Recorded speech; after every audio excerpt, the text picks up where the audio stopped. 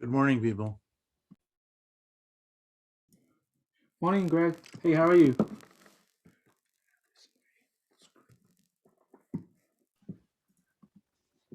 I'm good. Good, good. I like your house. Hmm?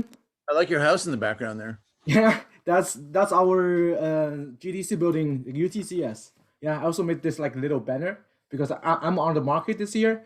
So for interviewing, this is kind of convenient, right? That's my signature and like my email, so people can just look at my background. Yeah. Very nice.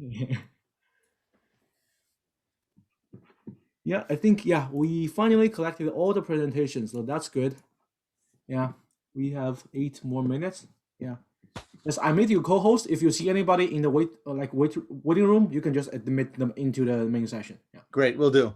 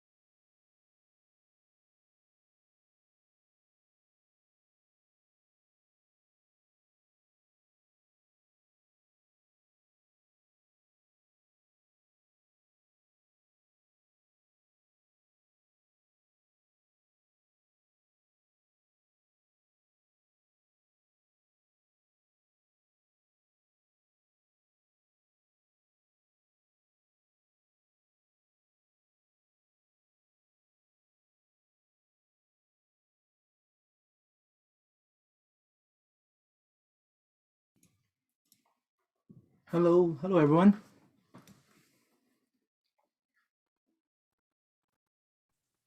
Morning. Hey Ariel, hey.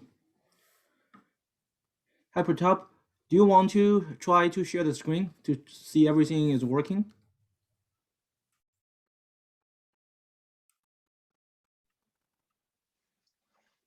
Yes, let me try that. Yeah, make sure to optimize for video. So I don't know if you have videos, but yeah, it's always I nice have, to. yeah, I have videos. Mhm.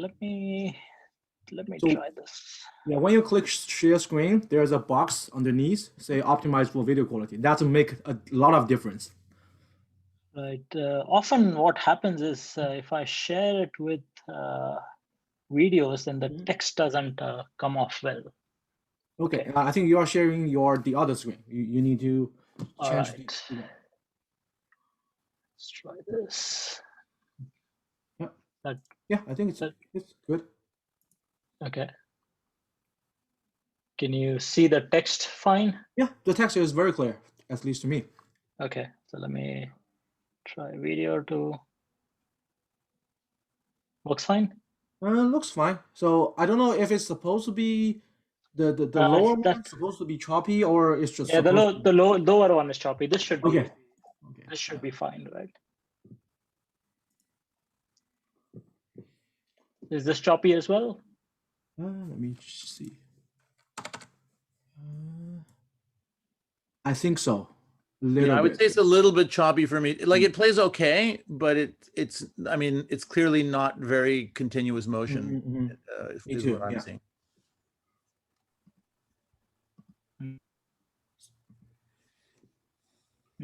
Okay. So did you That's end up clicking that box like optimize for video?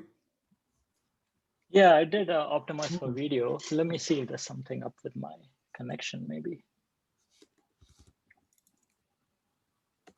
Let's see.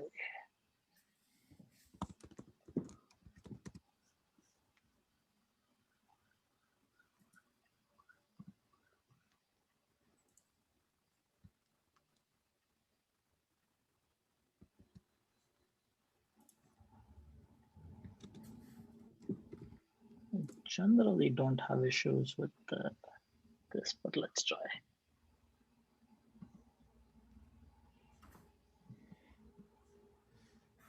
I think this one is okay. This one's okay. Yeah. Yeah, it might just be the I think some of the bigger videos maybe are just I guess. choppier. And some of them are also just more, it's just more apparent when like the one with the propeller blades close to the camera, you can really see it when it's not perfect. Yeah. Right. Okay. I mean, if it's not terrible, I guess we can. Yeah, I can go think with it. it's good. Yeah. Okay. All right. Sounds good. I'll stop sharing and then I'll Sounds good. remember Yeah. to hit that button when I start again. I'm just gonna go get my coffee and I'll be back in Go a ahead. second. Yeah, definitely. Yeah. I guess we can give it like a few more minutes. So I have like a little introduction prepared, then we can start. Yeah, by the way, all the co-organizers, I give you co-host. So if you see anyone in the waiting room, please click that admit button if I missed it.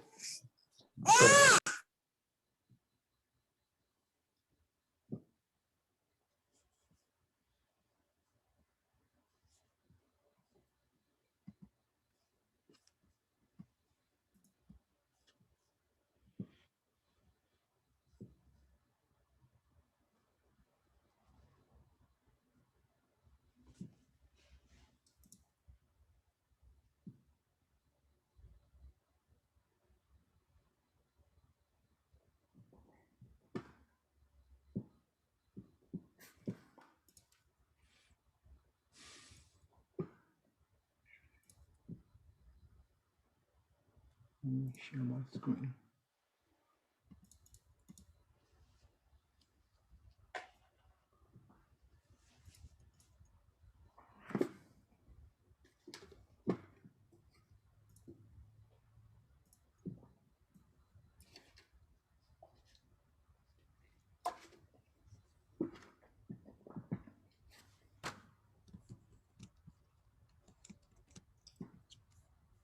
All right, I guess we can get started. It's 3 minutes after 10. So yeah, we can, I have like a 5 minutes introduction to make so people can filter in. Like feel free to admit all the participants in the waiting room. So let's get started. So good morning, everyone, or maybe good afternoon or good evening, everyone, depending on where you are. So I'm Xue Xiao, chair of the symposium. So on behalf of all the co-organizers, welcome to our AAAI 2021 Spring Symposium, Machine Learning for Mobile Robot Navigation in the Wild. So first of all, a couple logistic notes. So our symposium will last 2.5 days. We will have invited talks, paper presentations, industrial spotlights, and discussions. But unfortunately, due to the pandemic, we have to hold a virtual symposium. So the originally planned actual robot demonstrations is not possible. So, but we do have a lot of virtual robots in the industrial intro videos and also paper presentations, which hopefully you would also enjoy. All symposium information can be found on our website. So we created tiny URLs for all the links. So basically it's tinyurl.com/ML4NAV website, Zoom, schedule, and proceedings. So I would like to give everyone a very high level idea of the theme of this symposium. So the three major components of the symposium is navigation, wild, and learning. So navigation is all about moving a robot from one point to another. So we have been studying navigation actually for decades, but mostly treated as a geometric problem, from a coordinate to another coordinate without colliding with obstacles. It usually requires heavy engineering to deploy on physical robots. So, but for navigation in the wild, it usually goes beyond the geometric sense and introduces actual sources of information and challenges, such as terrain, risk, and social norms. So with the recent development in machine learning, arguably learning provides an easier way to achieve navigation in the wild, but most roboticists still worry about the safety, reliability, and trustworthiness of the learned navigation systems when being deployed and on the physical robots in the wild. So in this symposium, we would like to answer the questions of why, where, and how to apply machine learning for navigation in the wild. But what do I mean exactly by why, where, and how? So I will use a teaser example to explain a little bit. So this is a simplified version of a figure from a recent survey paper from our group on using machine learning for motion control in mobile robot navigation. So this is one graphical way to answer the questions where and how have we applied machine learning for navigation in the wild. So at the bottom, you can see a breakdown of classical navigation systems. So horizontally from left to right. It starts with a global planning subsystem, which takes in a global goal and perception and produces a local goal. There's also this local planner, which takes in local goal from the global planner and produces raw motor commands to move the robot. At the top, we show the scope of learning of each paper within the classical pipeline. So in the horizontal direction, the width of the block represents what classical components at the bottom these learning approaches encompasses. So I didn't show the 72 specific papers we surveyed, but list the number of papers belong to each block. And the shade of each block represents the number of papers. Darker blocks mean more papers and are targeting at the classical components covered by this block at the bottom. So a vast majority of works approach navigation from an end-to-end learning manner. On the subsystem level, a small amount of work learned global planning or the local planning subsystem. And on the component level, there were some works learning global representation, a very small amount of work learning global planning parameters, learning local representation, or learning local planning parameters. So this, of course, this is by no means the only way to answer the question where and how have we applied machine learning for navigation in the wild, just one way from our group. And you may wonder, why have we applied machine learning for navigation? How well do those learning approaches actually work? What are their navigation performances? So we also categorize navigation performance in two major categories: classical navigation, mostly in a geometric or metric world, and beyond classical navigation, such as social navigation and terrain-based navigation. So the x-axis is the scope of learning we saw in the last slide in three course categories: end-to-end learning, learning subsystems, and learning components. The scope decreased towards the right. And for classical navigation, we further organize all these learning papers along a different dimension. The y-axis is the navigation performance compared to classical approaches, including underperformed classical, duplicated classical, and improved classical, so better performance towards up. As you can see, there is a significant concentration of works at the lower left corner. These works are end-to-end learning and can at most duplicate what is already achievable by classical counterparts. Many of them are even worse. You can also see a rough correlation between decreased learning scope and increased performance. So the more focused the learning approach is, the better the overall performance it can achieve compared to classical approaches. So I won't make any further comments on what this table tells us about why have we used machine learning for navigation in the wild, but just want to throw these tables out there as a teaser to inspire and encourage you, your thoughts and discussions. So we have identified roughly 3 themes of the symposium and organized each day's content based on themes. Day 1 focuses on navigation in unstructured environments. Day 2 focuses on navigation in social contexts with other humans or robotic agents. Day 3 focuses on applications. We have 4 invited speakers to begin most of the sessions. Pratap Tokika from University of Maryland, Sri Shripali from Texas A&M, Chris Mavrogiannis from University of Washington, and Ji Zhang from Carnegie Mellon. So we have 9 6-page full papers and 5 2-page extended abstracts. Full papers are assigned a 20 minutes pre-recorded presentation and a 10-minute Q&A, while abstracts have a 10 minutes presentation and 5 minutes Q&A. Again, you can find every paper and presentation on tinyURL ML4NAV proceedings. One major component of the symposium is connecting industry with academia, because developing mobile robots that are capable of navigating in the wild cannot be done by researchers in academia alone. We also need the full support from the industry.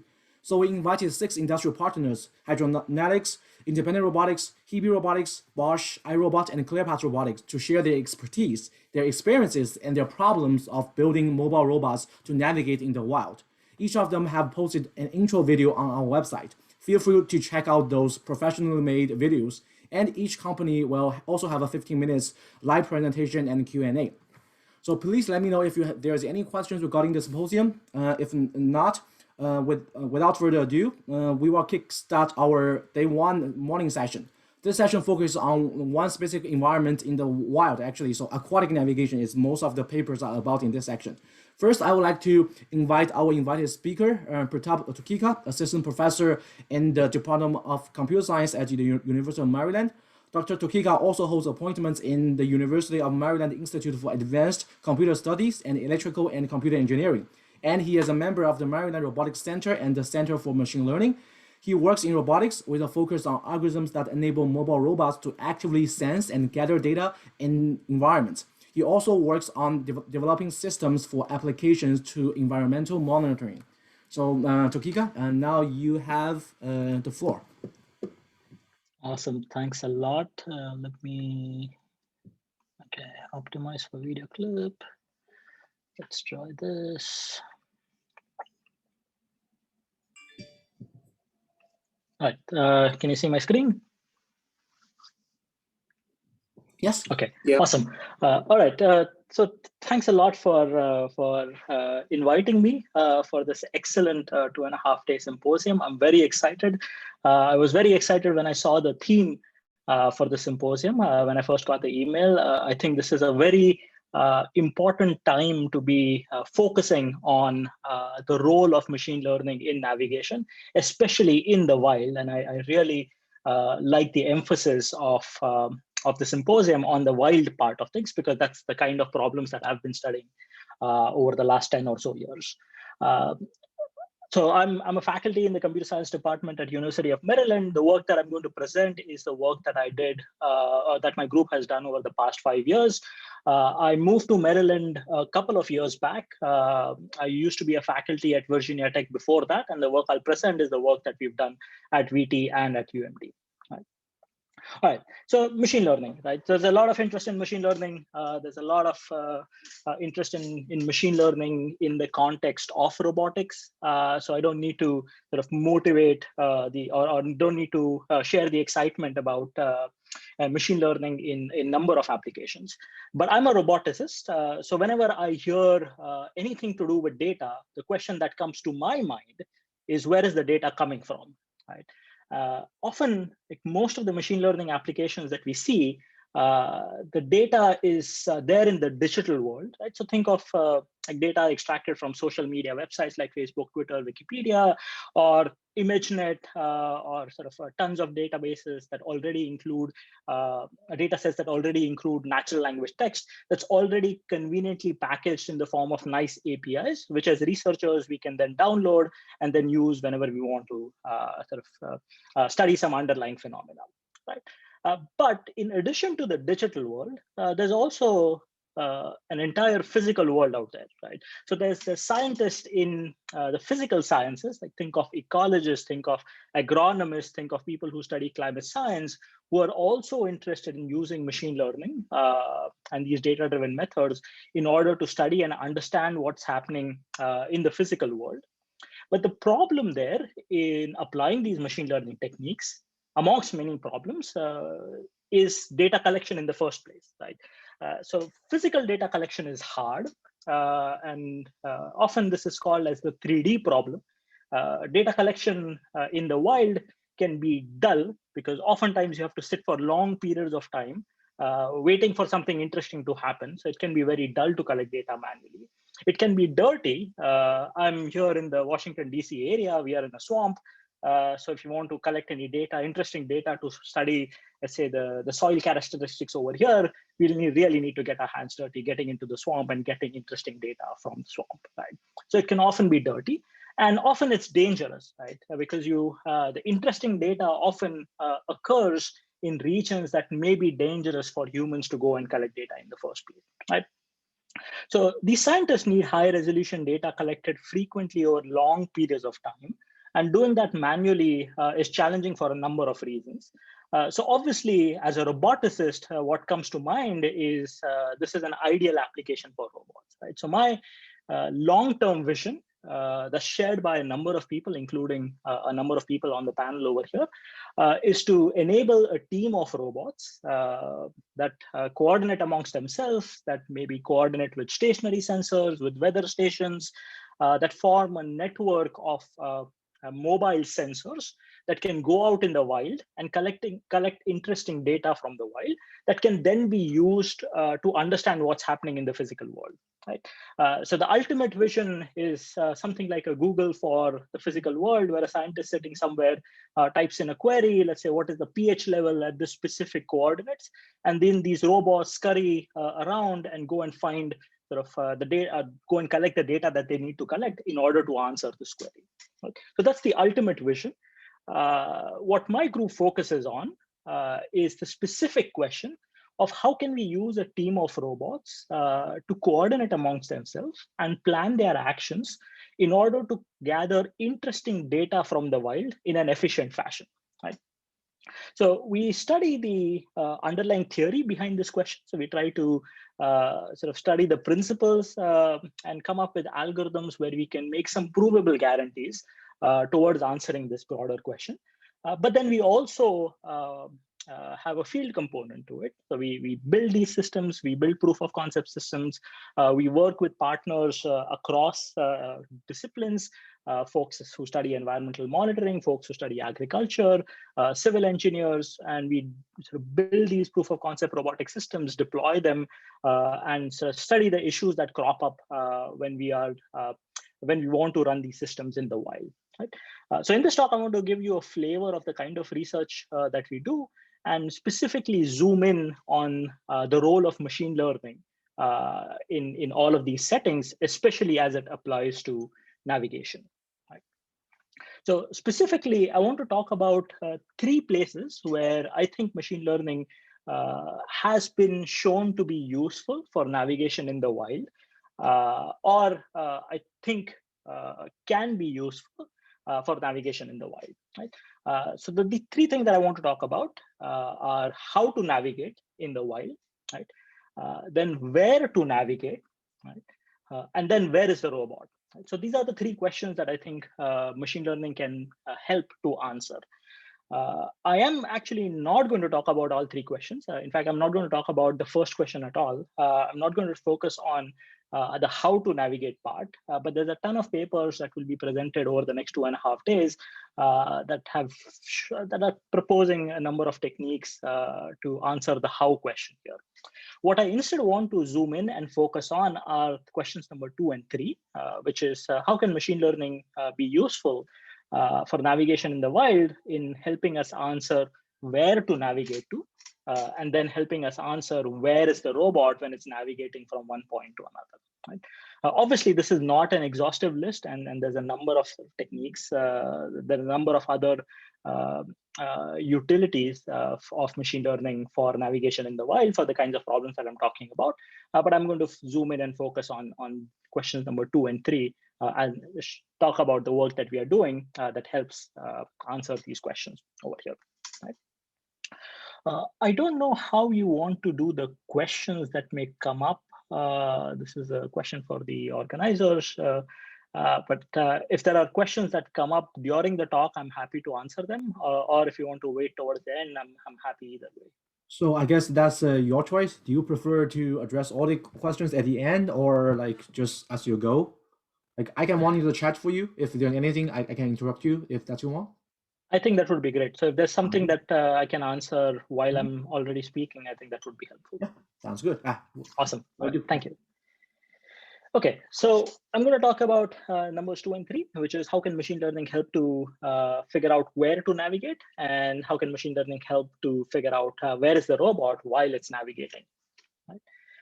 So let me start by talking about one of the applications that my group has been working on for the past couple of years, which is that of infrastructure inspection. Right? So obviously I'm in the United States, but this is a problem that's shared across many countries. There's a lot of bridges in the world, and these bridges need to be inspected regularly for defects that may arise over time. Right? So things like cracks, corrosion, rusting, maybe a bolt is loose somewhere. And at least in the United States, all these bridges are mandated by law to be inspected every so often, right? So every 6 months, every 2 years, depending on the type of the bridge, right? And these are routine visual inspection, which just require a person to be an arm's length away from the bridge so that they can get a close-up view of what's happening on the bridge. And they just need to scan the entire bridge to see what may be happening over there, right? All right. So obviously doing this inspection manually is challenging for a number of reasons. It's something that we've been doing for many years now, but it's tedious, often requires closing down a couple of lanes of the bridge, which may disrupt traffic. You need to take out a hefty insurance to have people cantilevered and suspended to go and inspect these bridges. So there's a lot of interest in being able to automate this, especially automate the routine kind of visual inspection that's required, right? And so what my group has been working on for the past 4 years now is developing a number of techniques for aerial robots equipped with high resolution imaging sensors to go out and visually inspect these large bridges.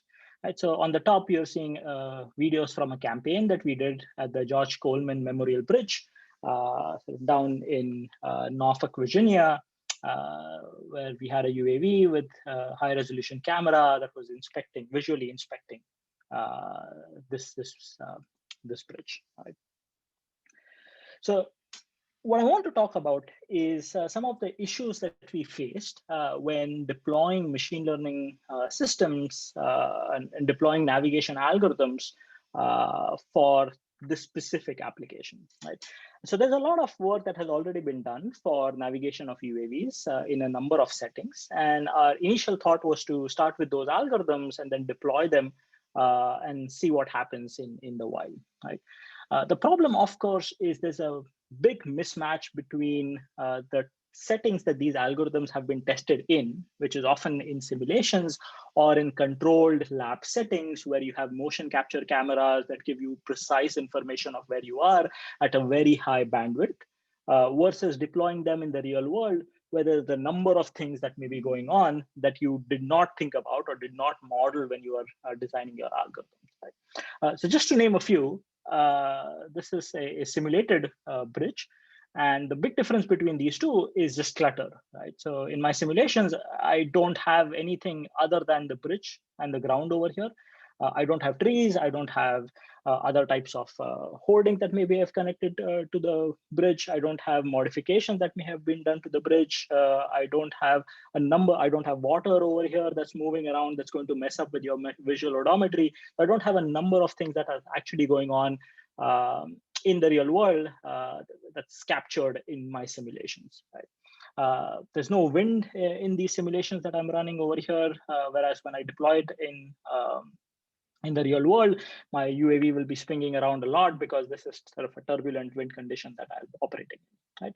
And so what we need to do is to bridge this gap between sort of the expectation or navigation algorithms that we have that work in simulation and work in control lab settings, and navigation algorithms that we need when we are running this in the real world, in the wild, right? So just to give you a couple of examples. So these are both manual flights. This is a bridge that we were inspecting in Virginia. And you can see sort of what's happening. The UAV is going under the bridge. Hopefully the video is fine. The things to note over here is as soon as you go under the bridge, your GPS is going to cut off. You are not going to be able to get a direct line of sight with satellites. The GPS is going to be spotty. These bridges often are large metallic structures. So your compass, digital compass may go haywire and you may lose sense of your orientation. Your lighting condition changes dramatically. You can see over here as well as the sun is peeking through the leaves. But when you go closer to the bridge, it can suddenly go from being very dark to very bright. So your visual odometry may not be able to keep up with those, with what's happening over there. And then, as I said, these are turbulent conditions. So your wind is going to have a dramatic effect on what's going to happen when you are running these algorithms. Right? So this is under the same bridge that I showed you, the Coleman Bridge that I showed you a couple of minutes ago. And this is me in a hard hat. Very happy that I got to do this. I never thought that I would be doing bridge inspection, wearing a hard hat under one of the largest double span bridges in the United States. But what I want to show over here is the UAV is supposed to be holding its own position, but it's just not able to because of the turbulent wind conditions that are there when we are running this algorithm. Hard to see. If I turn on the audio, you might be able to hear how bad the wind conditions are, but trust me, like even just walking there felt very unsafe. So these are some of the challenges that you would have to encounter if you want to bridge the gap between sort of lab settings and navigation in the wild. There's a lot of work that we are doing that involves machine learning that's helping us bridge this gap. This is a very early version of the algorithm. This is a couple of years back. This is an autonomous flight at one of those bridges using the onboard LiDAR, using the onboard cameras that's able to maintain a fixed distance from the bridge and is able to sort of do essentially a raster scan of the bridge that does not necessarily rely on having access to the GPS information at all times. Right? But that's not what I want to talk about today. What I want to talk about is how can machine learning help us figure out where to navigate and not how to navigate, right? So when we want to do an inspection of this kind, what we want to do is basically we want to have the UAV go and take high resolution images of important parts, important structures of the bridge, right? So go and take a high resolution image of every joint, every flange, every bolt, and so on and so forth. Right? Oftentimes we don't have pre-built 3D maps of these bridges, and so when the UAV starts off, we may have a rough idea of what the bridge looks like, but essentially this is an exploration problem because we don't have a 3D map, either in digital form or even in the form of some paper drawn maps. Right? But exploration is something that roboticists have been doing for many years now. There's a long history of exploration algorithms. Most of the exploration algorithms today are based on sort of this notion of frontier exploration, thanks to Brian Yamauchi, who's now at Boston Dynamics, I believe. And sort of they have the same kind of principle over here, right? So typically what you do is you have some predefined volume that you want to explore. So this is your UAV starts in some location. You define maybe, let's say, 100 by 100 by 10 meter cube surrounding the UAV. And you initially start off without knowing anything about the map in this volume. And then what you do is you have your UAV essentially explore the entire environment and build a map of this entire environment. Right? And oftentimes these maps are 3D maps that use some sort of voxelization of the environment. These frontier algorithms that build on Yamauchi's work are sort of work on a very simple principle. So what you do is you have three types of three parts to your environment. You have parts that you have already explored that you know are free. Right? You have parts of the environment that you are yet to explore, so you don't know whether they are free or not. And then you have parts of the environment that you have already explored and you know that they are occupied by obstacles. Right? So you have these three labels essentially. And then what you're doing is you are driving your UAV to be on the frontier between the explored and the unexplored regions, with the intuition that when you go to the frontier, you'll be seeing past the frontier. So you'll be seeing in the unexplored region, and therefore you will be exploring a larger part of the environment. Right? There's many, many types of these autonomous exploration algorithms that build on the same principle over here. So let's talk about how machine learning can be used in this specific type of problem. And I want to start by talking about work that's not from my lab, but rather work from Jeff Hollinger's lab. Jeff Hollinger is a faculty at Oregon State. And this is a paper that came out from his group only this past year. And they show how sort of this classical frontier-based exploration algorithm can be combined with convolutional neural networks in order to improve the efficiency with which you are exploring an unknown environment. And I thought it was a very nice example of how machine learning can be used to improve the performance of a specific component in your entire pipeline, as was alluded to in the opening remarks, where this is something that we can't really do with classical geometric algorithms. Right? So in their paper, they focus specifically on tunnel type environments. So these are environments that are just, think of them as just being tunnels over here. And let's say at some point, initially you have explored some of the tunnel, and these pink boxes that you are seeing over here are the frontiers, because you don't know what's happening beyond these pink boxes along these branches in your tunnel over here. Right? The standard, so what you do in standard frontier-based algorithm is you would say, okay, I have 4 frontiers over here, and I need to pick one of these 4 frontiers for my robot to go and navigate to. And then I'll have more frontiers appear, and I'll keep choosing which frontier that I should be going to. Right? And most of the algorithms, most of the papers that have been written on frontier-based algorithms come up with some heuristic to decide which frontier that you should be going to. So as an example, you could choose the closest frontier to the current position of the robot and choose to navigate to that location. What Hollinger and his group showed was how we can use machine learning to improve this frontier selection part of the entire pipeline. Right? Specifically, what they did was they basically trained a convolutional neural network that took in a partially known map of the environment. So a map that looks like this figure on the bottom over here, and then use the neural network to predict what the rest of the environment would look like. Right? And so the yellow and the green regions that you are seeing in the figure on the top are the predictions that are coming from the neural network. Right? They trained this on a large data sets of tunnel types environments. And then they use this to predict basically, think of it this as being autocomplete. Right? You have partially typed sentence and you are trying to autocomplete the rest of the sentence. And the idea here then is by being able to predict what lies beyond what the robots have already seen, you can decide which frontier to go to more efficiently. Right? So maybe if you're able to predict that this bottom left frontier is connected to a large part of the environment, but the frontier just on top of it is just connected to a small part, you would choose the bottom left one rather than the one above it. Right? because that's going to lead to a larger area that you will see from that point onwards. Right? And then they showed in this paper that by using machine learning over here for your frontier selection effectively, you are improving the rate at which you can explore the environment.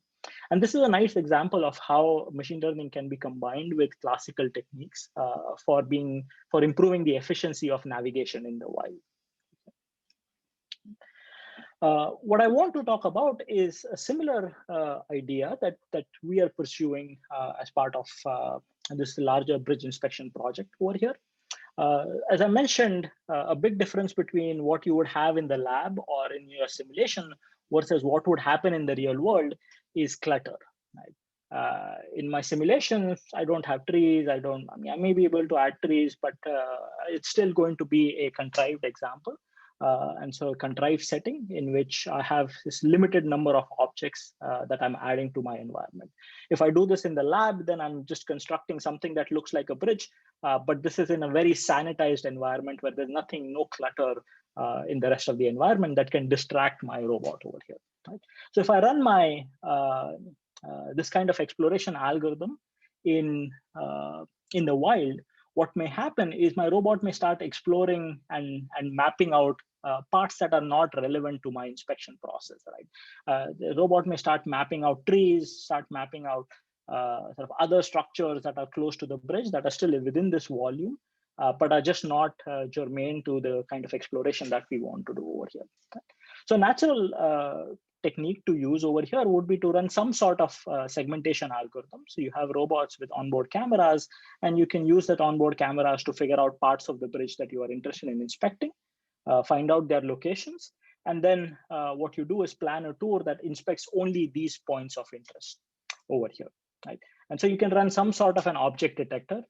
You can run, for example, YOLO, and find out regions of the bridge or specific parts of the bridge, or just find out the bridge itself and segment it away from the rest of the environment, and then focus your inspection to only parts of the environment that you are interested in inspecting.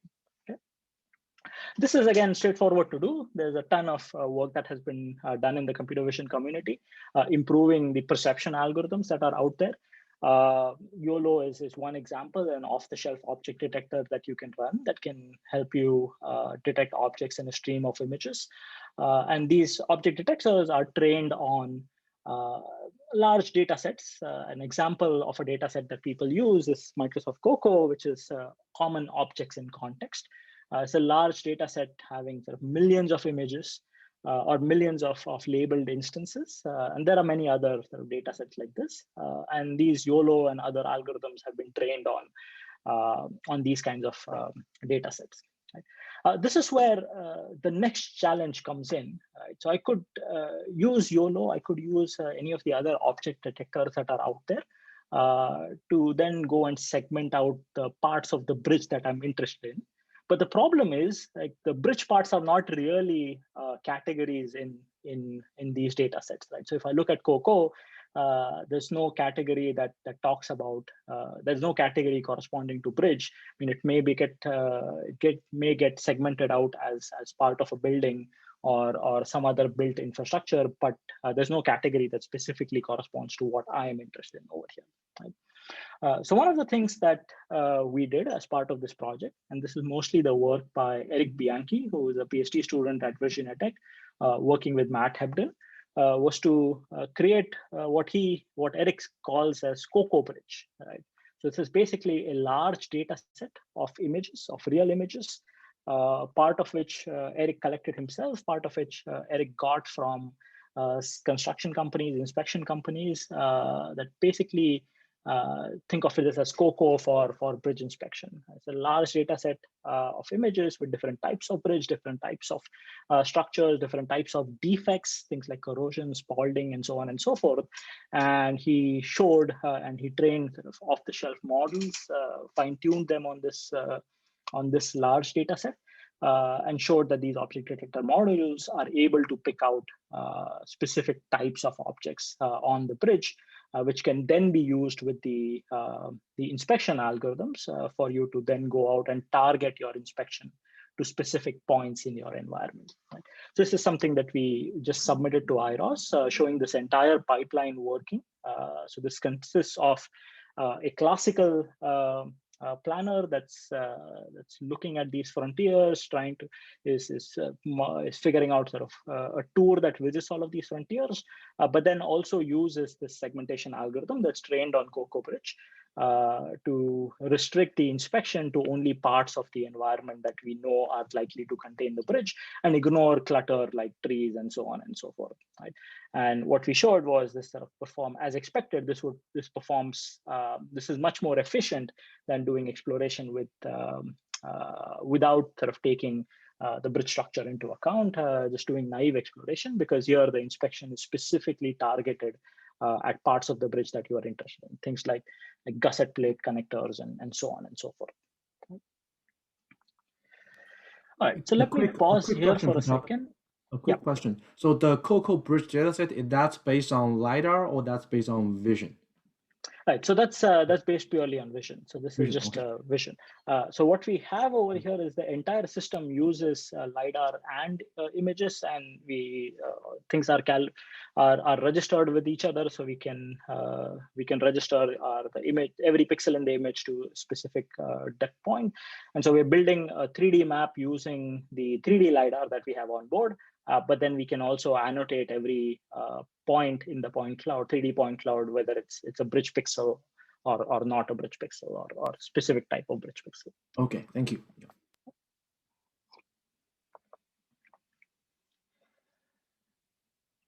All right. So let me talk about another application that my group has been working on for the past 7-8 years now, which is that of precision agriculture, right? And again, the idea here is the same. We want to do agriculture in a data-driven fashion. We want to collect data, often real-time data from a farm, collect data about the status of the health of the crops in the farm, and then employ machine learning algorithms to find out sort of what's happening in your farm, right? So you want to run classifiers to tell which parts of the environment are deficient in nitrogen, let's say, or are deficient in moisture, so that then you can target your fertilizer application. So instead of applying fertilizer uniformly throughout your environment, if you're able to use data to pinpoint specific regions that are deficient in nitrogen, then you can apply your fertilizer at the right time, at the right places, leading to tremendous environmental and cost benefits. And again, here, the goal is to use robots, both aerial robots as well as ground robots, to do this sort of data collection, right? So the robots are equipped with RGB cameras, with LiDARs, with thermal cameras, with infrared sensors. They can be, the ground robots can be equipped with soil probes to collect sort of physical samples of the soil and so on and so forth, so that you can aggregate all of this data to build a model of what's happening in your environment. Okay. Now, what I'll do is I'll talk about a common problem that shows up in this and a whole bunch of other environmental monitoring applications, right? And so I'll keep it generic for now, right? So in most of these applications, what you want to do is you want to use your robots to gather data in order to learn something about the environment in which you are operating in, right? So maybe you're interested in learning the concentration of nitrogen throughout your farm, or maybe you're interested in learning the concentration of carbon dioxide. Maybe your robots are equipped with radioactive sensors, and you want to build a map or learn a map of the radioactivity that's happening in a specific environment.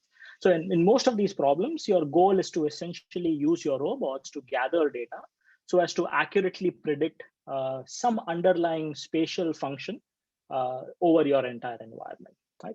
And obviously, what you would be interested in is to be able to accurately predict the function value at all points in your environment. Okay? Now, any sort of practical sensor is noisy, and so anytime you aggregate data using noisy sensors, your estimates are not going to be accurate. And so what you would be interested in is sort of perhaps reducing the error in your predictions that you're making after you aggregate all the data from all the sensors over here. Now, if you want to be extremely accurate at every point in the environment, the naive solution here would be to just take infinitely many measurements at every single point in the environment. Right? And this is going to be sufficient, but obviously this is not necessary. So the question that we have been thinking about is, how do we choose most informative measurement locations so that we are efficient in predicting this spatial field by collecting only a limited set of measurements using my robots. Right? So in this style of problems, the machine learning algorithm that's typically used is something called as Gaussian processes. This is a kernel-based technique. And the easiest way of thinking of this is to think of this as basically a non-linear, non-parametric Bayesian form of regression. Right? So it's a regression in the sense that you have some samples of this function, and you want to predict the function value over the entire space. Right? It's non-linear, so the function that you're going to predict is not going to be a linear function. It sort of can have a non-linear form.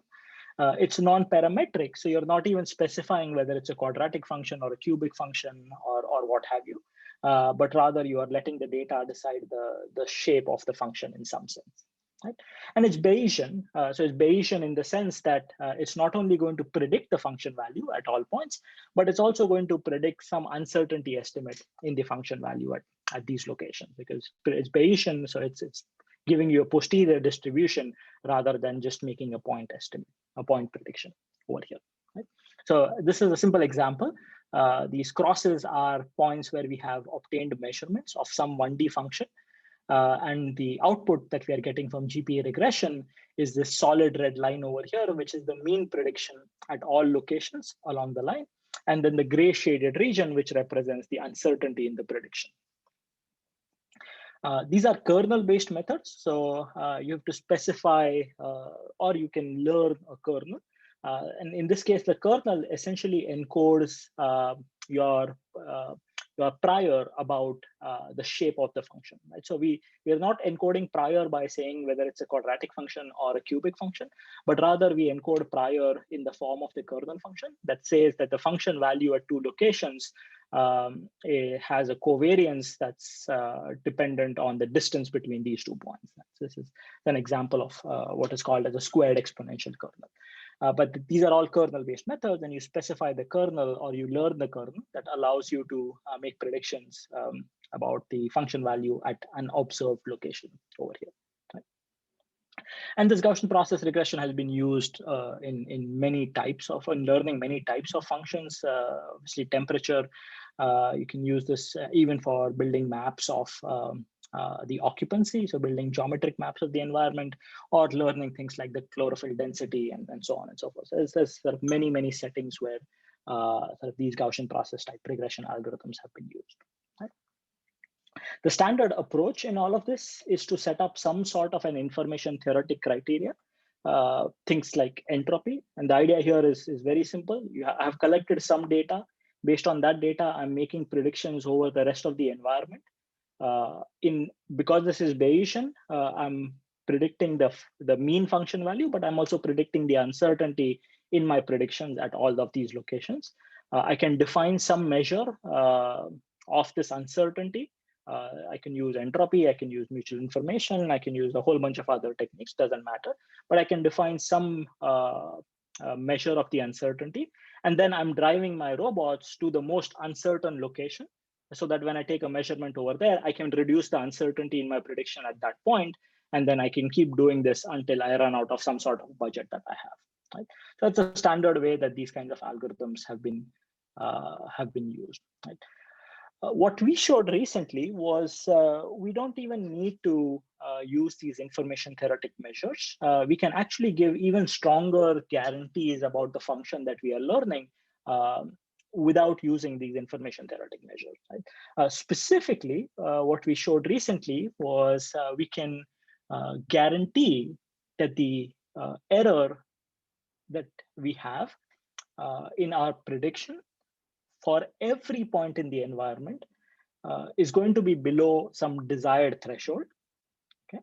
And we come up with an algorithm that plans the path of the robot and then tells the locations where the robot should obtain measurements in order to ensure that the error is below a threshold for every single point in the environment.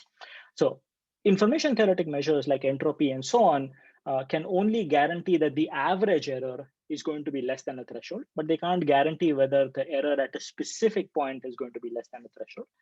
So we are able to make an even stronger guarantee than these information theoretic measures. And we are reducing the total time required by the robot, which is the time to navigate as well as the time to take measurements in order to ensure this goal is met. Right? So I won't go over the full algorithm over here, but basically this is an algorithm that we have variants of it that work for placing stationary sensors, for planning the path of a single robot, or planning the path of multiple robots over here. The key insight in this paper is really to study the geometry of the kernel over here. Specifically, what we show is if you want to guarantee that every point is accurate, then no point can be more than some distance away from a measurement location. So you need to have a measurement that's close to every point. Otherwise, you might not be able to make the guarantee that the error in that point is less than a threshold. But then we also show a sufficient condition saying that if you take measurements, then all points within this radius are guaranteed to have an error less than the user-defined threshold. Right? And so we find closed form formulae for the number of measurements required, the radius for these disks, and so on and so forth. And then the algorithm basically ends up covering this entire environment with these disks, and then plans a path that goes and takes some number of measurements at each of these locations. And what we are able to show is, in practice, these algorithms work just as well as the information theoretic algorithms, the algorithms that use entropy and mutual information. But in theory, we are also able to give stronger guarantees than these algorithms. Right? And so if you want to deploy a robot to learn a map of the environment, you can use this algorithm. And what you can guarantee is that at the end, the map that you would have learned is going to have an error no less than a threshold that you define. And we minimize the total time required to get to that point. Right?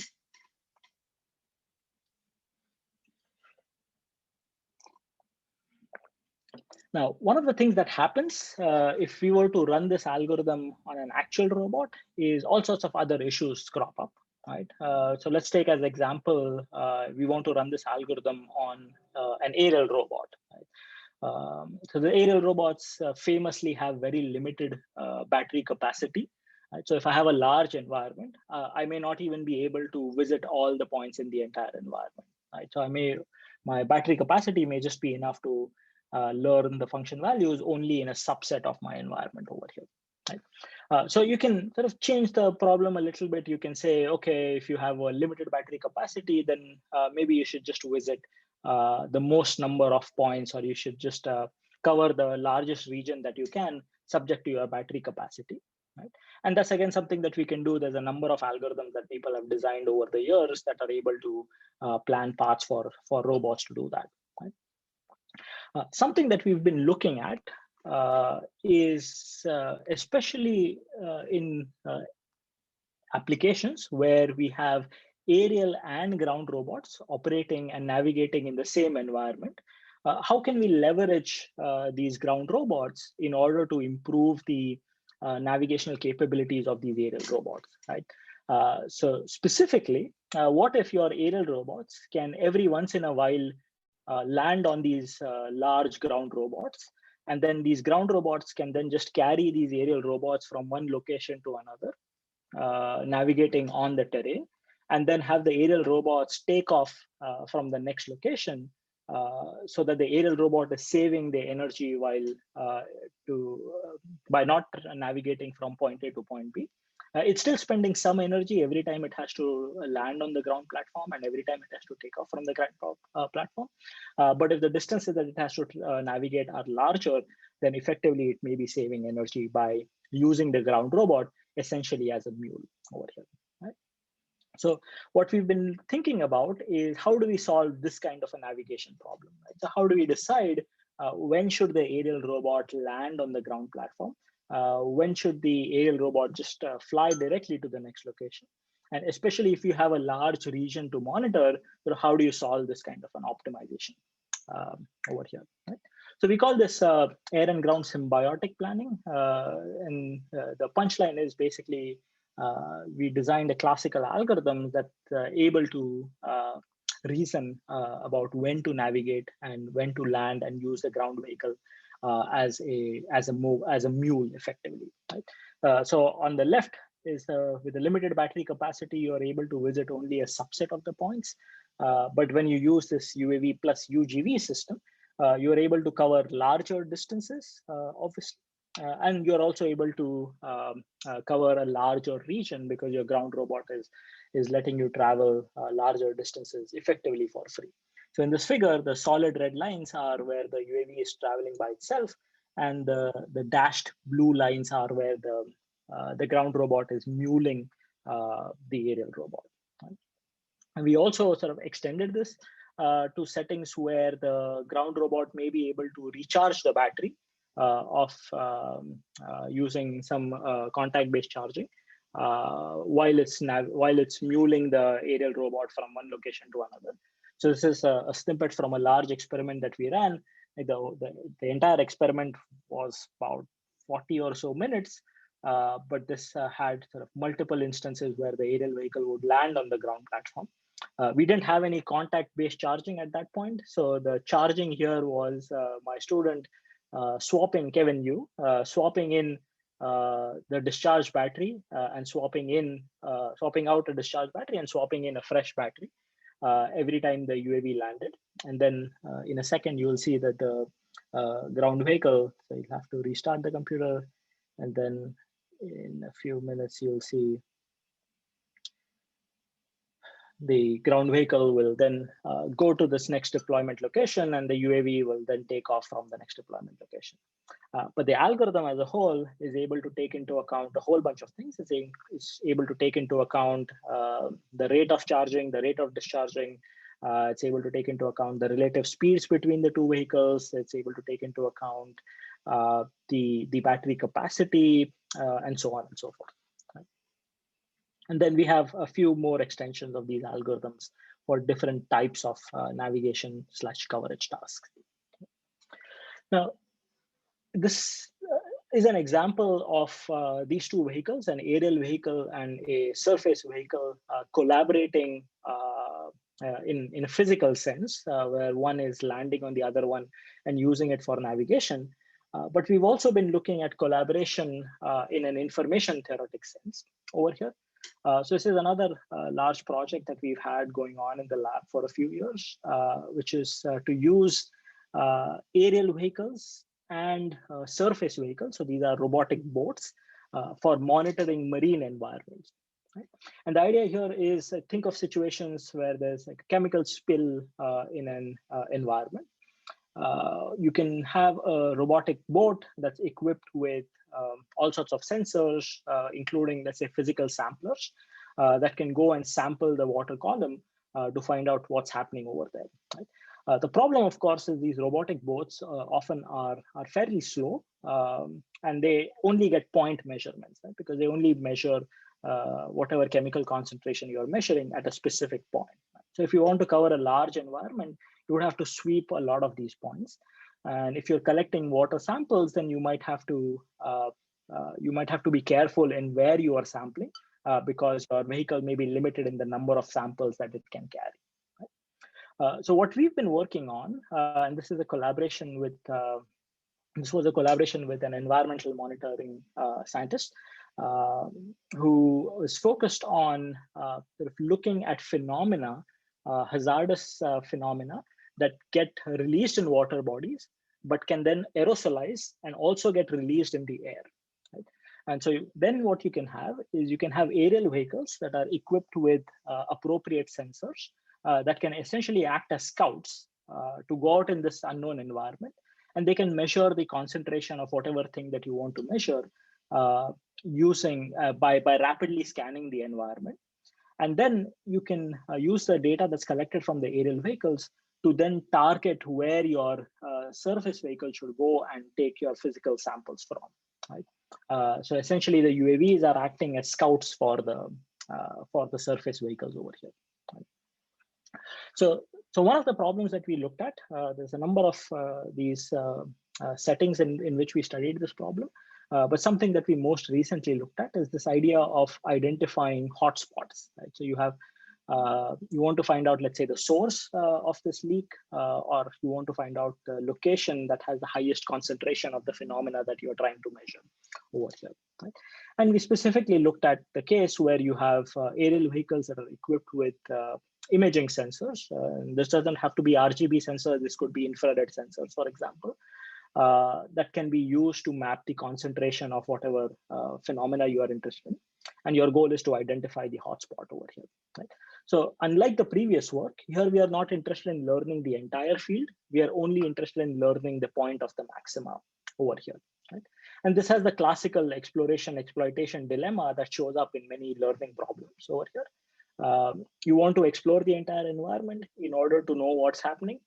But then you also just want to focus on the points that you think are likely to contain the hotspot, right? So you don't want to, if a region is not likely to contain the hotspot, you don't want to spend your time imaging and mapping out those regions.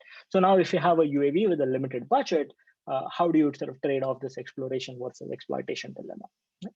And in a recent paper that's going to appear at ICRA this year is we showed essentially what we call as the 3D version of Gaussian process-based multi-arm bandit, which is used to balance the trade-off between this exploration-exploitation dilemma over here. Right? So 3D in the sense that the UAV can operate at different altitudes. By lowering the altitude, the UAV may be able to get more precise measurements because it's now getting a higher resolution image of a small part of the environment.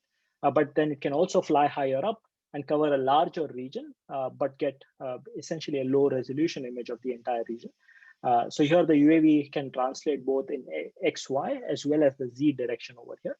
And we showed sort of how to balance the trade-off between exploration and exploitation to find these hotspots. And effectively, our algorithms sort of tend to perform better than the baselines. And in most settings, we saw that these algorithms were at least 10% better than the baseline algorithm. So they could find the hotspot faster in 10% less time. Right? Okay, so far, I've mostly been focusing on this where to navigate problem. In the last few minutes that I have, I just want to give you a quick glimpse of some of the work that we are doing on this where is the robot problem, specifically using sort of deep learning to help better localize robots when they are navigating in the wild over here. Okay? So let's go back to the previous setup that I talked about, where you have this cooperation between the aerial vehicles and the ground vehicles. And in this case, let's say you have an aerial vehicle that looks like this, that's going to scan the entire environment. And then we are going to use a ground vehicle to go and to find something in this on the ground. Right? So in this specific paper, we looked at the case of finding the source of some radiological point of interest, right? So you have this aerial vehicle with a radiation detector, and then the ground vehicle, which also has a radiation detector. But the aerial vehicle is acting as a scout, is building a map of the environment, and then the ground vehicle is using this map to go to specific points of interest over here. Right? So I don't want to talk about the radiation aspect of things, but I do want to talk about the cooperative navigation aspect of the problem over here. So here, in addition to gathering the radiation data, the aerial vehicle also has a stereo camera on board. So it can collect stereo images while it's flying, and then it can use the stereo images to do two things, right? It can do a 3D reconstruction of the environment. So you can see over here, it's able to take in the stereo images, find the disparity between them, and then do a partial 3D reconstruction of the parts of the environment that are visible. And then it can also do semantic segmentation of the environment. Right? So semantic segmentation here is basically saying this pixel is grass, this pixel is concrete, this pixel is gravel, and so on and so forth. Right? And so now you can use this 3D reconstruction and the semantic segmentation to plan better paths for your ground vehicle over here. Right? Because now your ground vehicle is not operating in an unknown environment. It already has a partial map that's built for you.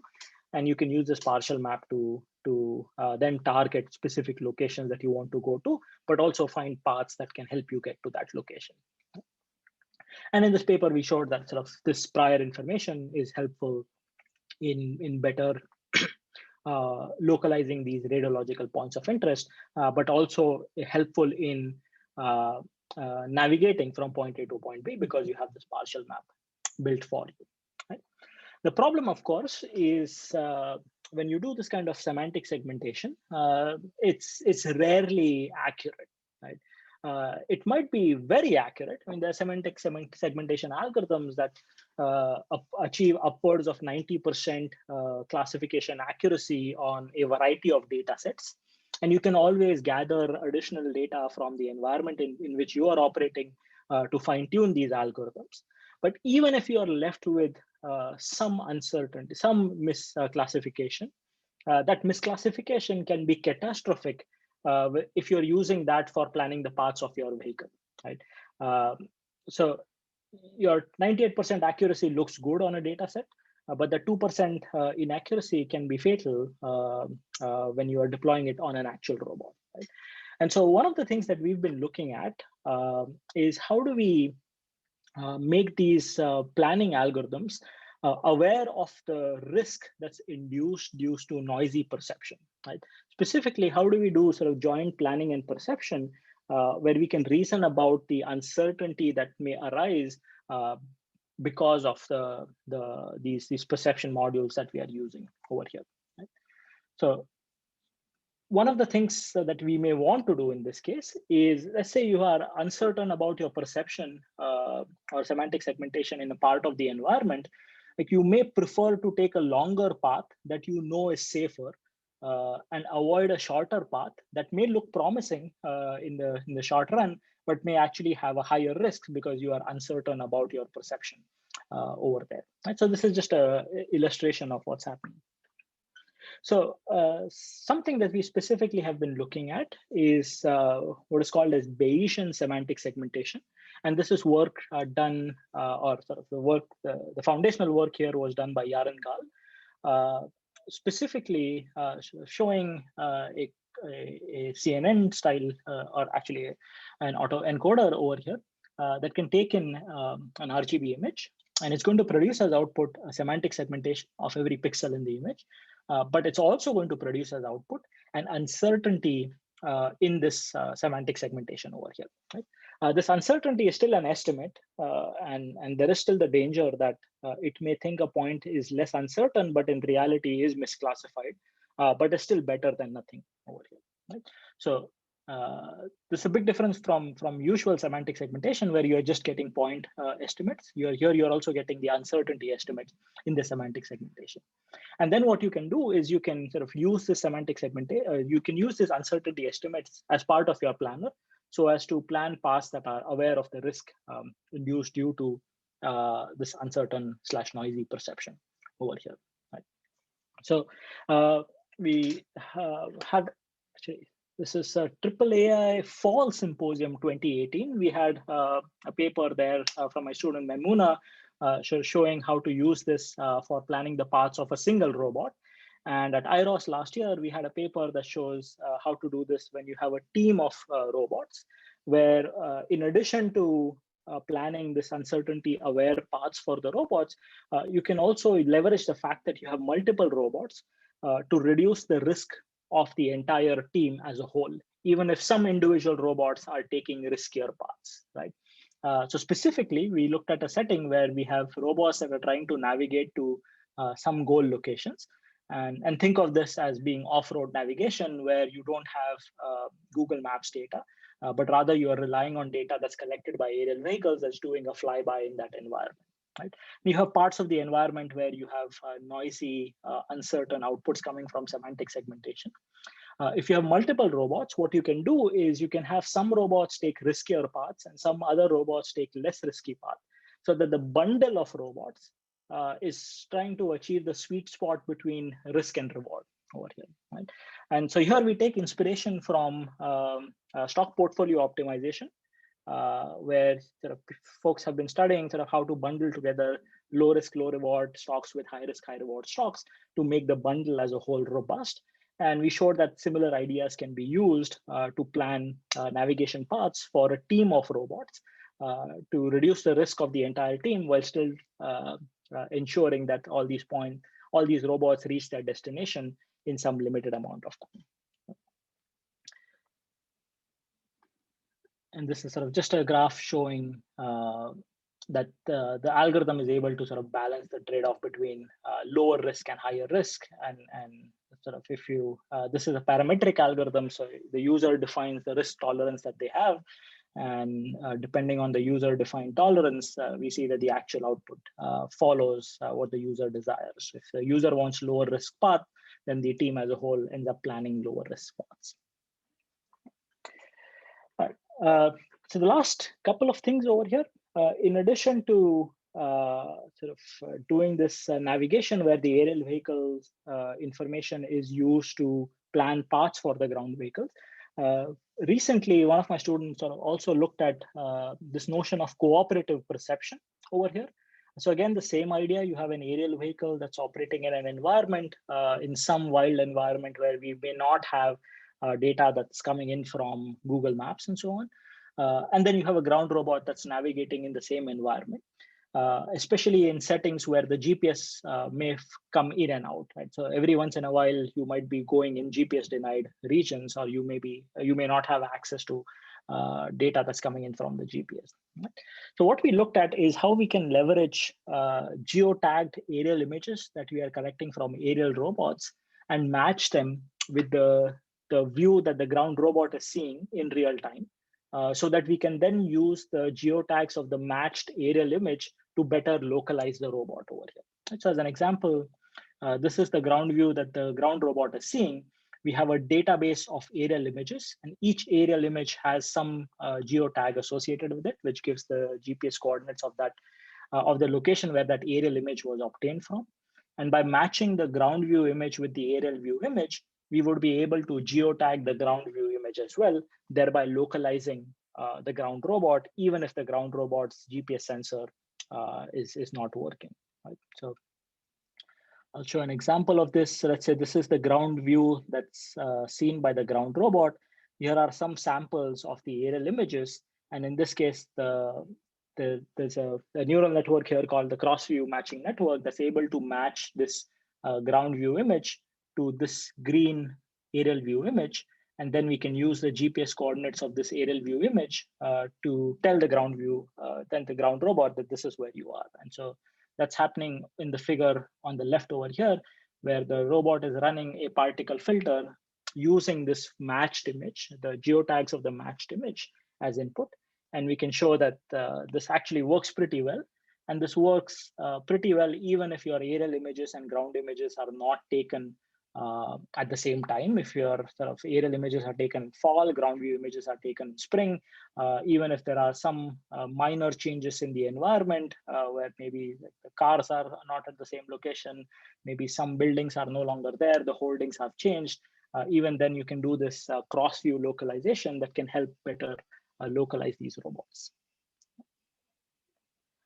Right. So I'm running out of time over here, so I want to leave you with sort of one last note on things that I think machine learning have an especially important role to play for these kinds of problems. Something that I didn't show in the previous video over there is after we finished a scan, this is my student Kevin, he's landing the robot, and then we started doing another deployment, and then this UAV flies, and then it's hard to see perhaps in the video, but you should be able to see the trees shaking over there. And what happened was the UAV just somehow directly ran into the tree over there. Right? This was partly because of a couple of things. One, in the planning algorithm, we did not take into account the fact that there is a tree. And so the UAV just tried to cut across. And there was no onboard perception on the robot that was able to determine that there is a tree or an obstacle in front of it, and was able to and would have avoided it while doing so. Even if there was an algorithm to do that, I think this is still one of those challenging environments because it's the branches are so thin. Your perception input may not be able to pick up these subtle changes. However, sort of folks in the industry especially have done tremendous progress on being able to pick up these fine obstacles that are present in the environment, like power lines, like thin branches, so that you can use this onboard perception to avoid these robots running into each other. However, there's still a lot of work that needs to be done. I think this is where I think machine learning can be especially useful, is in improving the robustness of these navigation algorithms to modeled and possibly unmodeled events. And what we need over here are resilient and risk-aware planning and perception algorithms. The other thing that I didn't really talk about in all of this is how we can leverage simulators. So as I mentioned, sort of data is critical over here. And oftentimes we just don't have data for these kinds of wild applications. You can build simulators, you can build models of the environment in which you are going to operate in as part of simulation. And there's been a lot of work on sim to real kinds of things that has shown that this is helpful. But there's still, I think, more work that can be done over here. So as a parting thought, I just want to highlight this one work that we published last year, which is multi-fidelity reinforcement learning. The idea being that instead of one simulator, let's say we have multiple simulators. So in this example, we have a really crappy 2D simulator that we built in Python. Then we have a slightly better simulator, let's say the gazebo simulator, that simulates some of the physics. And then you have the real robot that's operating in the actual environment. And what we showed was, this is building on some of the work that came out of Jonathan Howe's group at MIT. What we showed was how to do multi-fidelity reinforcement learning, where bulk of the learning is happening in the crappiest simulator. So you're learning most of the policy over here, then you are transferring that policy to the next higher fidelity simulator, which is gazebo, and then you are transferring that policy from gazebo into the real world. But then you can also do this in reverse. So if you deploy the policy in the real world and you see that this policy is still uncertain in the real world, you can go back to that part in the simulator and you can collect additional samples from the simulator going up and down this chain of simulators. And that tends to perform really well. We showed sort of, at least for this kind of simple navigation task, doing this multi-fidelity reinforcement learning tends to be much more efficient than doing just one-way sim to real or doing learning directly on hardware. Right? So with that, I'm going to stop. And I know I'm a few minutes over, but if there's a quick question or two, I'm happy to answer it. All right. Thanks, Pratap, for the nice presentation. So let's give him a virtual round of applause. So yeah, we are running out of time, but I guess we can take one or two quick questions from the audiences. We have a pretty flexible schedule, so the paper presentations are scheduled to be half an hour, so we can be off the schedule for a little bit. So anyone from the audience? That's dangerous words. That's true. I know this is the first talk in the session, so I am setting a bad example here. Yeah. Any questions from the audience? Yeah, I guess I have a few very quick questions. First of all, the risk-aware planning. So I did lots of work on risk-aware planning in my PhD thesis. So what are your definition for risk here? Is that only perception uncertainty here, or there's any other types of risk? Right. So in this specific setting, it is the risk is only due to perception. But we have we have some work that's going on right now where we are looking at different types of risk. So risk So you have risks due to, for example, let's say collision. So that's a safety related risk, but you also have risk where that's related to the mission that you are trying to do, right? So the failure of the mission because maybe you took longer paths and therefore you are not able to do the mission that you want to do. So you can have risk that's coming in from multiple sources, not all related to safety. And then how do you balance sort of this trade-off between different types of risk, or how do you even sort of solve this sort of constraint / multi-objective optimization problem where you have various sources of risk happening over here. As a side note, even defining or even quantifying risk is not obvious. There are many ways that you can quantify risk. You can, I mean, if there is an obvious source of risk, if you have something that's giving has a model-based definition of risk like we have over here, then you can take let's say in the Bayesian sense, you can take the mean plus lambda times the variance, and the lambda times variance is now defining your risk. Higher lambda, more uncertainty, therefore more risk. So that's one way. But then there are other measures of risk that one can use as well. And so in some of this work, we've looked at sort of measures from things like conditional value at risk, that's sort of more zooming in more in the distribution that we are getting, and then sort of having a more nuanced way of quantifying risk of an uncertain variable. So would this risk mostly be a function dependent on I would call it the state of the robot, like the precision, or that's going to be like a function of the entire, say, path taken from the very beginning to the state? So because in my thesis, I looked into this in detail. Like I define risk as a function of the entire path. There are lots of things which is not only depending on where you are, but how did you come here? So do you have any comments on this? Yeah, I think that's a great point over here. So I've read your thesis, and my students have read some of the papers that have come out of your group looking at that, and I do agree. I think there are specific instances where it's not just the function of where you are, but rather the function of the state of the robot. But the state doesn't necessarily have to be just the position. Your state could include the history of where you are, and so there are instances where it's a function of the state, and that there are instances where the risk itself is, as I said, multifaceted, right? So you could have a point which is safer because it's away from the obstacles, but is riskier because there's a higher probability that you may lose connectivity with the other robots. You have the same state of the robot, but you could the same state itself could be both risky from one point of view and less risky from the other point of view. And so I think there's like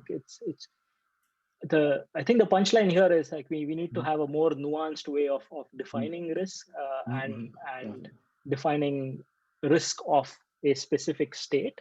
And the state absolutely could include the history and should include the history in many settings, as you pointed out. Yeah, definitely. Yeah. So because we are running out of time, if there's no questions from the audience, so I think we can move on. I actually have a few like minor questions. We can talk about it in the happy hour. Yeah, offline, definitely. Sure. So awesome. Yeah, thank you. So let me, for the next one is our first paper presentation. It's a full 6-page paper, so it's a long presentation. I'm going to play the recording of this presentation, and then I think the authors are on the line, right? David Corsi, I think I have seen you on the screen. So yeah, after I play this, feel free to take from there. Let me share the screen first. Can everybody see my screen? I think that's my browser. Click on presentation. Yeah, we can see your browser. Yeah, but I guess I need to click on share the sound as well. Let me make sure I do that. Share screen.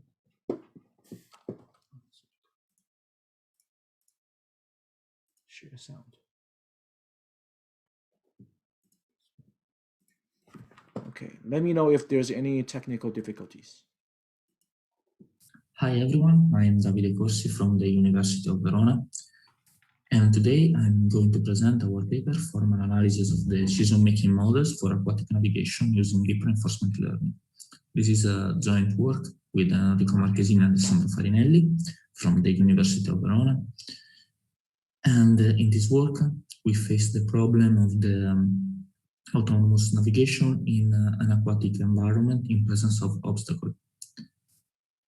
And this project is partially funded by the European project Horizon 2020. And in particular, I want to thank the InCatch team for the robotic platform that we used in our project. This is a brief outline of this presentation.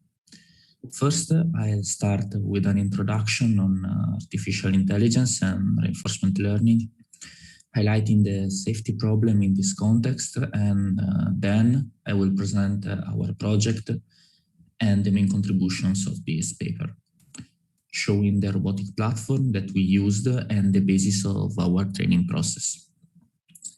Then I'll focus on the fundamental part of our project that represent the main contribution of our paper to the state of the art, the formal analysis of a neural network. In particular, we focus on the decision-making context.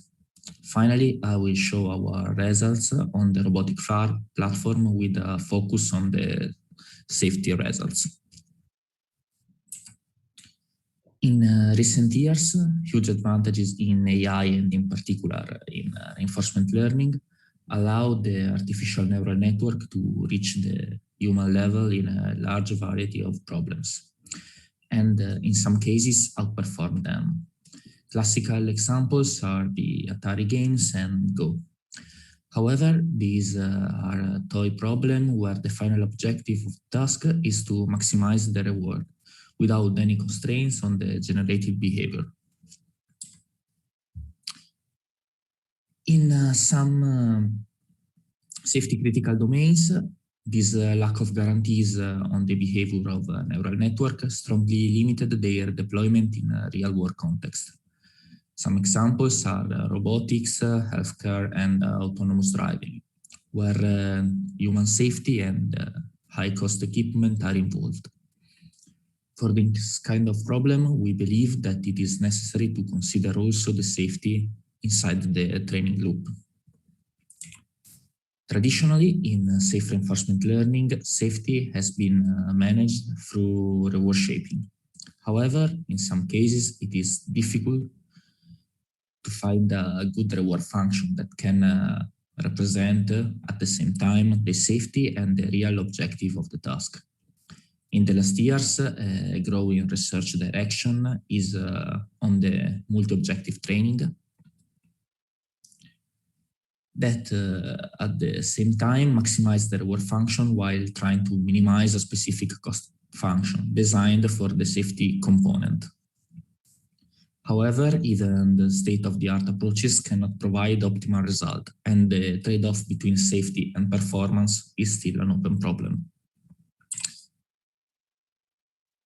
However, even in an hypothetical scenario where we can minimize the cost function while maximizing the reward, the question is, can we consider a trained model safe?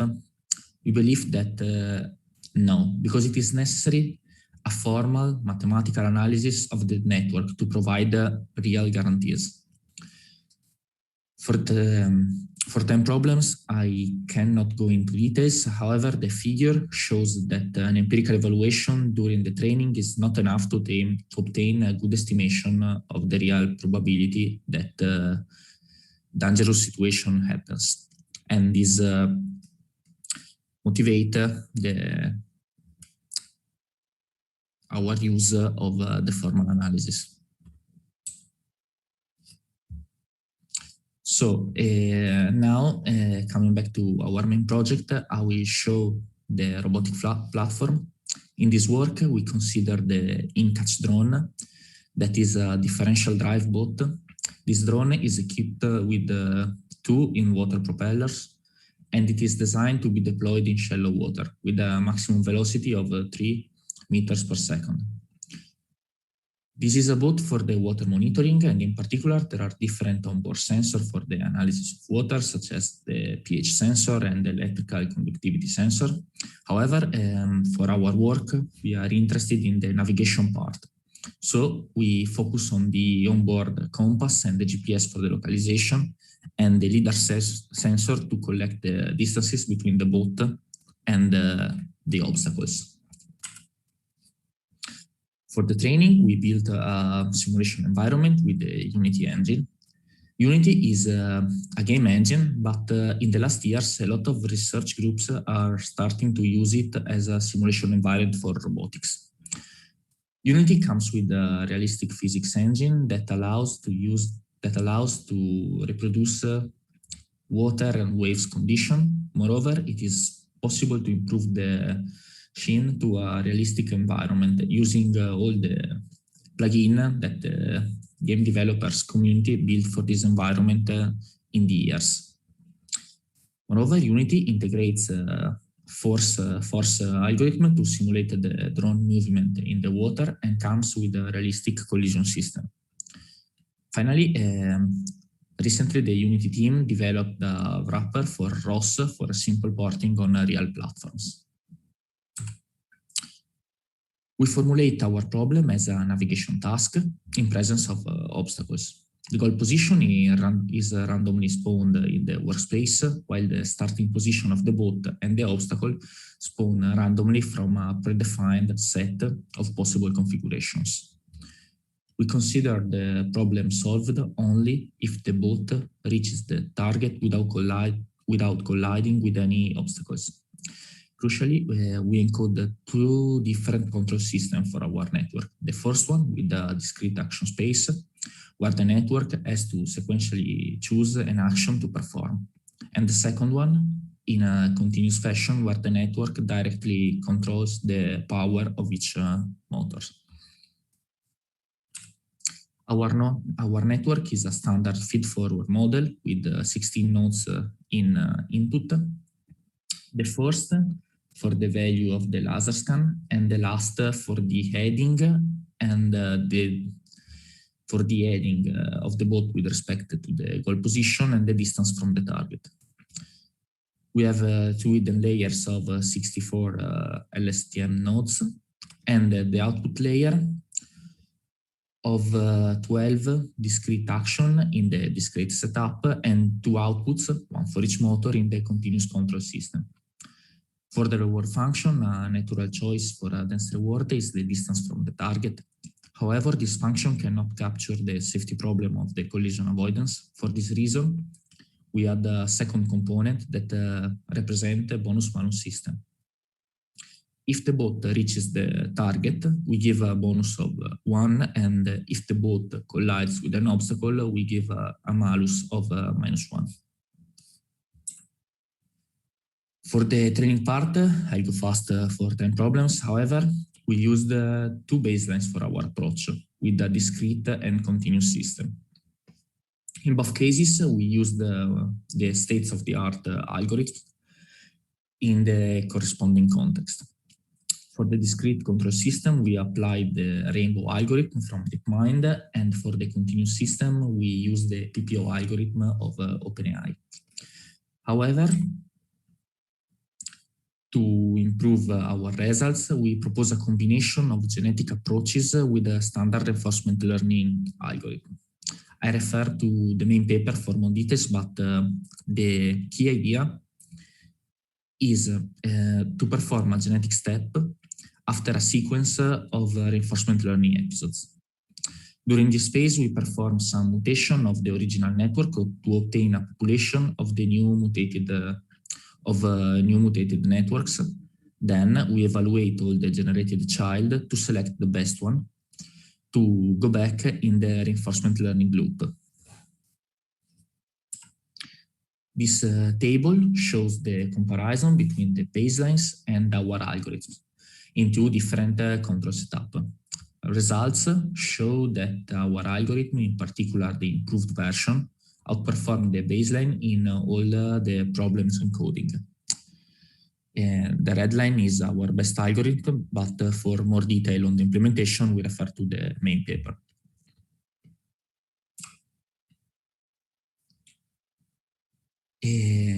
Now the next question is the reward enough? In a safety critical context, we believe that maximize the reward function could not be enough to guarantee the performance of a training model.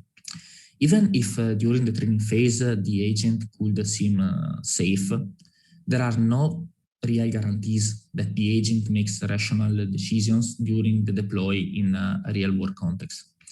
For this reason, we believe that the formal analysis of neural networks is a fundamental step for the success of neural networks, even in such dangerous contexts. However, the formal analysis of neural networks is really a complex problem.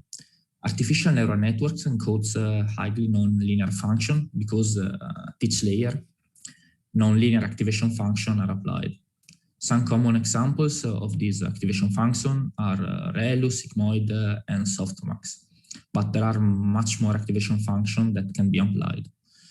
It is important to notice that the nonlinearity is one of the main strengths of the neural network, but represents a challenging problem from the formal analysis point of view. In this presentation, I cannot go into the details of the different approaches for the network analysis. However, I want to focus on some important aspects. Neural network analysis can be divided into two major macro areas. The first is reachability, where given an input ranges, the problem is to compute an estimation of the output reachable set corresponding to that inputs. The second class of problem is the optimization, where given an assertion that we call safety property, using linear solvers, the objective of this problem is to falsify those assertions.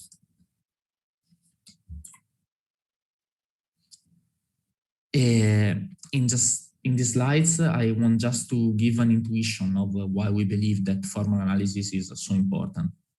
The adversarial attacks problem is really hard to detect with an empirical evaluation performed during the training phase, but even in a specifically designed evaluation phase is really hard to detect this kind of problem.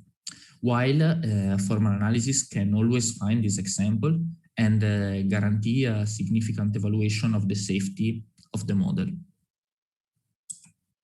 Moreover, there are two possible different objectives in a formal analysis problem. The first one is safety. In this context, we want to ensure that the network respects a set of given properties.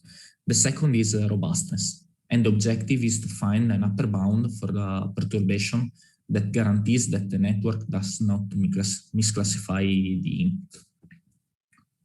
This is a brief timeline of the most significant step for the neural network formal verification community. In particular, I want to cite ReLUplex, the work from Katz and others, face the optimization problem, while Neurify, the approach proposed by Wang, face the reachability problem. For our work, we focus on the safety problem in the network analysis, because we want to guarantee that a set of safety properties for our navigation problem is respected. The standard formulation for safety properties proposed by Liu says that given an input interval, the objective is to ensure that a specific output lies in the target domain. However, in a typical reinforcement learning scenario, a neural network has to sequentially make a decision, and typically at each time step, the network chooses the output with the highest value that correspond to a specific action. In this context, we believe that it is necessary to reformulate the Liu safety properties, and in particular now, the objective is to show that the value of one output is always greater or even lower than the others. To obtain an estimation of the output bound, we rely on the interval algebra of Moore, in particular by performing interval multiplication and applying the necessary activation function at each step. We compute an estimation of the output bound for each node. However, this method ignores the interdependencies of the node, resulting in a loose estimation, and we call that overestimation problem. To address this problem, a possible solution is the iterative refinement, which proposes to iteratively split the input space perform the propagation for each generated subinterval. And finally, performing a union of the obtained intervals, we can obtain a better estimation. So, to verify decision-making properties in our novel formulation, we rely on the comparison rules of interval algebra. However, in the most common cases, it is not possible to directly apply these rules. For this reason, we propose to use the iterative refinement to obtain an estimation of the output curves. In this way, it is finally possible to apply the Moore comparison rules in our setup and finally verify our properties. A key aspect of this approach is the possibility to compute metrics to measure the safety of the models. Just counting the subintervals that cause violation, it is possible to estimate the portion of the input domain of the properties that cause a violation. These represent an upper bound for the real safety of the network, and for more details on this analysis, I refer to the main paper, but it is important to notice that in this kind of context, a good choice is always to overestimate the probability of violations instead of an underestimation of this behavior. Now, coming back to our starting problem of the navigation, we define the safety problems for our navigation task. Regardless the distance and the position of the goal, we want to ensure that if there is an obstacle in a specific direction, never turn in that direction. This is just a basic property, I know, but this property can ensure that the agent makes a rational decision in presence of obstacle in every situation. We evaluated these properties on the best 15 models from our algorithm and 5 different seeds. Here we have our analysis results, and I want to show why the violation rate is so important. These figures show a key aspect of the safety problem in a reinforcement learning scenario. The red line represents the success rate in 100 independent trials, and it follows more or less the same trend of the reward function.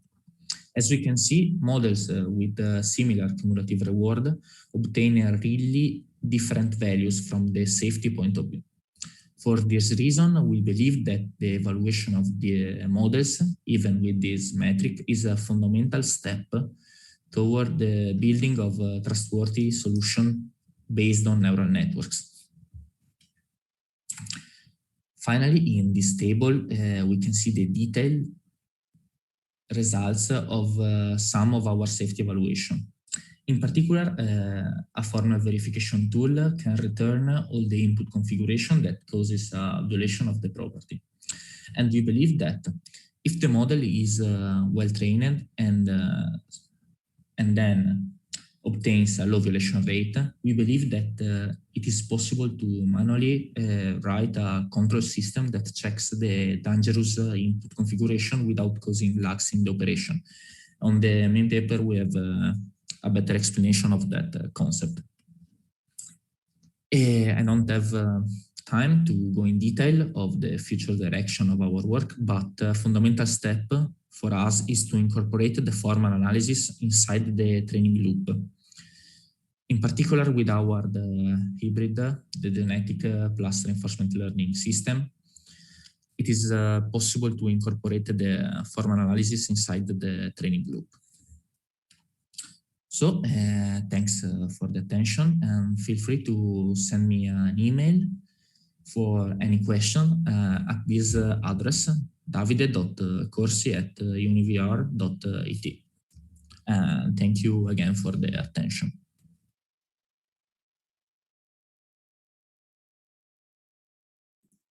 All right, and yes, thanks for the author for the presentation. So if there is any questions from the audience, I think David is on the line. So if you can unmute yourself, David, and you can address the questions from the audience.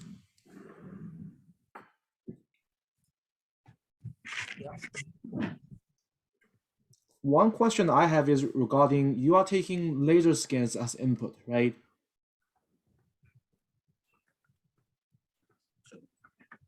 Sorry, can you hear me now? Yes, yes, we can hear you. Okay. Yeah, yeah. So you are taking laser scans as input, correct?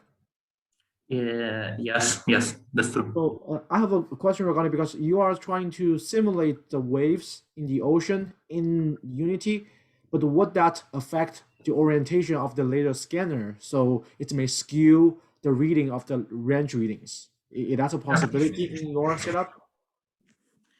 Yeah, that's a good point. I think it's one of the main limitations of using a leader scan in an aquatic environment. One of the possible limitations.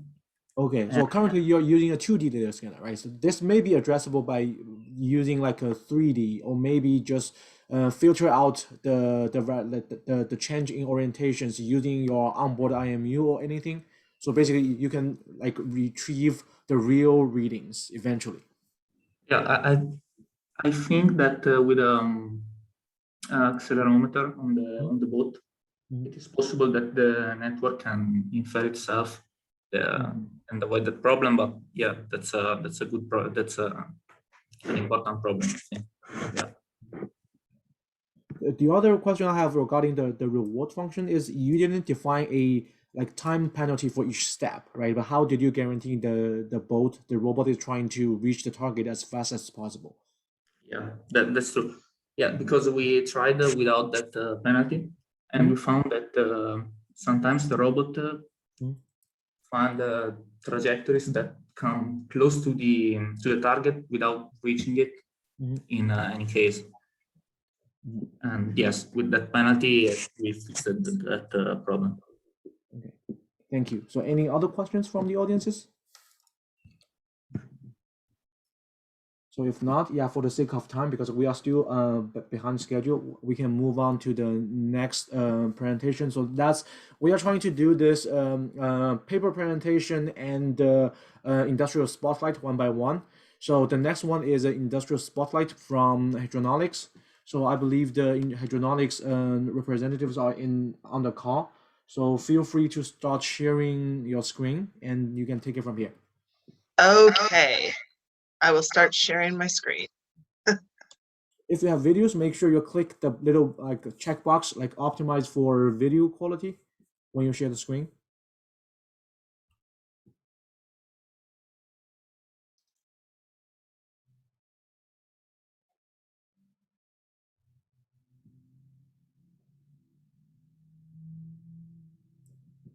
Did you find the share screen page?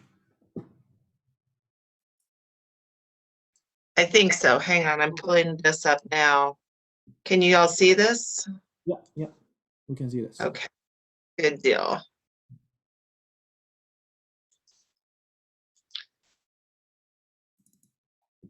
All right, so we're good to go? Can everyone hear me? Yes. Okay, great. Hi, thank you very much for having me. My name is Paige Day, and I am with Hadronics, and we're going to discuss the Emily platforms that are really redefining what we're doing, not only for public safety, but also for infrastructure, water sampling, etc., globally. So here's the genesis, basically, of the Emily development. It started in 2010. And as you can see, without me having to read through the slide for you, you can see how we have taken the idea of using the Sonar system and then transferring it into autonomous sensors, upgrading to the side scan downward imaging sonar, eventually deciding that Hummingbird was the best platform for public safety use, just because of ease of use. And this has transitioned as well into creating the Speedy Water Sampling's autonomous Emily, the Man Overboard Emily, and now we're into the drone, integrating drone technology with the Hummingbird sonar and the Ariel.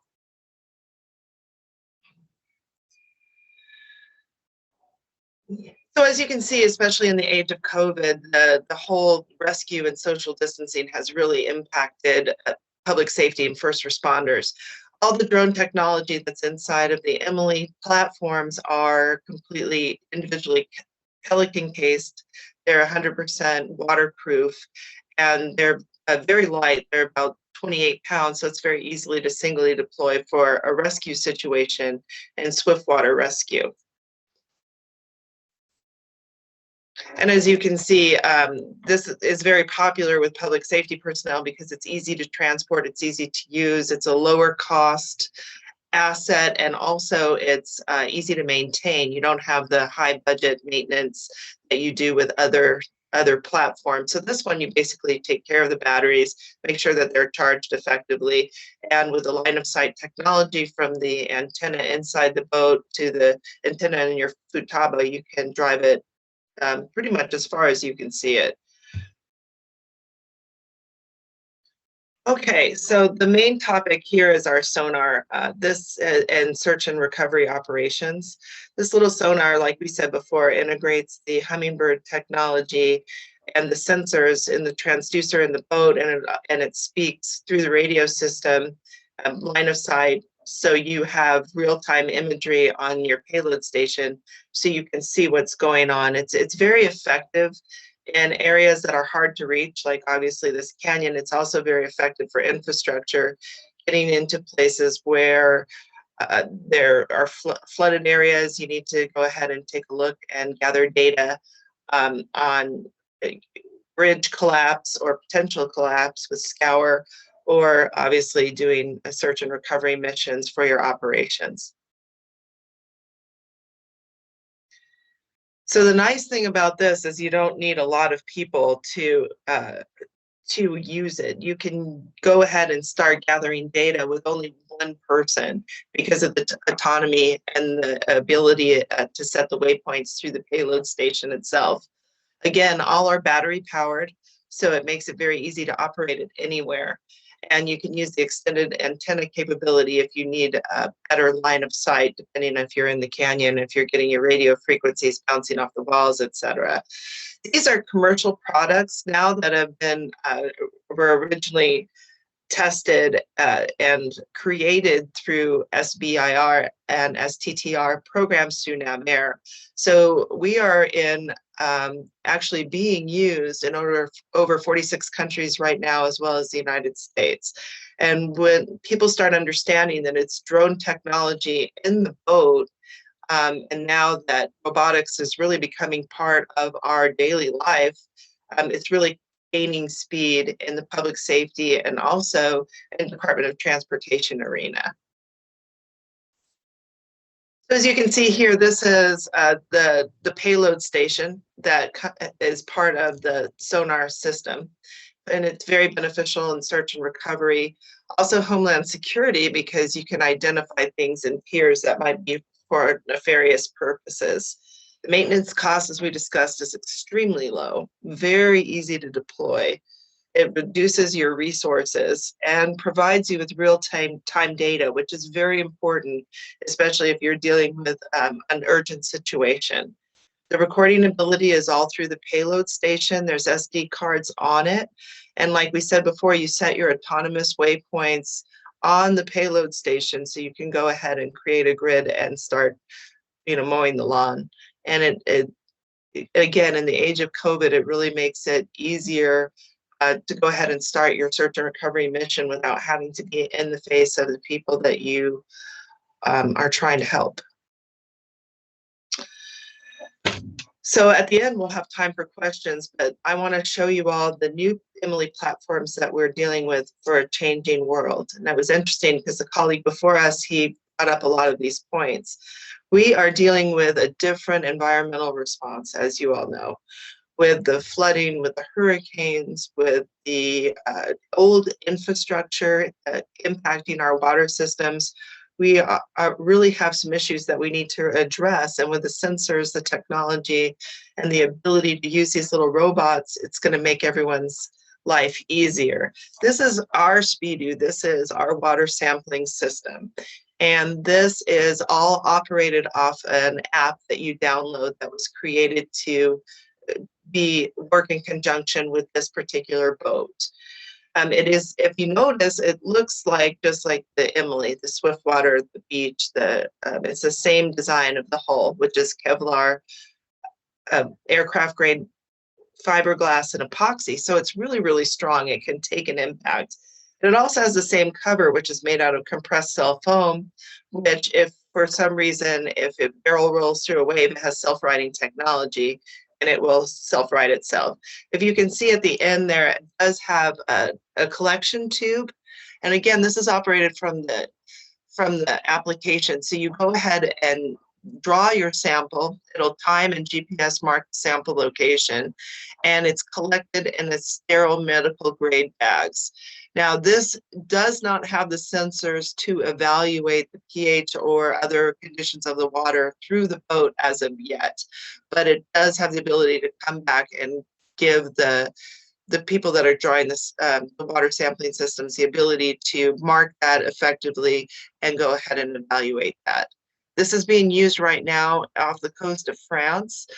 They literally, well, now with COVID, they haven't been doing it as much, but literally they were following the cruise lines and pulling samples because for illegal dumping. And with the timestamp, the GPS location, they were able to talk to the cruise lines about their waste dumping and fine them accordingly. The other new one that we have is our Man Overboard Emily. Now, this one was designed in conjunction with the Coast Guard and with their R&D department, because they are reevaluating their Man Overboard protocol that has been the same for 200 years. So we have taken the same Emily platform, the basic one, and reinforced the hull to design it for that impact load. We've also, added more quick connectors to support the cover hold continuity, so that when it takes that impact, the cover itself isn't going to pull the boat apart. It is being evaluated and used now by the U.S. Coast Guard, and the Canadian Coast Guard has one as well. The Man Overboard Emily for the U.S. Coast Guard is now at a small boat station in Northern California, and it's being deployed off their cutters. It also has a high capacity battle for endurance and high sea states. So it has a much bigger battery than the traditional Emily's, because it has to be able to run farther, run faster, and be able to endure high sea states. You can see that was a test that we were doing, if you could see that video.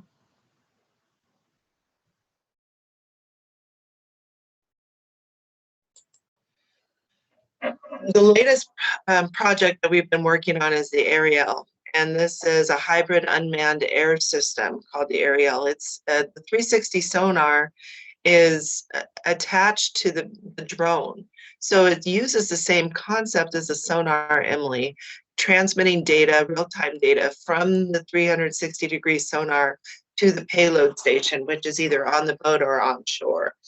The remarkable thing about this is it's designed to take off from land, go ahead and drop wherever you need it to go by the drone pilot, be able to do a snapshot of 360 of the area, and be able to record that data on your payload station so you can determine what is the next course of action.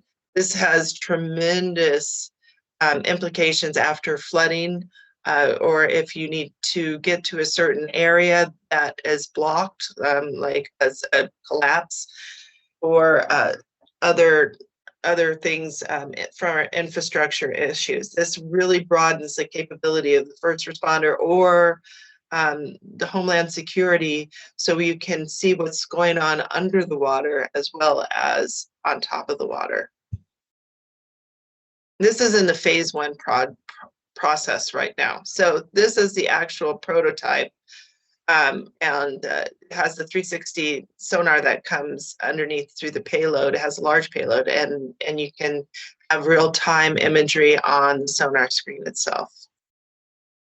So I've quickly gone over the down and dirty of all of what we're doing with our different Emily, sonar, and other systems. We keep upgrading with our sensors. We have feedback from first responders, our partners globally, And we really have a robust product that is changing the way people are doing not only water rescue, but also search and recovery. And now as we integrate into the drone business with a 360 sonar and other payload prototypes, it's a very exciting time to be in the world of robotics. So with that, I will open it up for questions. Right. Thanks, Paige, for the nice presentation. Thank you. So is there any questions from the audience?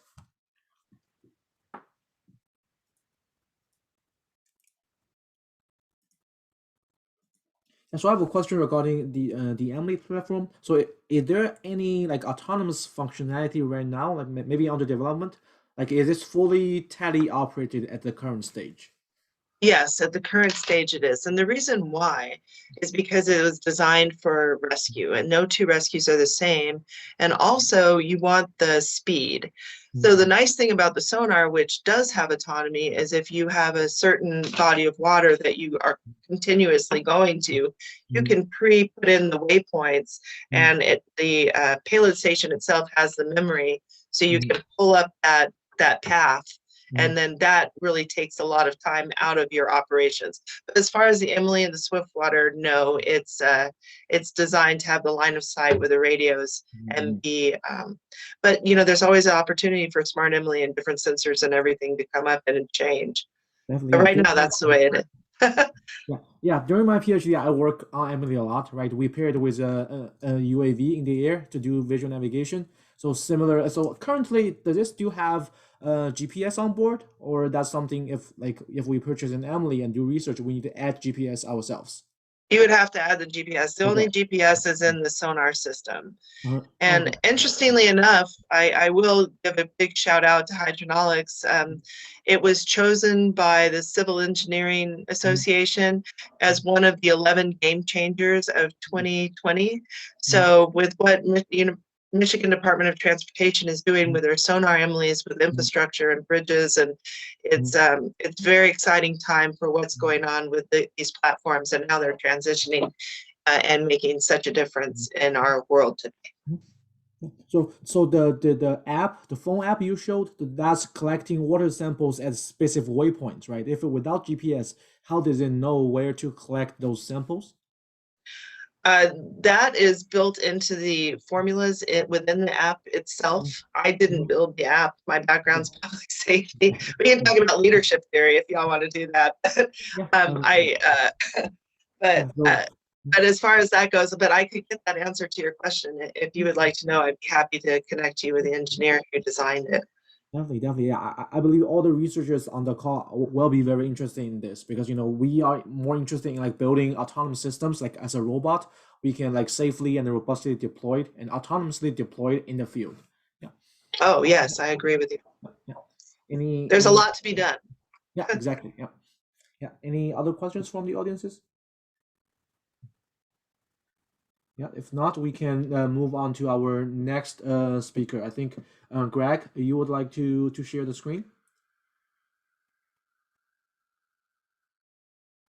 Greg? Yeah, can you hear me? Yeah, we can hear you. So I'm going to share this, play the screen on audio, the audio, and Travis, who's actually the presenter, will be here to answer questions.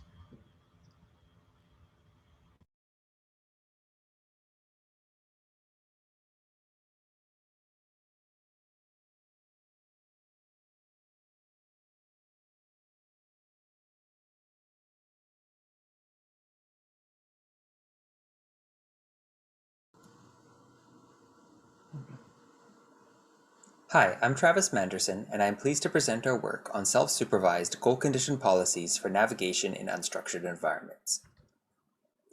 The motivation behind our work is that we want to deploy robots in a natural environment for a number of tasks. These include environmental monitoring and mitigation, such as the pine beetle epidemic, forest fires, or coral reef health monitoring, as well as humanitarian crises. We want to use small-scale robots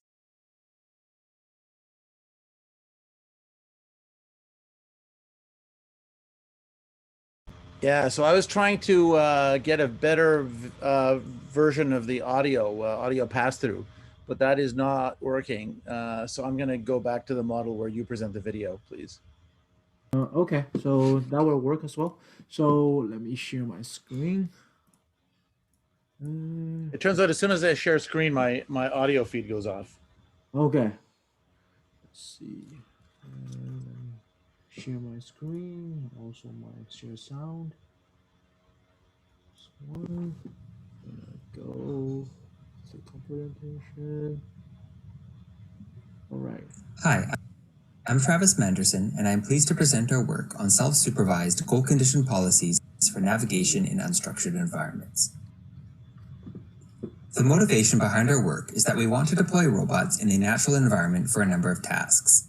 These include environmental monitoring and mitigation, such as the pine beetle epidemic, forest fires, or coral reef health monitoring, as well as humanitarian crises.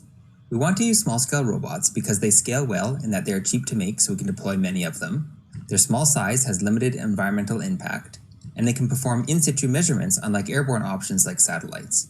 However, there are a number of challenges including reliability, endurance, enabling navigation without a map, as well as traversing difficult terrain.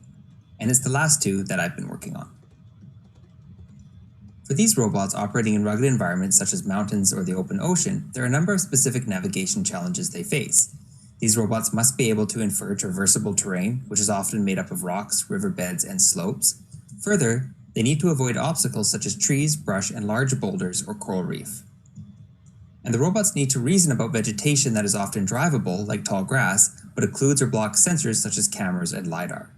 And perhaps the biggest challenge is that the variety of terrain the robot will encounter may be unknown, so it will need to self-learn what it is and isn't able to traverse. Like I said, our objective is to develop robotic systems for scientific data collection. In this work, we present a visual navigation method that makes a trade-off between efficiently traversing a sequence of waypoints and collecting scientifically relevant data while not compromising on obstacle avoidance. In these scenarios, rather than traversing a sequence of waypoints directly, it is often more useful to record data of scientific relevance along the way and to follow natural paths in the environment. Specifically, we want to learn a policy for navigating natural, unstructured outdoor environments. And to do this, we learn to avoid obstacles, navigate on smooth terrain and toward desirable regions. For an underwater vehicle, this might mean avoiding sandy regions and preferring to swim over coral reef. And finally, we want to reach a predefined set of geometric waypoints. There are several approaches researchers have examined for this problem. One method is imitation learning, where an expert demonstrates actions to navigate an environment, and these demonstrations are used to build a dataset of state and action pairs, which are then used to train a navigation policy. The main drawback to this approach is that it may not generalize across very different environments without further demonstrations. Another approach is semantic segmentation, where the image is segmented based on similar appearing regions. These regions are then assigned a score based on their traversability sampled for each class. From this cost map, geometric path planning can be used to generate a feasible trajectory. More recently, some self-supervised learning approaches have had success, which is the category our work falls into. At the very high level, in self-supervised learning, we learn a navigation policy that can predict a trajectory for the robot. The key idea is as the robot executes a set of actions, it is able to measure its own performance and update the policy. So this can be repeated for a number of trials until the robot is able to navigate in a reasonable way. Now, in terms of reinforcement learning, these methods can either be classified as model-free or model-based, and each have their own advantages and disadvantages. And so in our system, we use a sample-efficient hybrid model that combines the advantages of each method. Here we describe an overview of our off-road driving system used to generate steering commands to avoid obstacles and keep the vehicle on smooth terrain. At a high level, we first learn a non-goal condition policy using a hybrid model to predict the terrain class. We start with an image taken on board the robot which forms the observation state. The image is then passed through a convolutional layer which forms a hidden layer to the recurrent neural network. As the robot explores, it is able to measure its own performance in terms of traversability using an onboard IMU to measure roughness and LiDAR for collision. Here, we use the roughness of the terrain as a proxy for traversability. And additionally, terrain with obstacles are assumed to be untraversable. The navigation model learns to predict the probability of terrain class for a sequence of actions up to a horizon length. And since we reward smooth terrains, we can sum the individual rewards to find the total for a trajectory. At inference time, we sample a number of trajectories and choose the one that leads to the highest reward. For planning, we sample a set of actions from a random distribution and use the cross-entropy method to iteratively update the action sequence corresponding to high rewards. We then execute the first action of the trajectory and repeat the optimization. The deep navigation model is likened to a value prediction model, which can be thought of as a hybrid model-based and model-free architecture. It is model-based as it implicitly learns a dynamics model for an encoded state that is optimized for predicting future rewards and values. This is advantageous because it doesn't need to predict the full observation, which in our case is images. It can also be thought of as model-free as it maps these encoded states to rewards and values. Data is collected using random exploration, and the model is trained using the cross-entropy loss and L2 regularization. In the underwater domain, it is much more difficult to predict future states due to the complexity of the vehicle dynamics and external forces, and therefore we instead use a reactive policy to learn target, yaw, and pitch commands for the vehicle from the input image. The model is based on the ResNet 18 architecture and predicts categorical probability distributions for target, yaw, and pitch classes from a dataset of images and action pairs. The cost function is the cross-entropy between the network prediction and smooth labels and the Kale divergence regularization term. Additionally, we perform concrete drop row and label smoothing to avoid overfitting from limited training data.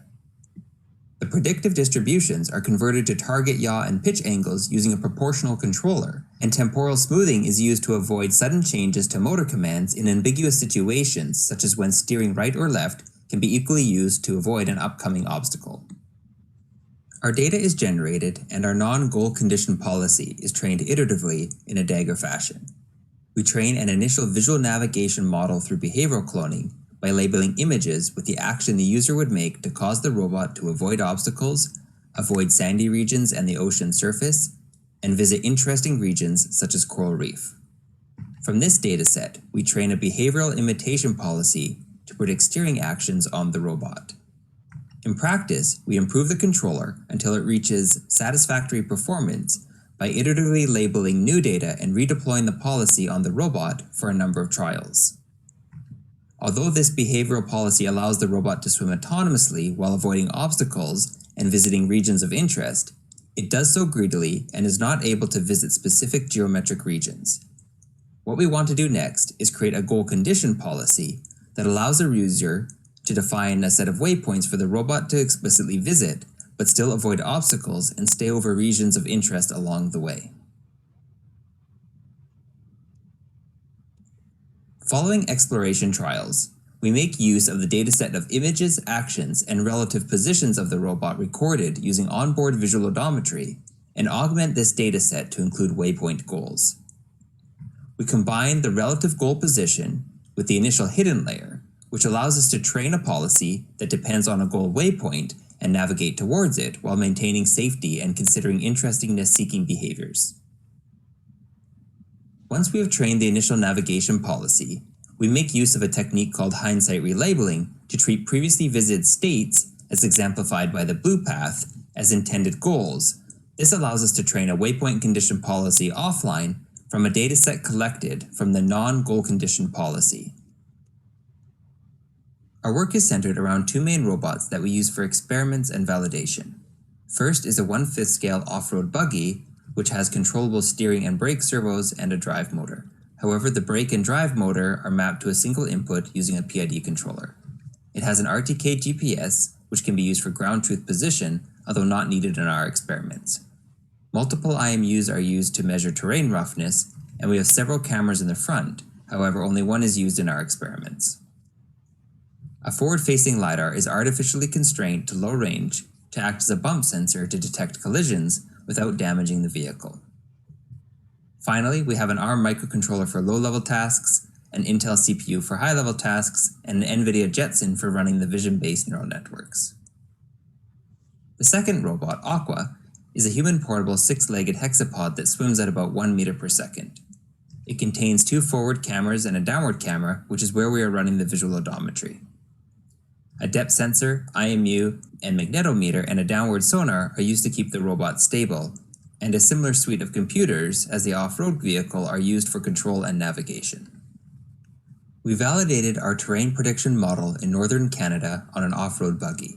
We collected just over 5 kilometers of data by sampling the measurements and actions every 35 centimeters. We did this instead of a fixed time to mitigate unintentional speed changes due to factors such as the battery draining. We used the root mean square of the linear acceleration as a measure of the instantaneous roughness. A window filter is used to get the most recent 20 readings, which corresponds to roughly a few inches of travel. To choose the thresholds, we performed a preliminary analysis of the data to classify the roughness into discrete classes. As shown on the graph on the bottom left, increasing speeds and terrain roughness results in increased acceleration magnitude as one would expect. In practice, our vehicle traveled approximately 6 kilometers an hour in our experiments. We used the collected data to train the terrain prediction model and obtained good performance after 8,000 training steps. On the top left are several examples of the trajectory predicted to move the robot towards the smooth terrain. Similarly, on the bottom left are several examples of the trajectory predicted to keep the robot on the smooth terrain which it's already on. On the right shows the detected smooth terrain in blue. We also trained the model in simulation using an Unreal Engine-based simulator. Using our terrain prediction policy, we reduced the rough terrain encountered from 42% to 11% when compared to a random policy, and increased the smooth terrain encountered from 33% to 80%. From the smooth terrain navigation policy, we trained a goal condition policy to navigate a sequence of waypoints. On the left are examples of trajectory predictions, with the highest scoring predictions shown in green pointing towards the yellow waypoint. On the right is an example path of 8 waypoints traversed.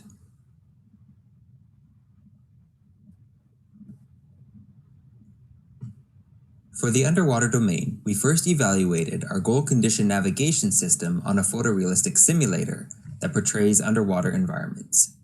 We used the simulator to better quantify the trade-off that our learned policy makes between efficiently traversing the sequence of waypoints versus recording scientifically relevant data, such as images of coral reefs. As shown on the graph and by inspection of the trajectories, our learned policy, shown by the blue path, collects higher percentage of relevant data than a direct path policy while still reaching the intended goal. We also evaluated our underwater model in the open ocean. The initial navigation policy was trained via imitation learning with the objective to collect interesting coral reef data. On the right, you can see a sample trajectory the robot took. Our goal-dependent policy manages to trade off efficiency of reaching the goal for the opportunity to increase interestingness in the collected data. Overall, our robot autonomously executed 4 different 10-waypoint trajectories collectively spanning over 1 kilometer. It successfully reached 80% of the waypoints, some of which were behind coral reef obstacles.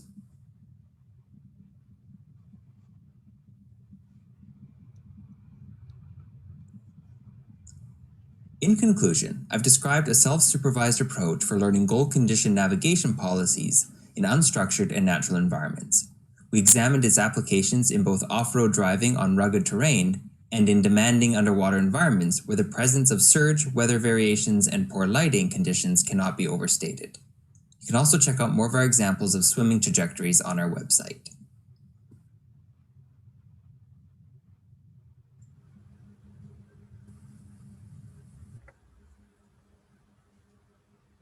All right. Thanks, Travis, for the nice talk.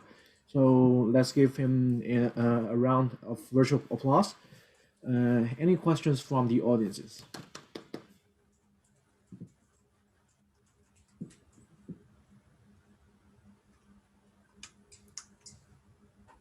So I'm a little bit curious about the water experiments. So is the training mostly done in simulation, or is there any training learning done in the real world?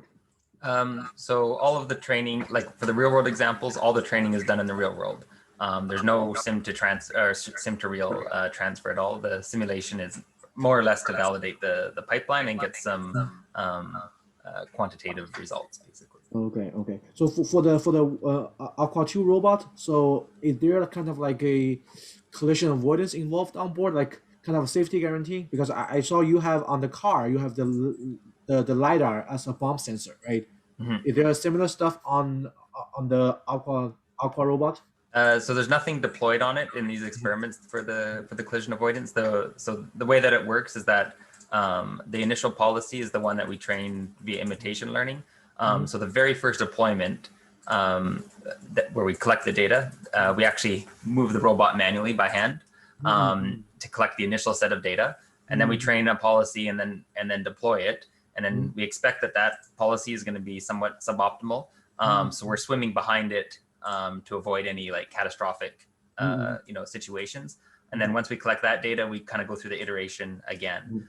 So I believe it took about 5 iterations to converge on a policy that basically very robustly avoids obstacles and everything. And so we've published that previously. And then we take that policy, we deploy the robot again, but this time we're running visual odometry to keep track of the position. And then it's that data set that we use to do the hindsight relabeling, and then are able to reach actual goals. Yeah. Okay, makes sense. So I'm just curious about so for the Aqua robot, is there any like classical approach to do those underwater navigation other than learning? Like, is there any, for example, like geometric based or basic planning based approach to do that?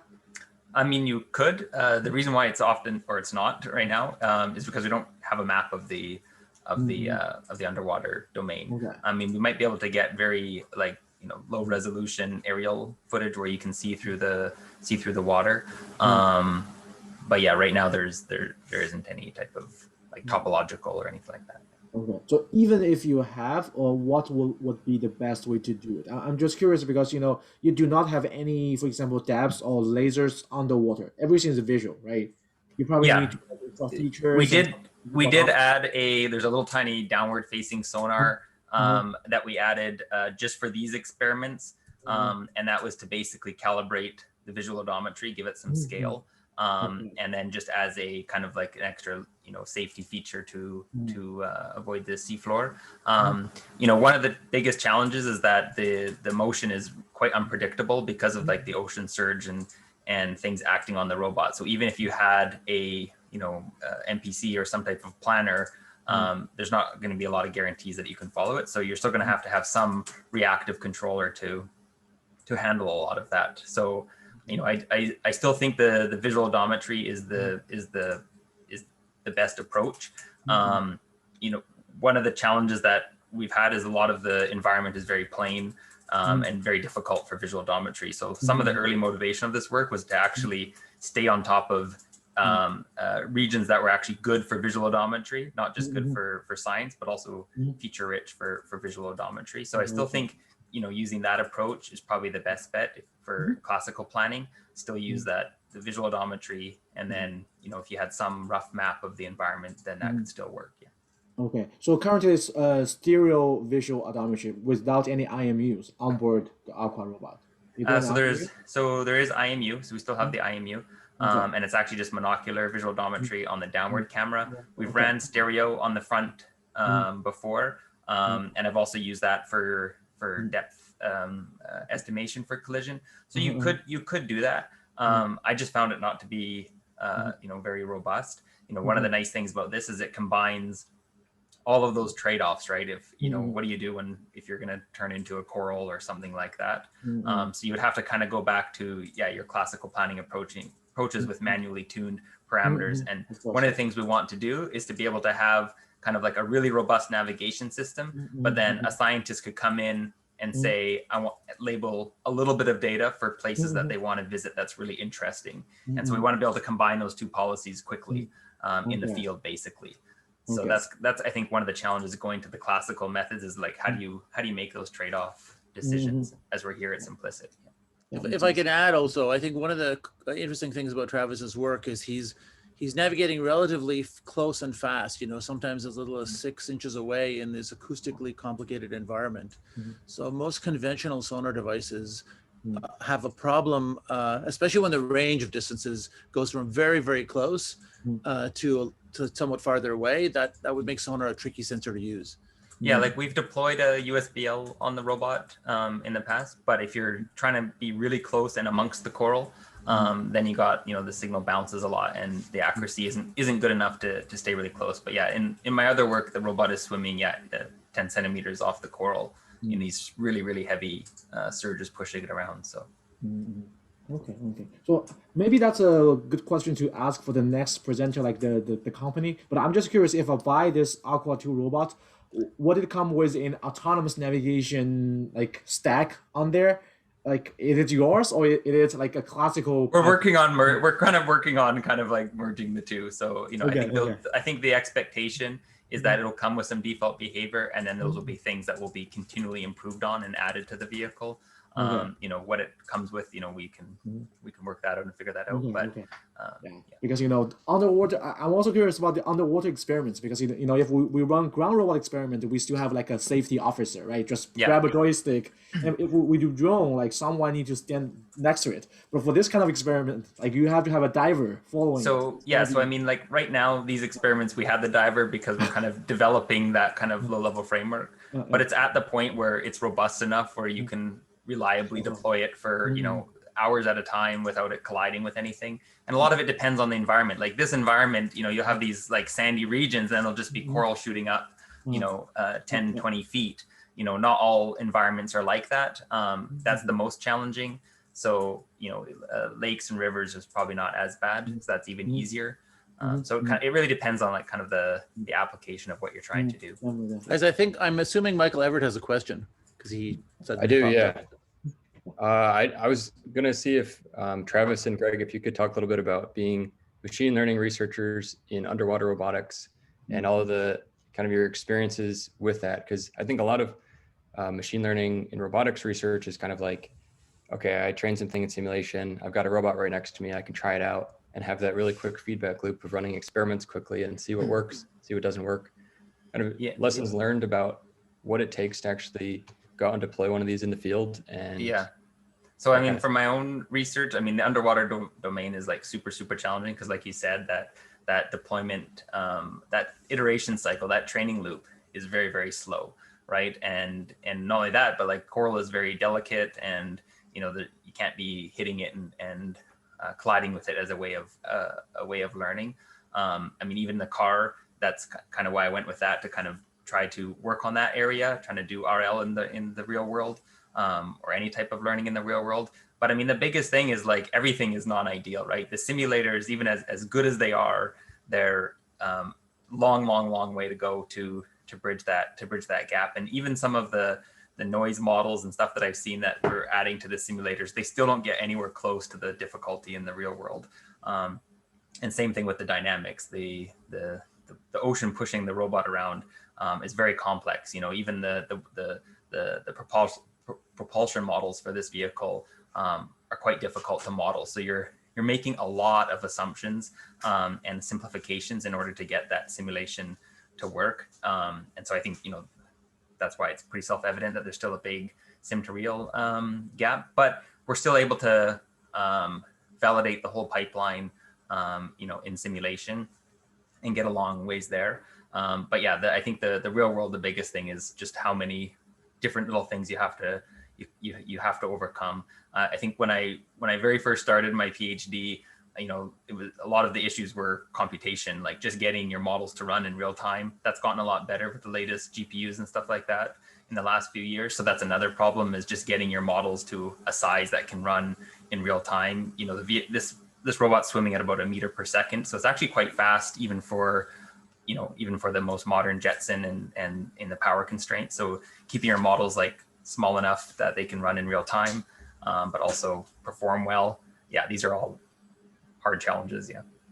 I mean, if I can add 2 extra comments. One thing that's nice about underwater is most of the time things don't move too fast. So we've done work for machine learning on drones, for example, right? Where you have both legislative and dynamics constraints that are kind of scary or problematic at times. So underwater takes away some of those problems. As Travis said, there is a lot of setup time needed. One thing is to work kind of well, but sim to real is obviously like super key in that domain.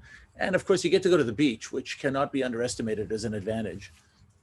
Yeah, I think one more thing I would add is that a lot of the classical methods for doing data collection underwater, they're very rigid. The patterns that the robots use. And I think the advantage to having some type of machine learning is that you can kind of make those decisions on the fly while you're underwater. You know, it's so hard to go back and collect more data that if you miss that little bit, so being able to measure like on board things like coverage or, you know, counting different species or whatever you want to do, I think that's what we need to leverage more of. So would perception be a lot different underwater compared to like maybe flying robot or ground vehicle? Like in this example, the water is pretty clear, right? You can see everything from RGB camera. Yeah. What if the water is kind of like muddy, it's not really clear? Yeah, it's way more challenging. I mean, these are some of the best conditions you're looking at. And a lot of the kind of the global shutter computer vision cameras don't have the same dynamic range as like a GoPro does. So these all footage is like, you know, if you saw what the robot's seeing to make decisions, it's a lot worse. But yeah, so fundamentally it's the same, except you got all of this, like poor visibility, really bad contrast, a lot of particles. I started off trying to do SLAM underwater. That's very challenging if you're using kind of the indirect methods where you're trying to do feature tracking. You know, they'll catch onto a little bubble, and then, you know, so that part is really challenging. Well, I've been talking to Ariel Plaku, like from George Mason. So he's doing underwater robotics as well, but like the torpedo shape kind of like underwater vehicles. But like he was telling me everything was autonomous, was not autonomous. Everything was teleoperated, and you need very, very expert level knowledge to tell from the images collected underwater to tell how to drive the robot. You know, it's just, you cannot see. Like he was telling me, he cannot tell anything from the pictures taken on board. But the experts can. Like they know where to drive the underwater robot. And I hope this won't sound bad, but I think secrets to doing full autonomy underwater is like get a better camera, you know, choose your problem well, right? Because if you're doing stuff where you're, you know, 1,000 meters above the sea floor, there's a whole different game. Each sensor has its domain of competence. And by the way, getting incredibly good grad students like Travis helps too. So all those things, you know, there's a whole, you know, I guess like as you all know, right, there's many, many different subproblems and domains and sensor combinations, and each one has its home. It's no coincidence that the Waymo vehicles all drive around in, you know, Nevada for the first how many years instead of up here in Canada where we have snow and ice and rain all the time. By the way, Canada's still nice, but come visit. But maybe one thing I missed that's actually really important, especially for navigation, is you have no ground truth. So like almost all of the classic learning methods assume that you have some source of ground truth while you're doing your training.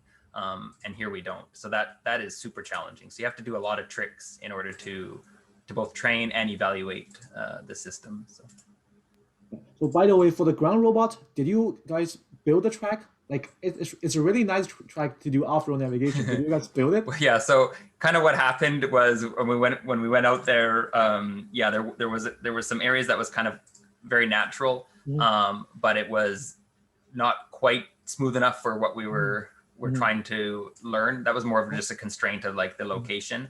And we wanted a clear view of the sky for getting the ground truth from the RTK GPS there. And so we just moved a little bit of sand kind of on that area. It's a little bit contrived. So you move the sand there, right? Yeah, it's kind of like, you know, paper deadline and only so much time. And so you have to kind of to work with it. Yeah. Okay. Any other questions from the audience? If not, we can keep talking about underwater robotics. The next industrial partner is the company who make this robot. So Independent Robotics, I think is who is on the call to represent Independent Robotics? Is Ian? Hi. Yep. Ian and Nick. Okay. Feel free to share your screen. Perfect.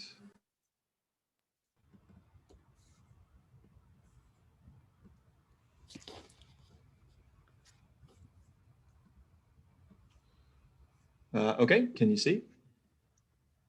Yep. Yes, we can. Yeah. All right, perfect. Right. So hi, everyone. My name is Nick, and I'm here with my colleague Ian, and we're going to talk to you about independent robotics. As you just heard a bunch, the Aqua 2 is one of our robots, so bear with us if there's a little bit of overlap. So we are a robotics company based in Montreal, Canada. The company is an outgrowth from the Center for Intelligent Machines and Mobile Robotics Labs at McGill University, which are both kind of robotics, AI-focused research groups. And because of this, we have a really long history of academic partnership. You can see some of the various institutions and organizations that we've collaborated with at the bottom of the screen there. And the company kind of grew from the desire to have a more reliable, robust platform to do research on.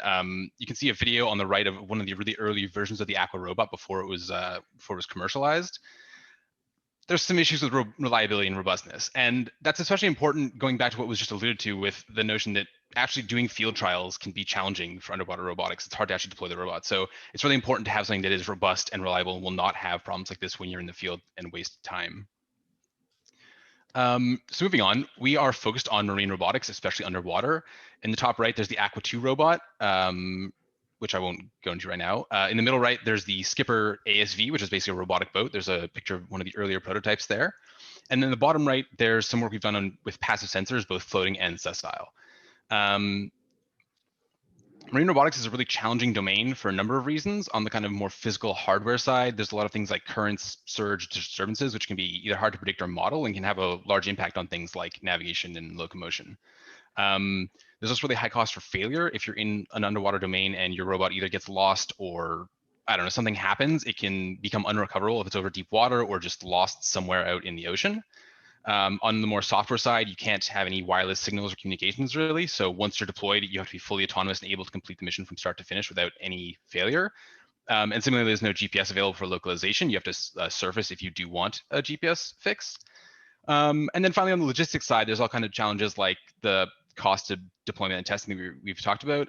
You need divers there with you while you're doing testing underwater. And it's really hard to get ground truth data. Like there's nothing like a Vicon system to give you accurate ground truth when you're trying to do these tasks. So now I'm going to hand things over to my colleague Ian, who's going to tell you about the Aqua 2 robot. Thank you, Nick. So our answer to the challenges that Nick mentioned is the Aqua 2 robot, which is a lightweight, easily deployable, six-legged amphibious robot able to dive up to 130 feet. The flippers allow for it to be extremely maneuverable and also make it much less damaging and disruptive to the local environment and also safer for the human operator.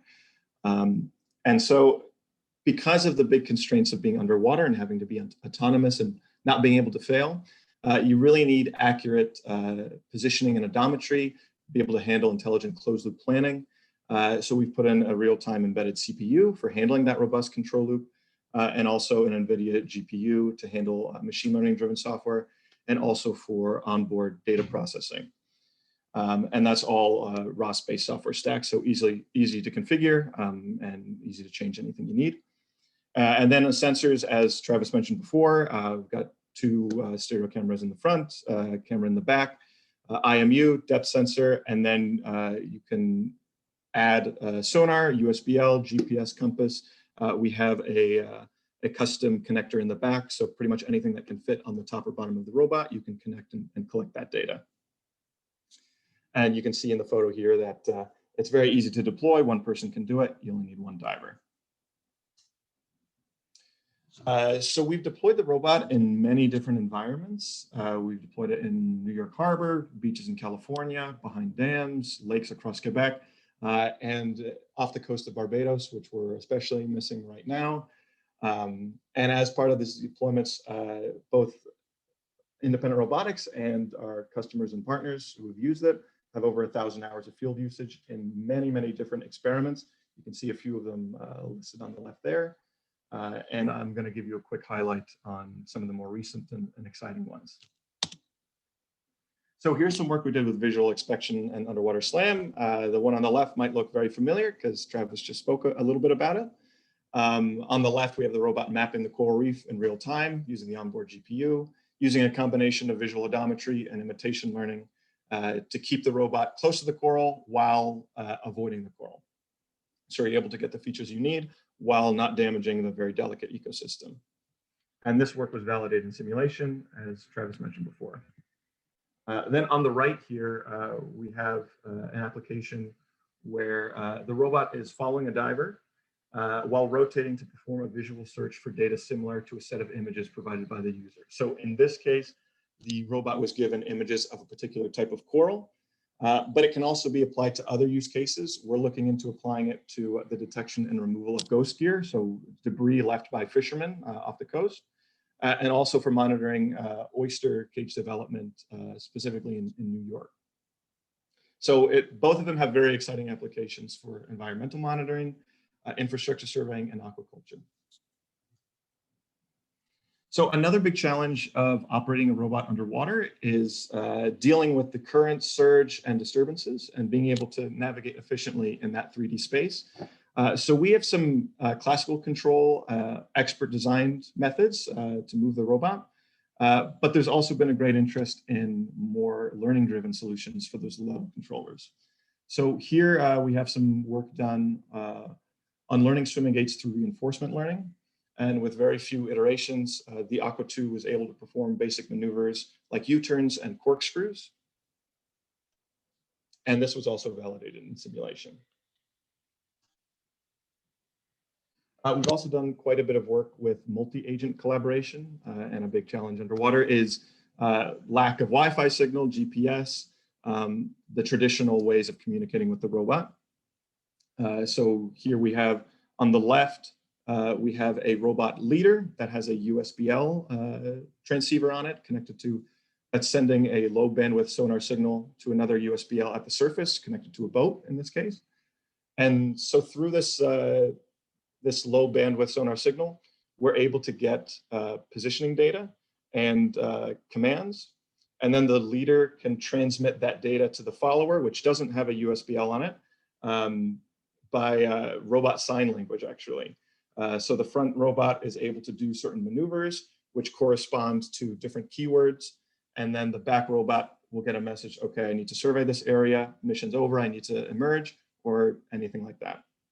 And then we've also done work with adding a drone into that mix as well, where there's a drone flying over an area in Barbados. It sees a particularly interesting part of coral. It sends that signal to the boat, or it'll send the signal to the aqua once it's emerged. And speaking of the boat, I'm going to send it back over to my colleague, Nick. Yeah. So the second robot we wanted to talk to you about is called Skipper. It's like autonomous surface vehicle robotic boat. You can see some pictures in the right of the kind of basic configuration. It's 2 pontoons on each one. On the bottom, there's a thruster powered by an onboard battery. And the design really grew from the needs of the researchers in our community. We wanted to have a product that people wanted to use. And we quickly realized that basically everyone wanted something different, especially in terms of sensors. So with that in mind, we designed the robot to be really configurable in terms of what the sensor package can include. So we have things like underwater cameras, cameras above the surface of the water, water quality sampling tools like dissolved oxygen and nitrogen, conductivity, temperature, sonar, GPS, all kinds of things basically. Similarly, the actual shape of the boat is configurable to some extent, mostly the length of the pontoons and things, depending on what you want your desired payload and speeds to be and things like that. Like Aqua, it's designed to be fully autonomous once it's deployed. So again, it has onboard CPU and GPU to do all kind of closed loop mission planning on its own. And it leverages a lot of the same software that Aqua uses as well. On a more practical note, in terms of what's been done with the Skipper, it's been deployed all kinds of places as well, like open ocean again, lakes, rivers, pools, all kinds of things. And some of the work that's done with it, you can see on the right side. So the top 2 images are a project that looked at doing coral reef health monitoring. So in this work, the goal is basically to collect images of a coral reef to try to assess how it's doing, if it's dying off or something like that, or if it's stable. And so in this work, satellite images of the coral reef are looked at, and then a reinforcement learning driven algorithm basically plans an optimal course that tries to avoid areas that are sandy, where there isn't much data to be collected, and instead stay over the better areas that have a lot more data to collect. So on the left, you see like the RL driven path plan compared to just a regular lawnmower pattern on the right. On the bottom, there's some other work that's been done looking into autonomous water quality sampling. So in this work, the robot is basically deployed onto a lake that has a bunch of GPS waypoints that a human places. And the robot navigates to each one, collects a water quality sample, and then returns to where it's launched from and returns the data. And so this has a lot of applications for things like monitoring the health of a reservoir, detecting invasive species, monitoring or detecting things like cyanobacteria as well. And there's a lot of good uses for that kind of stuff. So we're also very interested in using simulation.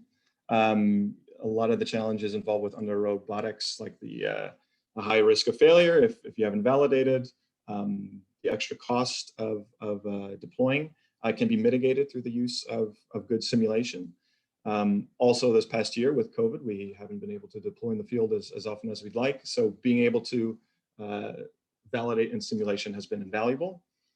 And so we've done a lot of work validating with simulation tools to help our own development, and then also to help our collaborators and customers validate their own work.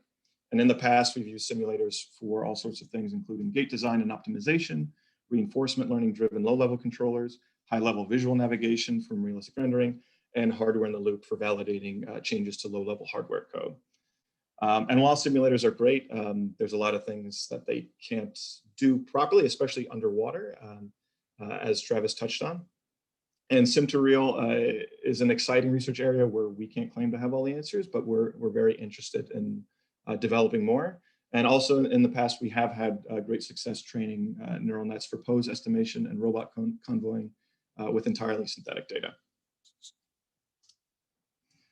So that's it from us. Thank you for your time, and thanks for listening. And one last thing before we get into questions, do keep in mind we do deploy to Barbados very frequently. So if you buy a robot, you're more than welcome to join us there. Okay, thanks Ian and Nick. Yeah, that's a very cool talk. Yeah, so let's give them a virtual applause. So any questions from the audiences? So for the skipper robots, how fast does it go, like above surface? Do you know the answer to that offhand, Ian? I'm afraid I don't have the specs offhand for the boat. Okay, roughly, I would say. Roughly? I think it's about 1 meter or 2 per second, I want to say. Okay, okay. Approximately. I don't have the exact number. I think it's around there. Right, so it's on propellers. Yes. Not jet power. Okay, gotcha. What's the battery life like for the underwater robot? So for the underwater robot, it's about 5 hours. It does depend on what you're doing. If it's more intensive, then it's going to be a little less. If you're just keeping it in place and monitoring, you're going to get a little bit more than that. And are you guys able to share like an order of magnitude cost of one of these robots, or should I contact you offline? Contacting offline would be great. Actually, our head salesman, Aaron Ramsey, is on this call. And he'd be more than happy to speak with you if you want to reach out after. Cool. Thanks, guys. No problem. I have a question. Thank you for the talk. I was wondering, you showed very pretty images of these simulators. Are those simulators provided, like available with like a purchase of this robot, or are they sort of independent work or yet to be finalized? So those are available. You can reach out to us. We're prototyping some of them and looking for beta customers to help validate some of it, but those are available with the purchase of a robot. I think Aaron is going to be at the Gather Town at the end of the day, right? Yes. Yeah, and he'll be able to answer that question a little better. Hi folks, I'm here. I just don't want to steal any thunder from the technical fun stuff. Yeah. All right. So if that's all the questions of our audience, we can conclude our morning sessions. So we will actually reconvene in 30 minutes. So today's lunch break is kind of short because we have a very packed morning. So we will reconvene in the same room at 1:15 p.m. Central US time. So I will just stay in the room, just mute and turn off the video, just to be like more efficient when people join. So yeah, otherwise like enjoy your lunch break, and we will see you in half an hour.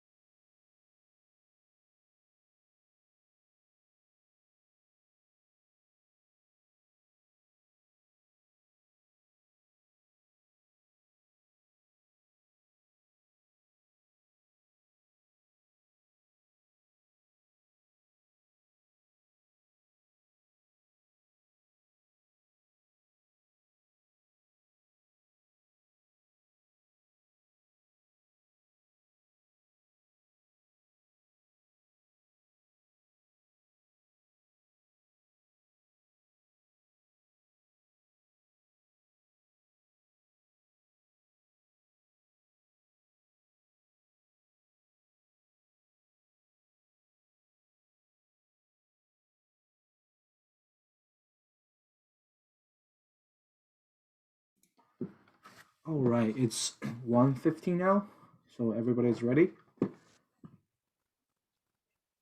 Mic check. Can you hear me? Yeah. Yes, sure. You probably want to check if the screen share is working. Make sure you optimize for video.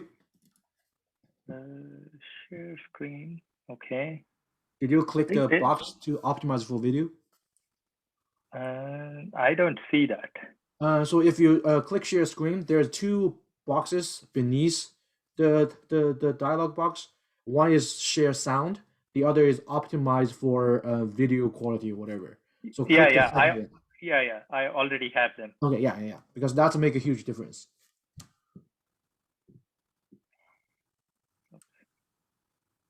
Okay. Now you're seeing the screen. Yeah.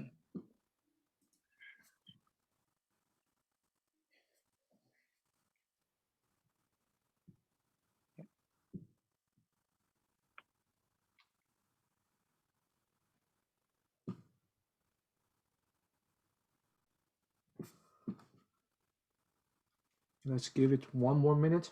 Let me accept more people from the waiting room.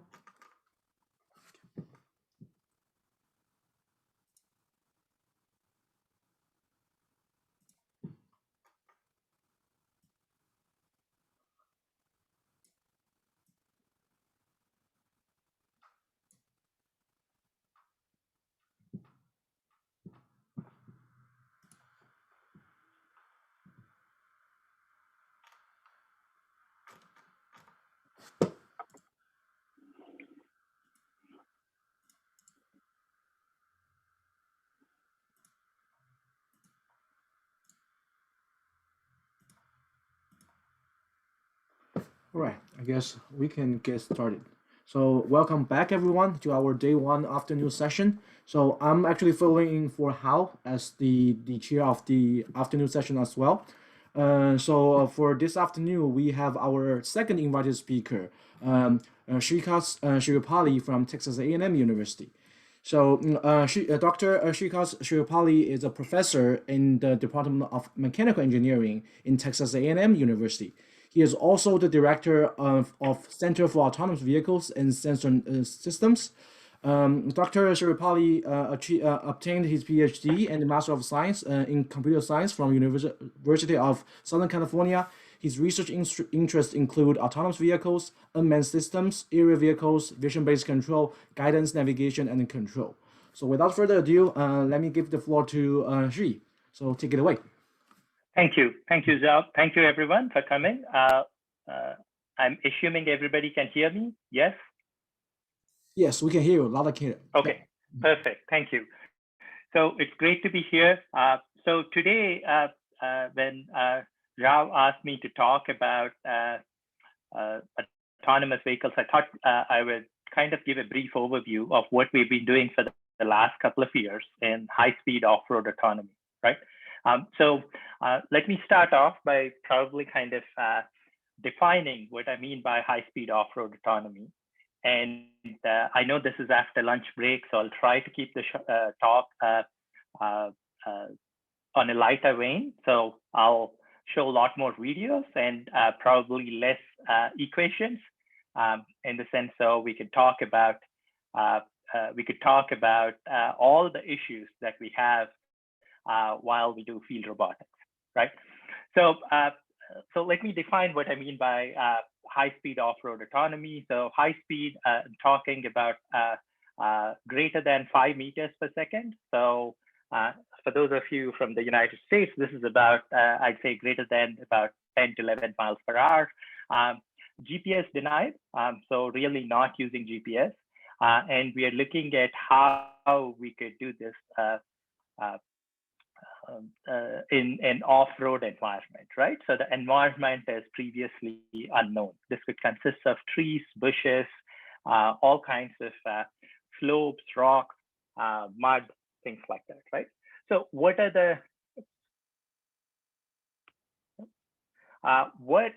the problems once we start thinking about high-speed off-road autonomy, right? So the first problem, at least this is in no order of reference, these are things that I consider hard or lack of proper proper infrastructure, right? So the first one is lack of data sets, right? So over the last couple of years, we've seen lots of data sets for on-road vehicles. Pretty much every couple of months, we see a new data set. But really, there are literally very few data sets that are for off-road vehicles, right? And what that means is that we do not have enough representation of data that consists of things like bushes, trees, plants, mud, terrain, hills, all these things, right? And so when you think about how you could generalizing most of the machine learning algorithms, deep learning algorithms that are there, the lack of data sets hinders them from being actually more generalized, right? The lack of infrastructure, right? So GPS might not be available, Wi-Fi, cellular might not be available, and this is a problem because most of the times we kind of think about using GPS and we think about using RTK GPS for high precision, and these might not be available. Definitely, if you're working in the middle of Texas, you will not have a cellular signal. And so if you're thinking about getting RTK via cellular or RTK via Wi-Fi, that becomes pretty hard, right? The more fundamental problem is actually figuring out where to go, right? So given a waypoint, and assume that this waypoint is actually defined by, say, a GPS location or in a local coordinate frame, how do we go there, right? So we do not know what a load-bearing surface is, right? So this might be covered by grass, this might be mud. So it's actually pretty hard to figure out where to go. And even if once we've figured out where to go, it's much harder to determine how fast we can go there, right? So you could have slip, you could have mud. So when you start thinking about higher speeds, these become problematic, right? So the suspension dynamics, these play a significant role, and speed is terrain dependent. And so this becomes harder if when you're, these are all hindrances if you're trying to do off-road autonomy, right? So over the past couple of years, what we've been working on is we've been trying to chop away at each one of them, right? So over the next, say, half an hour, I'm going to discuss a couple of these where we have made, we think we've made some significant progress. And then at the end, I'd like to kind of discuss, and hopefully that would be more of a discussion as to how we can take it to the next step, right?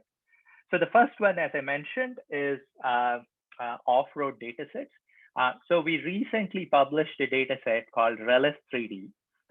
And I would like to think that this is the first synchronized off-road dataset, all right? And what I mean by synchronized is that it has both LiDAR, IMU, GPS, and imagery data. And all of them are synchronized either using PTP timestamps, or they're synchronized using, say, the GPS timestamps, right?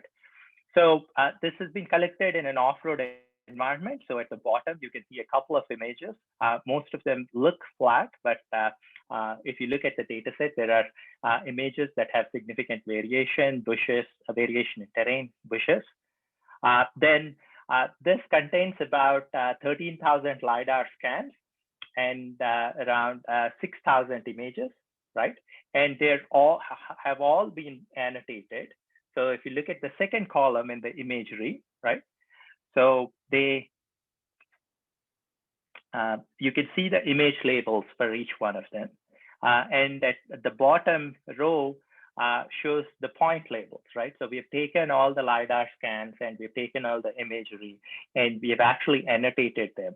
The imagery has been annotated by a company, Figure 8, and then the point, the LiDAR data has been annotated at Texas A&M, and this is because we couldn't find a proper company that would actually do it to the accuracy that we want, right? We also provide benchmarks, right? So we have taken some of the well-known algorithms, both for images as well as point clouds, and we provide benchmarks for for both image and point clouds, right?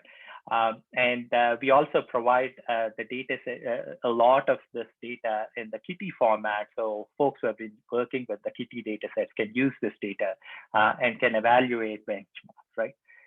So one of the challenges that we've seen when we've taken actually the state of the art, let's say perception algorithms, the semantic segmentation algorithms, is that most of them do not, almost all of them that we have actually tested do not work well in off-road environments, right? And some of it is because of class imbalance. So things like, say, fences or say poles or other things are visible only in very few images, right? And several of them, existing algorithms cannot work because there is quite a bit of variation in the environment, both in the terrain as well as slopes and bushes and trees, right? So this is freely available. This is work done with Army Research Labs, and it's freely available for everybody to use. So I'm hoping that several of you will end up using this and then would publish results that that enable us to make these algorithms better, right? So this is a video that kind of shows what we've done. So this is collected on a Warthog, right? And the data collection environment is basically Relis, which is about 10 miles from the Texas A&M campus. And what you see here is to your right, you are seeing the actual image. To the bottom is the annotated image, and the center is the LiDAR point cloud. And this is all manually driven, so you can actually see the person in the LiDAR point cloud if you look at it carefully. And so here you see that you're looking at basically the labeled data sample sequences, right? So this is just pure annotations that are done manually, right? So what you're seeing here is things like mud, things like water, and you can see this.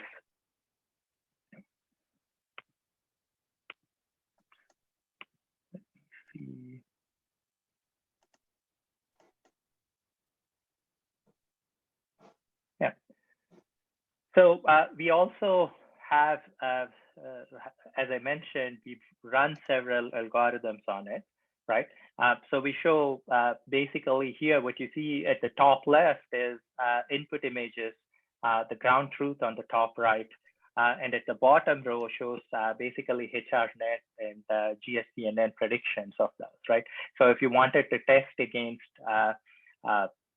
data and also test some of the algorithms, we're kind of showing you how some of these algorithms actually work in this particular domain, right? Similarly for the LiDAR results, so the top one is the raw data that you get. The second row is the ground truth labels. The third one is from KPCon, which is a recent LiDAR segmentation algorithm, and the bottom one is from Salsa, right?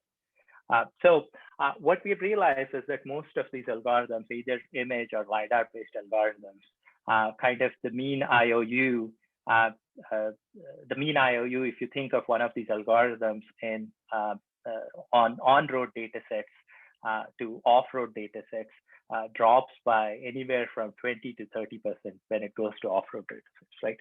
So the point being that there's quite a bit of work that needs to be done so that we have algorithms, off-road algorithms that are generalizable and can be used for actually developing off-road autonomy, right?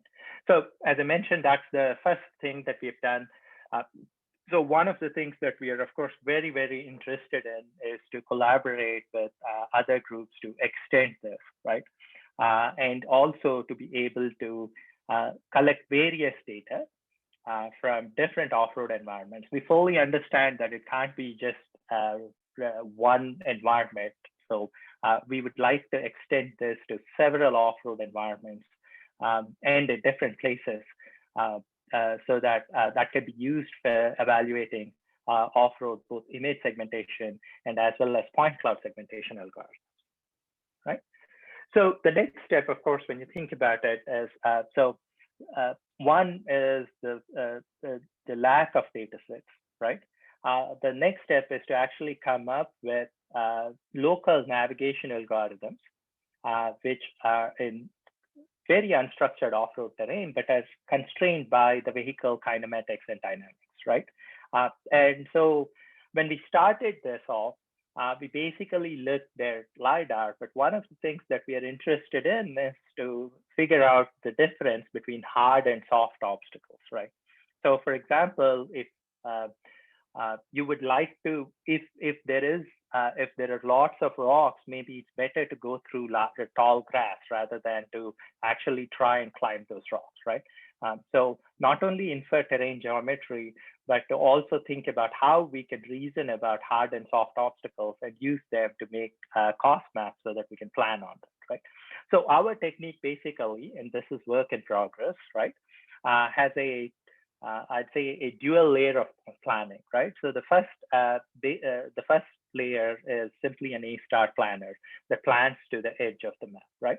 So our assumption is that somebody has given us a waypoint, and this waypoint is either in the local coordinate frame, or maybe it is a GPS waypoint that can be transformed. But of course, the waypoint is fairly further away. So we use a simple A-star planner to plan to the edge of our sensor range. And once we have that, we actually use a sampling-based approach to come up with a navigation path over those short time horizon, right? And then we actually compute a path optimization in actuator space. And because of that, we could actually do this at fairly high update rates and also do this at higher update speeds, right? So I'm going to start off by showing you the video, and then I'm going to talk about it as we see this video, right?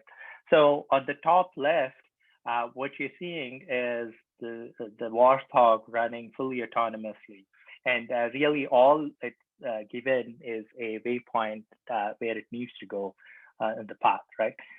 And on the top right, you see the imagery from the Warthog.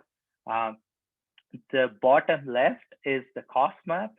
It's kind of showing how the Warthog is planning in real time, right? And the bottom right happens to be the basically the map that is being created in real time, right? So this is running at about on an average, I would say, speed of about 4 to 5 meters per second. And really, we are constrained by the speed of the Warthog. The maximum speed of the Warthog, as it turns out, is about 5.5 meters per second, right? So we can't really be running that at a higher speed than that, right? So as I mentioned, one of the things that we are interested in is to kind of have the planner decide when it's okay to go into the grass, right? So the difference being between hard and soft obstacles, right? So here you have a hard obstacle, which is a barrier. And so then the vehicle can actually decide that it's okay to actually go into the grass. And then the waypoint is given behind that barrier. And so the vehicle then decides that it's okay to go through the grass while getting to that particular location, right?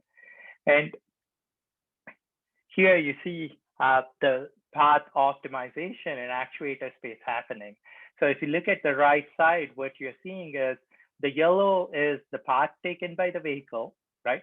The red happens to be the A-star path. And then the blue is the path optimizer coming up with the path, right? And it kind of shows that in simulation also, where typically if you're not doing path optimization in actuator space, then there are situations where you can get stuck. But if you're optimizing an actuator space, then there's a nice way where you can solve this in actuator space, right? And that makes sense because as you go at higher and higher speeds, you're not just constrained by the terrain, but you're constrained actually by your steering inputs, right?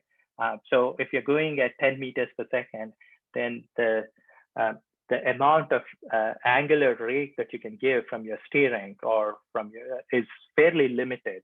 And so rather than planning in configuration space where you have obstacles, there are only so many things that you can do if you're going at higher speeds in actuator space. And so you want to actually use that information for planning and then convert it back into configuration space where you can actually figure out where obstacles are present and how you can avoid these obstacles. That's one. So again, we started off by talking about data sets, and then we went into talking about how you would do this and you do planning.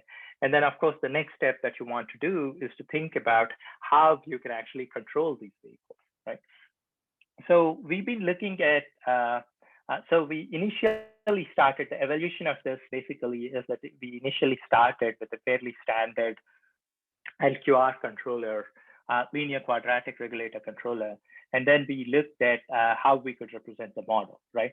As it turns out, if you have this vehicle at high speeds in terrain, then you really want to figure out what is the model for the washout in this, right? So we came up with a fairly simple neural network, really simple neural network, right? That given the inputs and the outputs, right? So X represents the inputs, which for the warthog are the linear and the angular velocities, and U represents the commands, which are the linear and the angular velocities, right? And with a fairly simple neural network, we're able to train a model from data collected in real field for the washout, right? And then once we have trained the model, we used an iterative linear quadratic regulator on that model so that we can come up with a optimal control for this, right? So there is the nice thing about using a iterative linear quadratic regulator is that because we have a nonlinear dynamics, so using the iterative approach actually gets us we are able to solve that, right? Then rather than using a model predictive control, we decided to use iterative linear quadratic regulator because it gives us much faster computation speed for doing this, right? And so this kind of shows a fairly lengthy traversal. This is about a 1 kilometer autonomous traversal where we combine both our planning, perception, and control out of the RELIS area, right? And this is again at average speeds of around 3.5 to 4.5 meters per second.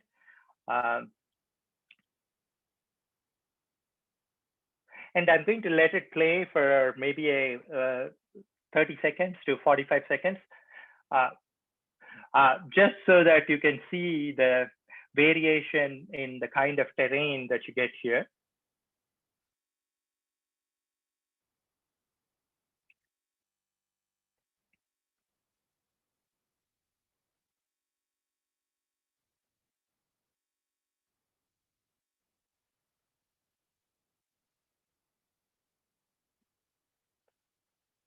The panting that you hear is me trying to run after that and actually have the vehicle in the field of view.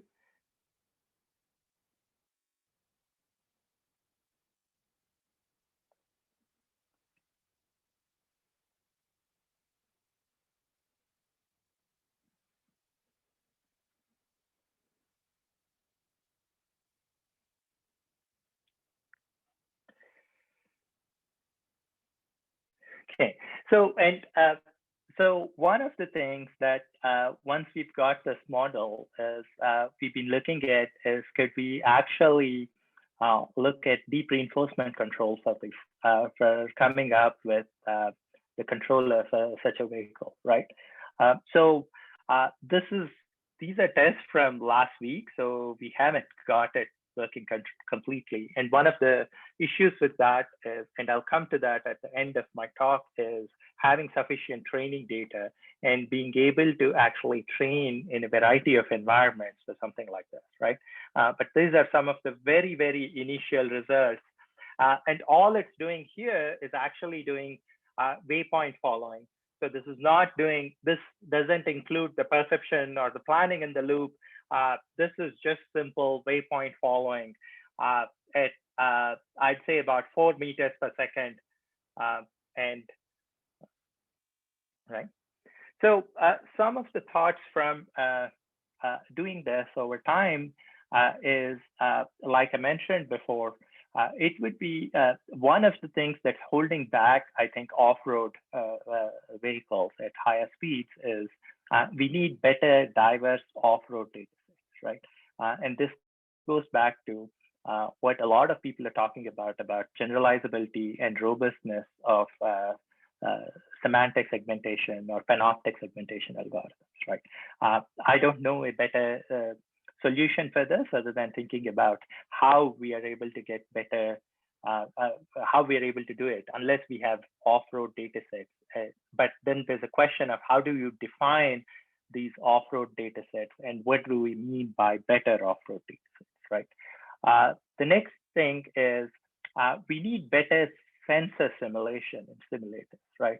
So if you take any of the recent on-road simulators, Carla, AirSim, there are other simulators. The LiDAR simulation in all of them is fairly bad.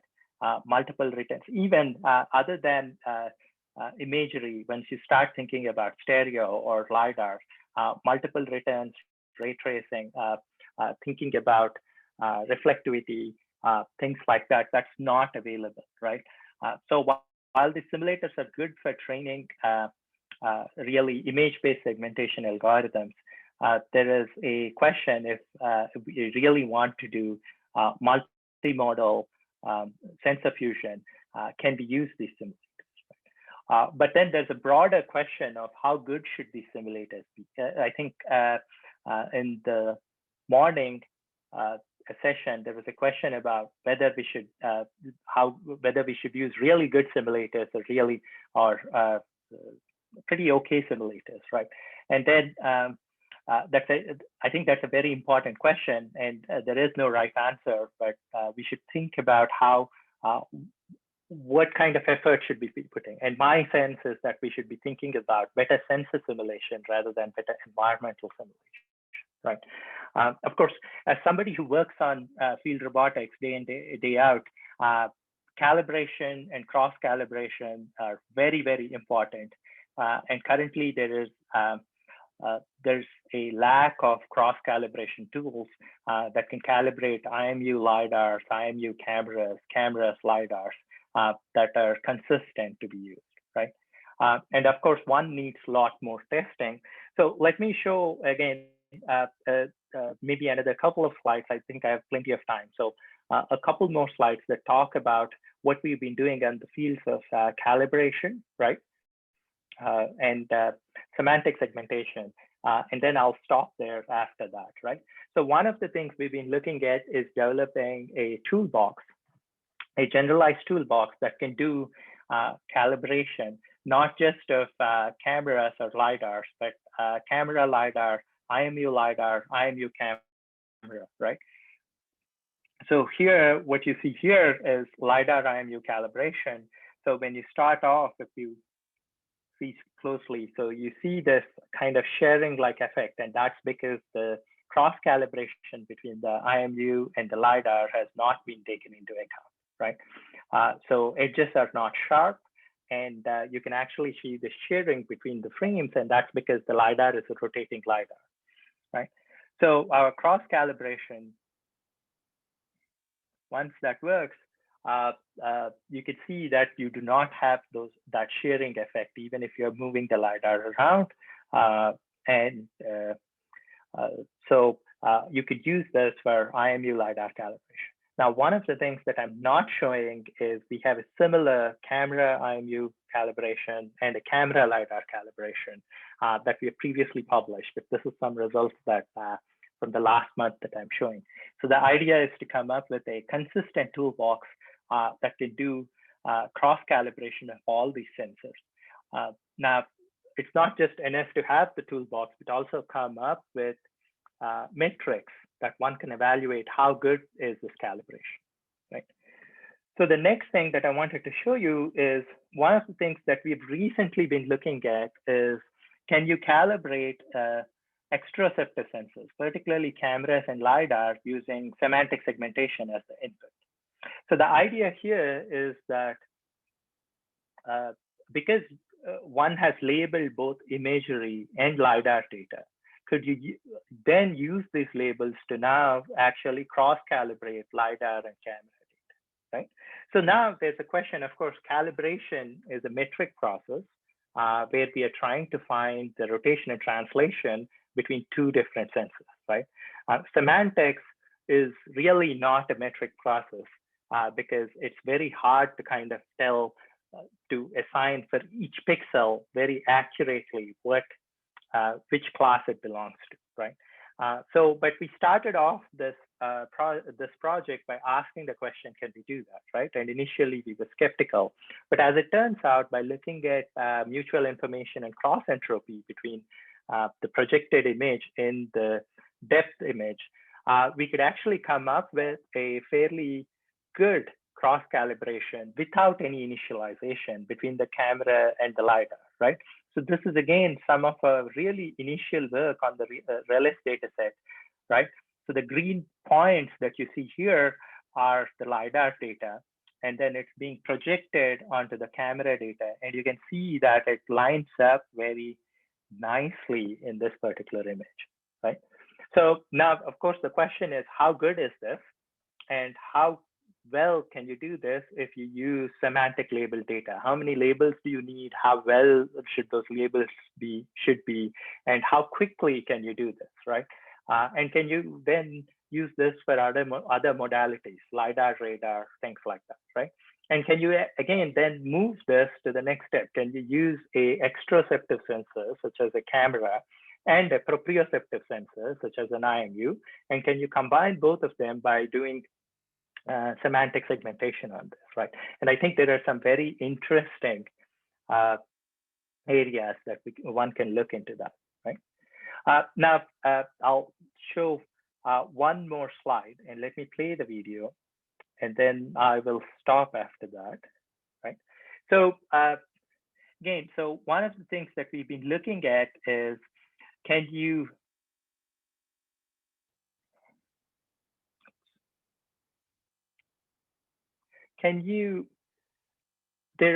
take data that is in one domain and then train a semantic segmentation or a LiDAR-based segmenter on that domain?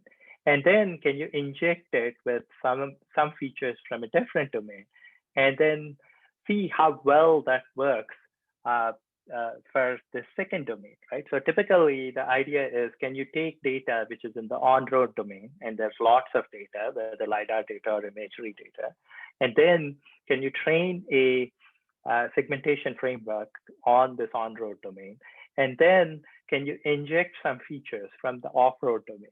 Once you've done that, now can you evaluate this on a third domain, right? Which you've not looked at. So what we've been doing that for is we've been testing it on our data set that we have collected it in RELIS, the semantic kitty data set that is available, but mostly on-road data set, and the semantic POSS data set, which is again available, but it's also again on-road data set, right? Oops.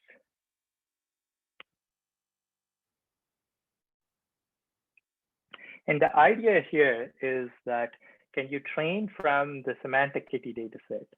And then can you inject some of the domain features from either the semantic, from the RELIS data set, and then can you test it actually in the semantic POSS data set, or vice versa, and see how well these things work, right? So can you look at this?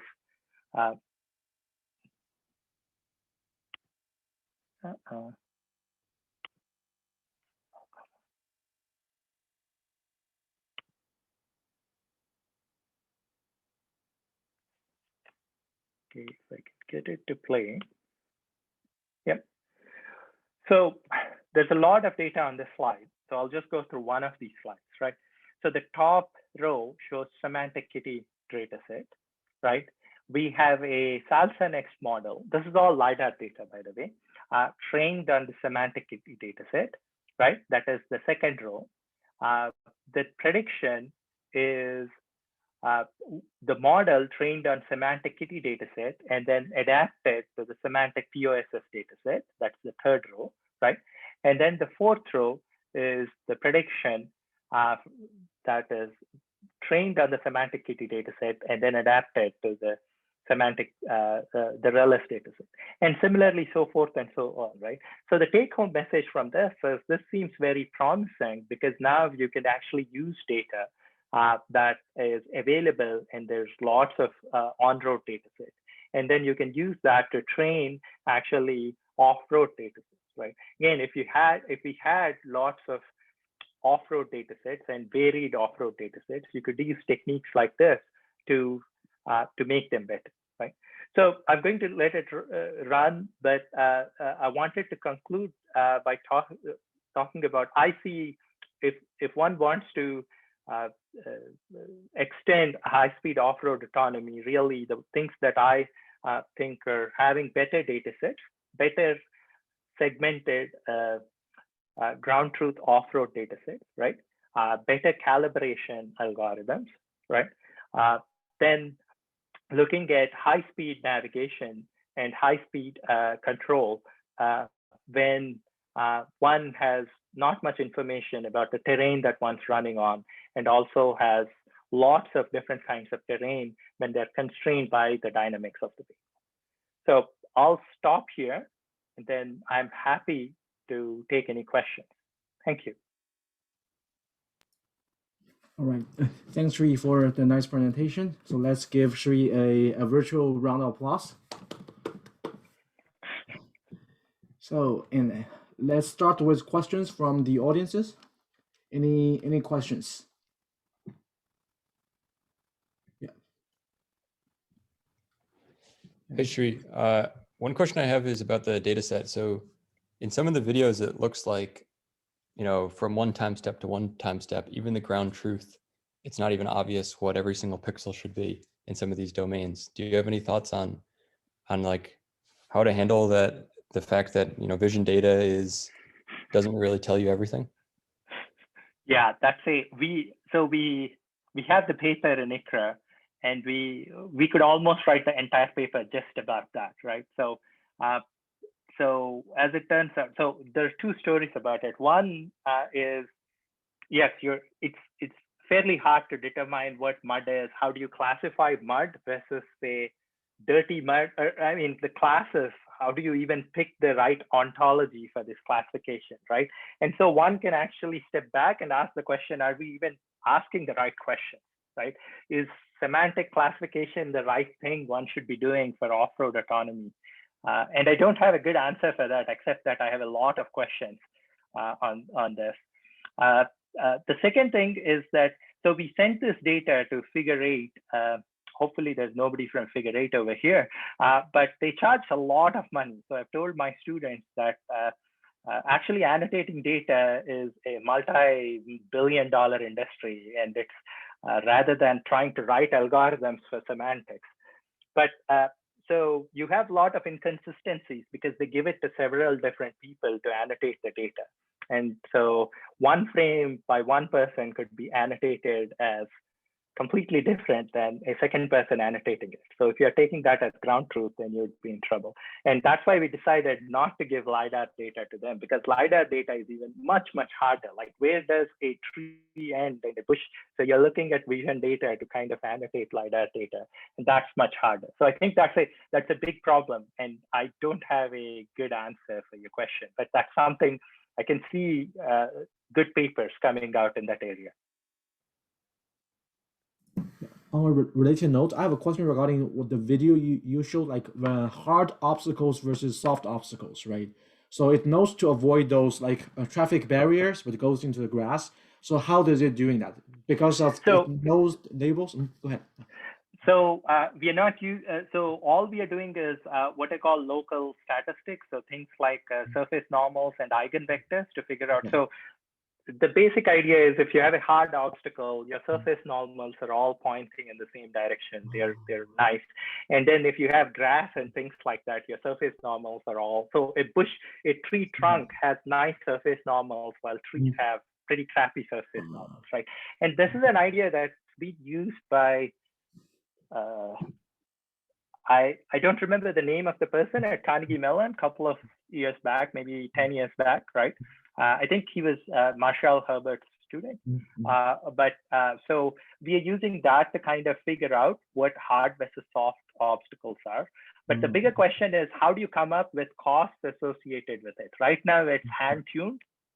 And we want to go from hand-tuned to probably coming up with some function to how do you get these costs. Now, of course, one way to do that is to look at learning, right? So, but then I think the right way is to use both physics and then learning together, because humans have a very good understanding of where to go. And I think, again, combining local statistics with learning will provide the right thing to do that, right? Particularly, again, if you're doing it at high speeds.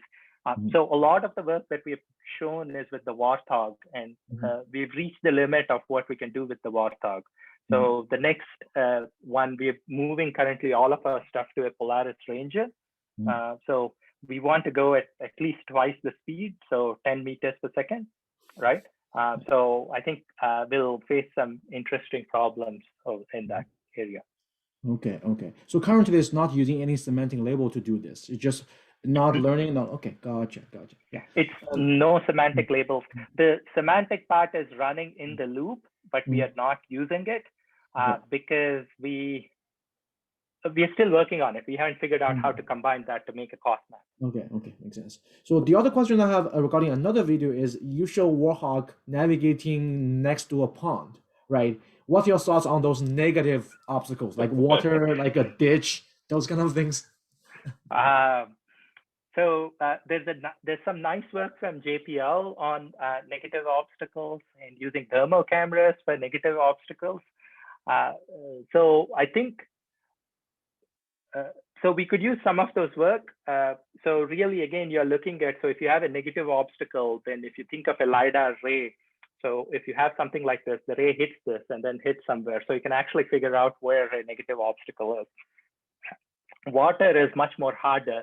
I think you have to use thermal. And that's the reason why I think the multimodal, so it's not that you can solve with a single sensor. It's not going to happen. You need multiple sensors, multiple wavelengths and to solve that.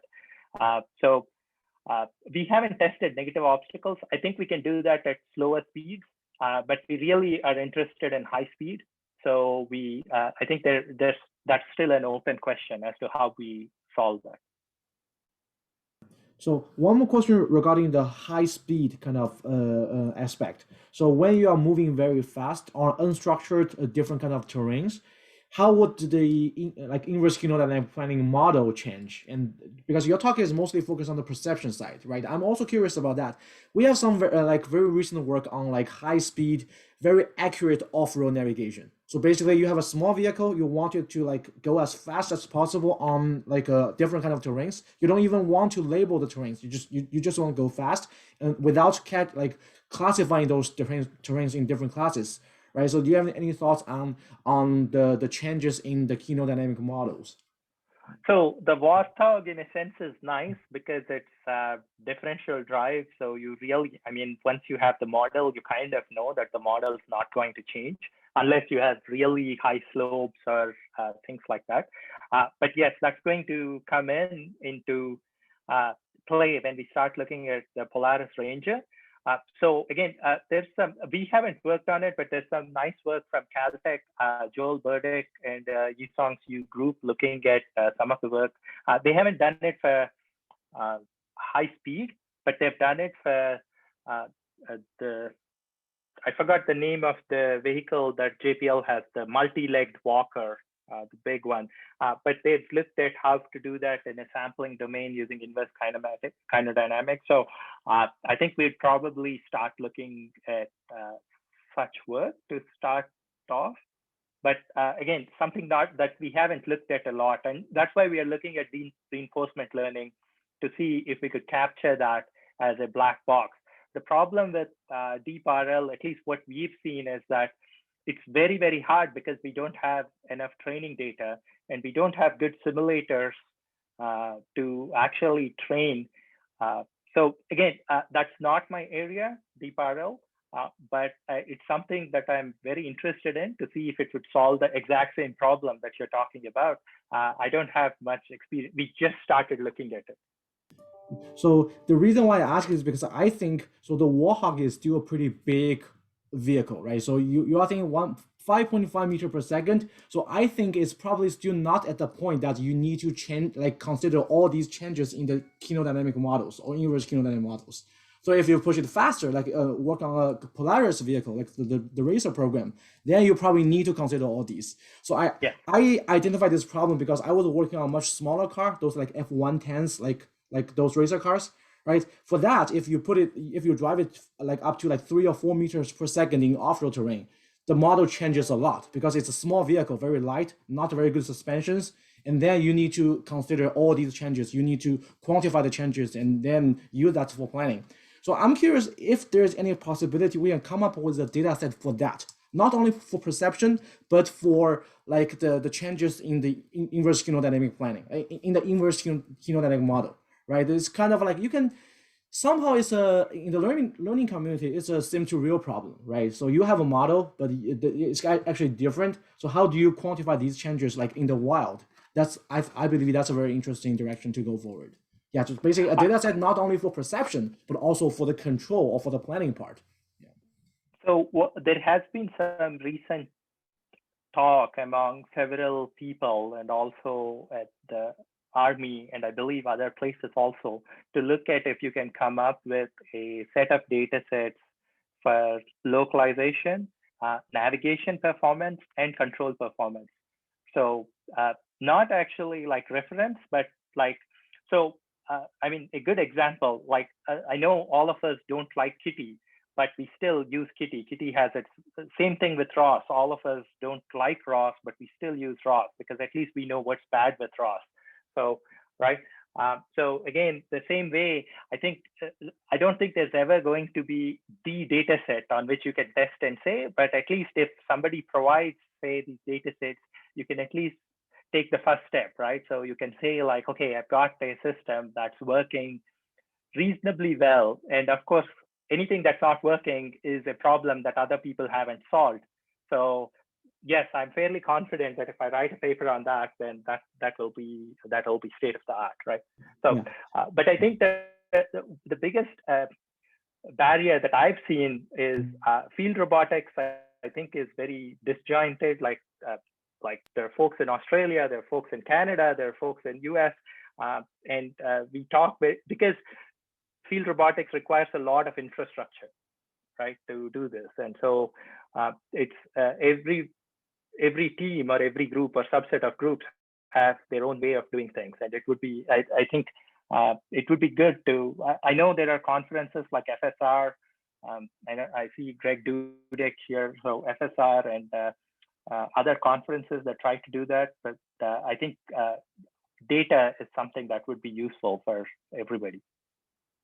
Yeah. So in addition to the Realis 3D data set, like currently you provide mostly perception, right? It will be very interesting if you can include all these motion control in there. And in addition to the motion control, also the ground truth, maybe GPS RTK or maybe motion capture, like outdoor motion capture systems. That would be very nice. You can, but so of course that will be. I don't think we can do. Yeah, I don't think we can do outdoor. I mean, we can do RTK. That's what you have to take. But yeah, we are definitely working on it. So I think we'll have a localization kind of with RTK very soon. We still haven't figured out how to do for control or for navigation, how to do that, right? I know you have a paper on navigation data sets, like, but right. So but from an outdoor perspective, how we do that, we haven't, we need some thinking about it. But I'm happy to talk to people right? And then collect data sets. I think once we collect something and then we publish it, put it out there, then we'll know what the problems are. Definitely. Yeah. I would be super interested to collect like a full suite data set with all the perception all the way to the low level controls, maybe even the motor commands, right? Plus all the ground truth data. Yeah. Any other questions from the audience?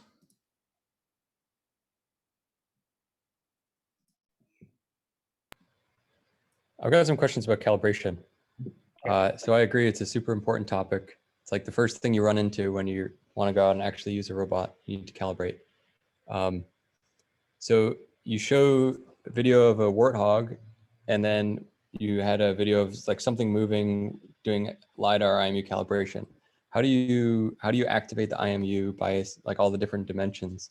So you can't on the warthog. So you take your sensor bar, you do the dance, like in the UAV world, we used to call it the magnetometer calibration dance, like previously with DJIs and things. Like maybe you're too young, but 10 years back, you used to kind of do this dance outside for calibrating magnetometers on a UAV. So I think for you basically need a sensor bar that you can take out and do the activate all 6 degrees of freedom on the IMU.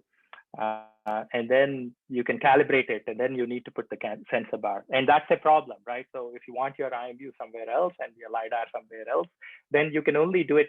The only thing I have come to the conclusion is to do it by association, like A, B, you calibrate A, B, you calibrate B, C, you calibrate C, D, then you know AD calibration. The problem we have faced is that really for anything to do with IMU cross calibration, the only available tool happens to be Caliber, and Caliber's not that great. I mean, it works for a subset of cases if you do it the way they want you to do it. But, I mean, it's an open source software, so it's great that they've provided it. But I think there's not many IMU camera calibrations and open source that you can use. And similarly, IMU LiDAR calibrations that you can use. There's enough camera LiDAR cross calibration tools that you can use, but nothing that does anything with IMU and LiDAR or IMU or camera that you can pick and say, okay, this is good, so I want to do something else, right? So that's not available. So then maybe a follow-up, more philosophical question is, do you think we need better calibration tools, or do you think we need better algorithms that don't need such good calibration? So this is me being a field roboticist. I think you need better calibration. I don't think if you want, unless you, and people who are probably machine learning, learning people will say no, because human, we don't look at calibration, but right. But from my perspective, I think you need better calibration too.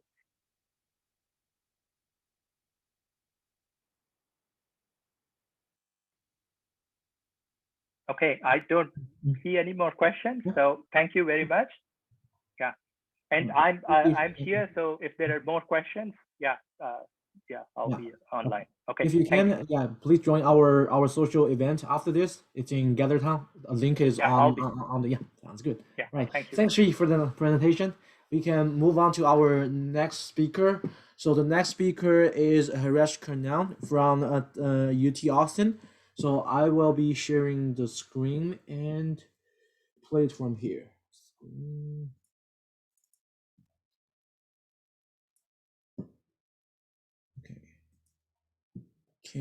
Hi everyone, I'm Haresh Karnan from the Learning Agents Research Group at UT Austin. And today I'm going to be presenting about my work, Visual Observation Only Imitation Learning for Autonomous Navigation, or in short, VOLA. This is joint work with Garrett Wonnell, Sweshu Chow, and Peter Stone. Let's get started. So today we'll be looking at this problem of end-to-end driving for autonomous navigation. End-to-end driving is this problem where we have this input stream of sensory informations that we feed to our deep neural network. And the deep neural network is trying to predict the low-level steering and throttle values for our vehicle to solve the task of navigation. And so here we look at two representative examples from the literature in the prior work where people have solved this problem using supervised learning. So here they've collected an expert human driver or a classical controller is used to collect demonstrations on the imitators platform, and so supervised learning is used to solve this problem of end-to-end navigation. But in our work, we asked the question, what if the demonstrator does not have access to the imitators platform? Can we do imitation learning using demonstrations from a physically different agent?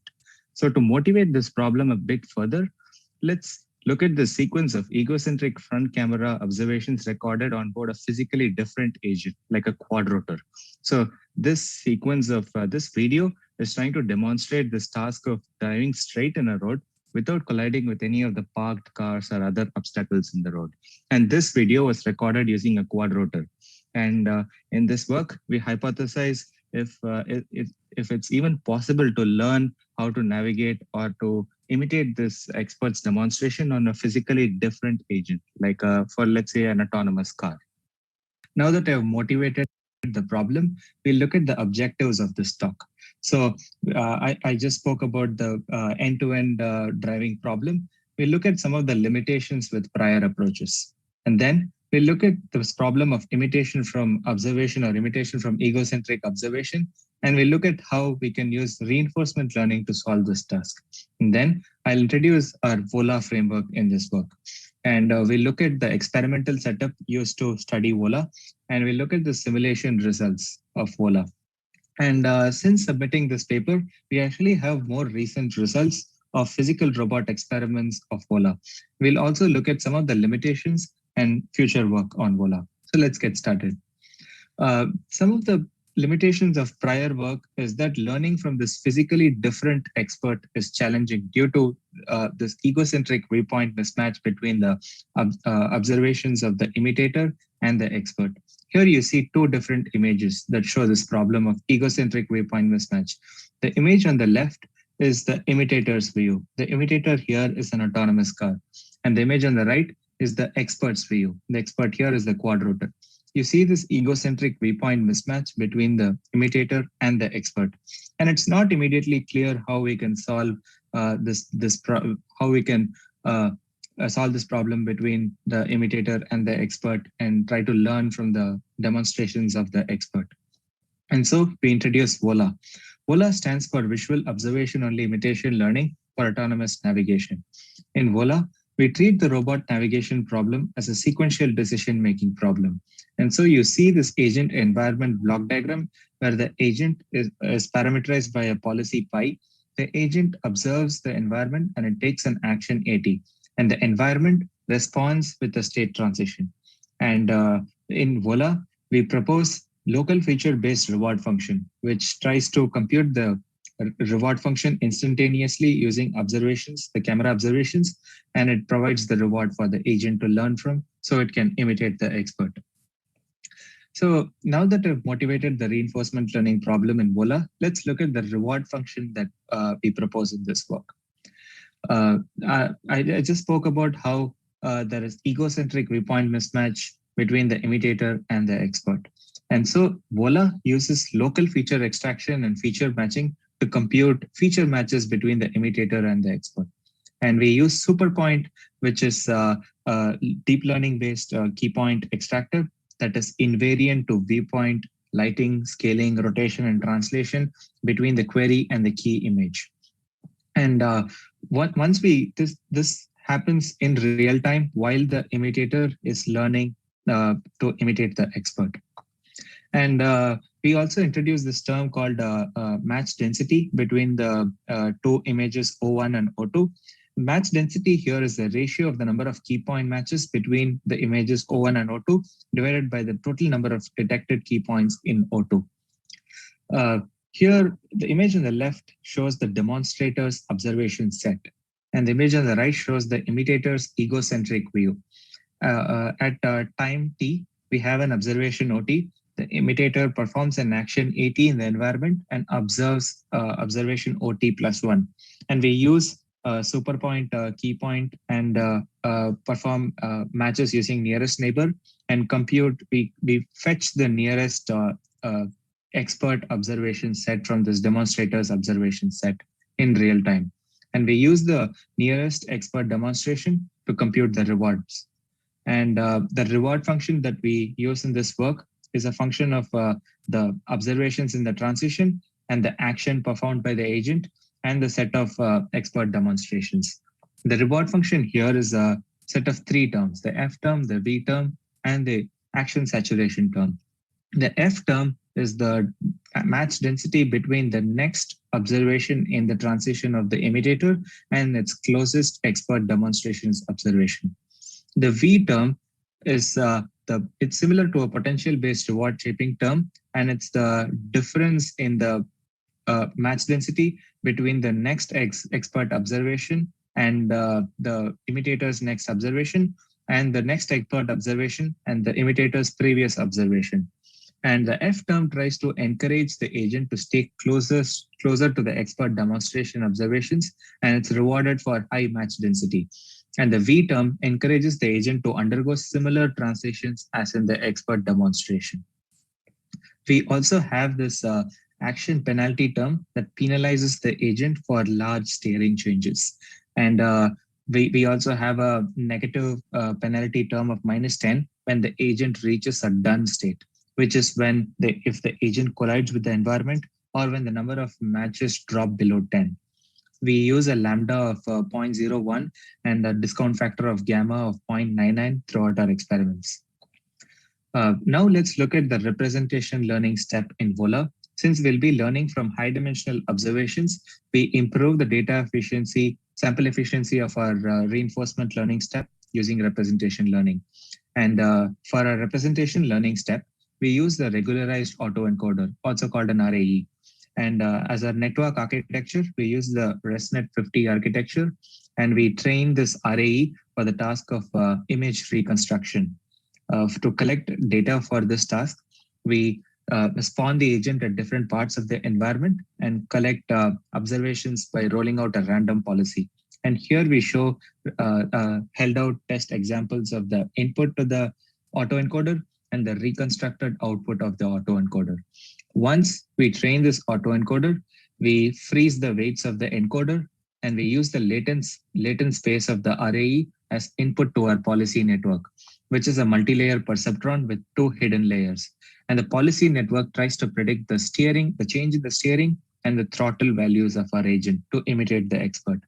And this diagram again shows the high-level block diagram of VOLA, where we have an imitator that is trying to imitate the expert, and the environment responds with a state transition, and our local feature-based reward function that we just proposed in VOLA, it's invariant to viewpoint mismatches between the imitator and the expert, and it instantaneously returns a reward that the imitator tries to maximize.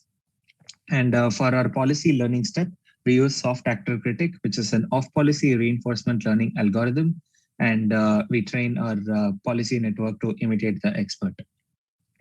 For our experimental setup, we perform our simulation studies on AirSim, which is a photorealistic simulation environment. We use a quadcopter in AirSim as the expert, and the imitator is an autonomous car. And here you see 12 different tracks on the overhead image of the neighborhood environment in AirSim. The tracks in green, track 1 and track 2, are used for training the VOLA agent to imitate the expert. And all the other tracks in red are used for evaluation. The agent never sees the tracks in red while training. Here we show the expert demonstrations that I collected on track 1 and 2 by navigating the quadrotor from start to end of the tracks. And the expert demonstration is demonstrating this task of driving straight in the road without colliding with any of the parked cars or other obstacles along the road. And the task objective here is to try to recover this expert demonstration on a physically different agent, an autonomous car. And we train the VOLA agent for 100,000 time steps on both training tracks 1 and 2. And here we see the policy being deployed back in the training environments 1 and 2 after learning. And here, these videos show that the agent is able to successfully navigate from start to end of the tracks without colliding with any of the parked obstacles, thereby imitating the expert. And here we ask the question, does optimizing the proposed reward function lead to good imitation learning performance? And these graphs answer this question. The graph on the left shows, at the top shows as the normalized return climbs up as we keep training in the environment, the normalized Hausdorff distance between the trajectories of the imitator and the expert in the ground plane, they go down to 0. The Hausdorff distance tries to compute the distance in metric space between two trajectories. And so as the Hausdorff distance decreases between the imitator's trajectory and the expert's trajectory, the agent is trying to imitate the expert closer and closer, or better and better. And we see that across both training tracks 1 and 2, optimizing this reward function, the agent is able to better imitate the expert demonstration. And now we deploy the learned policy in all the other unseen tracks. And here we show 4 different tracks that were never before seen by the agent while training, and we use it for evaluation only. And here we see that the agent is able to successfully navigate from start to end of the tracks without colliding with any of the parked cars or other obstacles along the road. We compare VOLA with a state-of-the-art IFO algorithm called GIFO, stands for Generative Adversarial Imitation from Observation. GIFO uses adversarial training to learn an imitative policy from observation-only demonstration, similar to VOLA. And the image in the left shows the performance of VOLA and GIFO when trained using expert demonstrations without waypoint mismatch. And we see that although GIFO is able to imitate the expert demonstration in training tracks 1 and 2, VOLA performs better than GIFO. And it's also able to generalize to other tracks better than GIFO. When we look at the result at the right, which shows the performance of GIFO and VOLA when trained using demonstrations with waypoint mismatch, we see that GIFO is not able to solve the task or imitate the expert demonstration with waypoint mismatch, whereas VOLA is able to successfully imitate the expert demonstrations even in the presence of waypoint mismatch. Now that we have looked at the results in the paper, let's look at some more recent results. We'll now look at some physical robot experiments of VOLA, which answer the question, how does VOLA work in the real world? For our environment in the real world, we use the 3rd floor of Gates-Dell complex in the CS department at UT Austin. And this image shows an occupancy grid map of the 3rd floor of GDC. And this shows a rectangular hallway. And for our evaluative task, we pick patrolling the hallway clockwise, which is the agent starts at the start state and it patrols around this rectangular hallway clockwise. For our expert demonstration, I walk around this rectangular hallway with my mobile phone camera, and I collect this navigation demonstration of patrolling around this hallway without colliding with any of the parked without any of the static objects in the scene. And the objective here is to imitate or recover this demonstrator policy on the imitator's platform. And as our imitator, we use the Jackal mobile robot. Notice here that the onboard robot camera is at 0.8 feet from the ground on the robot. And whereas in the expert demonstration, the camera is physically held by me at around 4 feet above the ground, which introduces the egocentric waypoint mismatch between the imitator and the expert. VOLA training episode consists of the robot starting at the start state and exploring in the environment until it reaches the done state. Done state is when the robot collides with the environment or when the number of matches drop below 10 between the imitator and the closest expert observation. The VOLA agent is trained for 90 experiment minutes, which is about 120 episodes. Here we show that the VOLA agent, after training for 90 minutes using demonstrations with waypoint mismatch, is able to successfully imitate the expert and navigate around this rectangular hallway without colliding with any of the obstacles in the environment. The image on the right shows the trajectories of the expert and the trajectory traced by VOLA And we see that the trajectory traced by Vola closely imitates that of the expert in the training environment. We also perform experiments using expert demonstration without viewpoint mismatch. And we see that Vola is able to imitate such expert demonstrations. Here we compare Vola with a random policy which collides with the environment, and also a suboptimal policy which travels around the zigzag road as shown in the environment here. Another interesting thing about Vola to note is that although the reward function requires the camera observations or the camera images to compute the reward, the input state representation need not be visual representations of the scene. It can also be a different sensor modality. Or for example, here we show LiDAR as one of the state representations of Vola. And we have results here to show that Vola with LiDAR closely imitates the expert, and it's able to navigate around the environment in a clockwise direction without colliding with the environment. Now we ask the interesting question, how does Vola generalize to unseen situations in the real world? So we'll answer the questions, what does and does not break Vola? So first, let's answer the question, what does not break Vola? To answer this question, we introduce the perturbed environment, where we perturb the positions of objects like trash cans, whiteboards, chairs, and doors in the environment. And we deploy the learned agent in this perturbed environment. And we show that the agent is successfully able to navigate around the hallway, even in this new environment, and it's able to take turns and drive straight at appropriate places, which shows that Vola is able to successfully generalize in such cases. And now that we have seen a successful generalization case, we'll try to answer the question, what does break Vola? And to answer this question, we deploy the policy in a new unseen floor with major visual and structural changes. So for example, here, although the agent is able to successfully navigate for much of the trajectory, we see here that the Vola agent is not able to generalize in this part of the environment, which has major structural changes. Here there are chairs in the environment, whereas in the training environment, there were no chairs and there was a robot lab in the environment. And again, here we see that the agent fails a generalization, which is when there is a dimly lit hallway, which is never seen in the training environment. And this is an example of what does break Vola. And this calls for better state representations in the policy as the input to the policy, which helps us to generalize to never before seen environments. And that brings me to the end of this talk.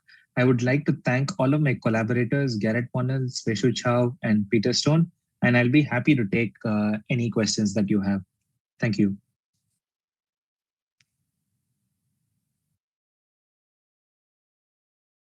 All right, thanks Harish for the presentation. A round of virtual applause. So any questions from the audience?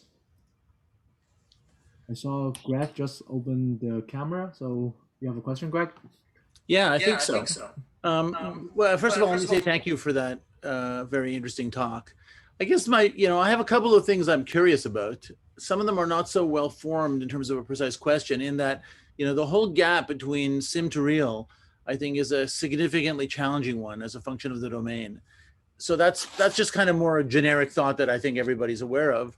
I guess a specific thing I worry about is the idea of compensating for this change in observer position and in the behavior of the system is probably made more difficult because you're going directly from pixels to policies, which is of course super fashionable these days.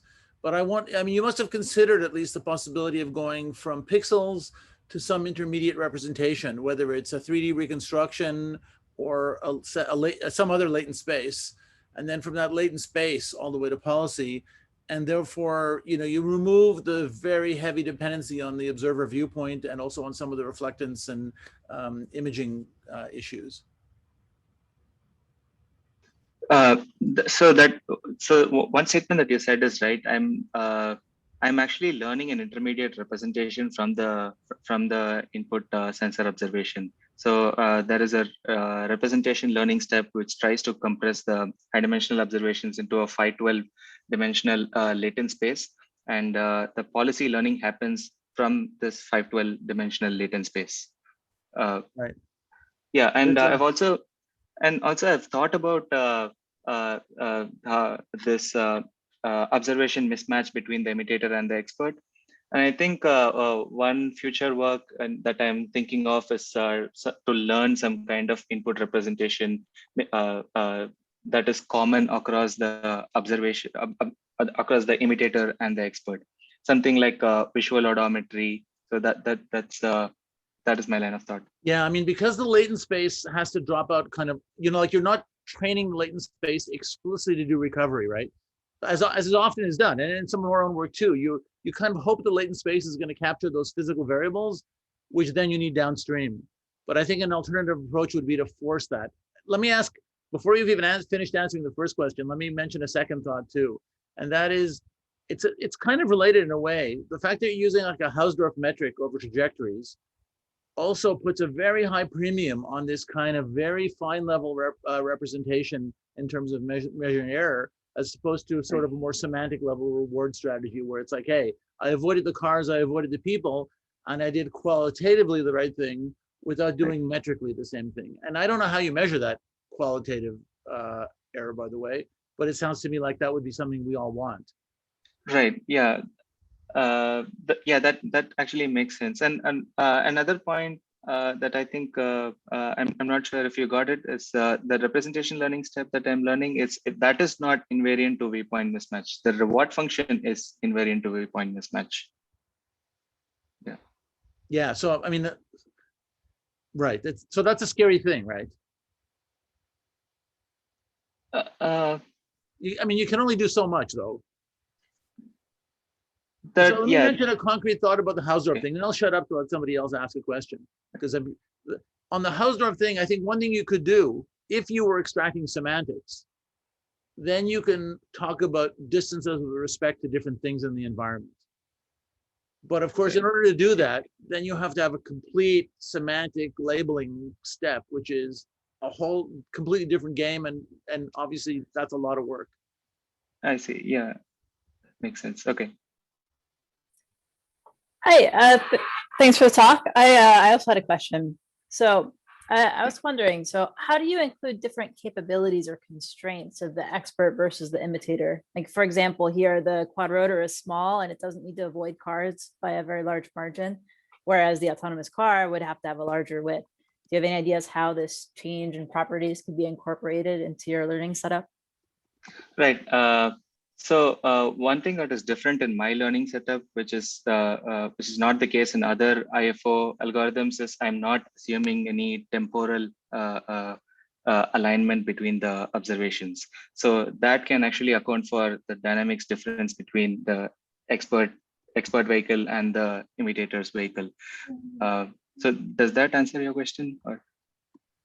I don't think it's just, I mean, just temporal alignment wouldn't necessarily help this. It's more like the expert demonstrations are maybe expert demonstrations for the expert's, robot configuration, but it wouldn't be an expert demonstration for the imitator's configuration. I see. So, you're imagining a case where the expert can demonstrate the task, but the imitator vehicle would not be able to imitate the expert. Yeah, I guess one trivial example is if the expert is going through a very narrow gap, but the imitator is a big vehicle, it can never even go through this gap. Right? I guess the answer to that is through try and error, you will know you cannot do that because you will collide. Then you cannot do this task. Right? Yeah. But Laura, is that your question? If it's because okay. That was a good example. Yeah, exactly. Yeah. Okay. So I currently in this framework it cannot account for that, but I've not thought about a case where the imitator cannot imitate the expert demonstration. I'm only considering cases where here the the expert can easily demonstrate the task, and the imitator can imitate that expert demonstration. Okay, great. Thank you. Thank you for the great talk. I have a question about how you handle any sort of, if you handle any sort of goal conditioning in your policy, because from what I saw, you just take a bunch of expert demonstrations and imitate directly on them, and it seems the robot gets an understanding of, yeah, I'm supposed to do this clockwise rotation. Is that just a consequence of you limiting the action space and the demonstration, or do you have some sort of goal conditioning telling the robot, I need to go there and learn that? Yeah, that's a good question. Currently, in this work, it's not learning a goal conditioned policy. Although you can, if you like, I don't see why you can't extend this work in the state representation to include a goal state and show expert demonstrations with a goal in it. So that I think it is possible, and with the reward function also, it is possible. Okay. Another question I have, I have many questions. I work in a very basic thing, but I'll limit myself in the interest of time. Another question I have is, do you have any sort of explanation as to why? Because I know GAIFO is a very state-of-the-art, very good imitation learning platform. Do you have any intuition as to why GAIFO seems to fail so badly, and then your method does so well? Yes. So GAIFO, in GAIFO, the reward function is learned. GAIFO has a discriminator which is trying to classify which observation came from the expert and which came from the imitator. So when there is egocentric waypoint mismatch between the expert and the imitator, I think that the classifier is going to learn the differences, the waypoint mismatch, instead of the underlying task that the expert is trying to demonstrate. So there can be parts of the scene which the imitator can't see, but the expert is able to see, and maybe the classifier is learning that instead. And so that's why I think GAIFO fails. And when you remove this waypoint mismatch, GAIFO is able to solve the task just like expected. But when there is this observation mismatch, it's not able to learn. I see. And about the waypoint mismatch, this is my final question. I'll limit myself to this. Is it seems your demonstrations, even though they have a waypoint mismatch, and I agree 100% that the waypoint mismatch is a significant challenge. It seems still they're not completely different. They're not very highly different from the waypoint mismatch is similar. So I don't know if I understood correctly what in your presentation, but when you presented results with no waypoint mismatch, does that mean that you ran the sort of the algorithm without using the waypoint matching?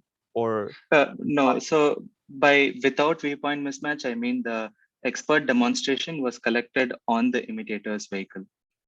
So that's why there is no viewpoint mismatch. So the sensors used, the camera sensors used by the expert and the imitator are the same. It's the same platform, and the width and height of the images are all the same.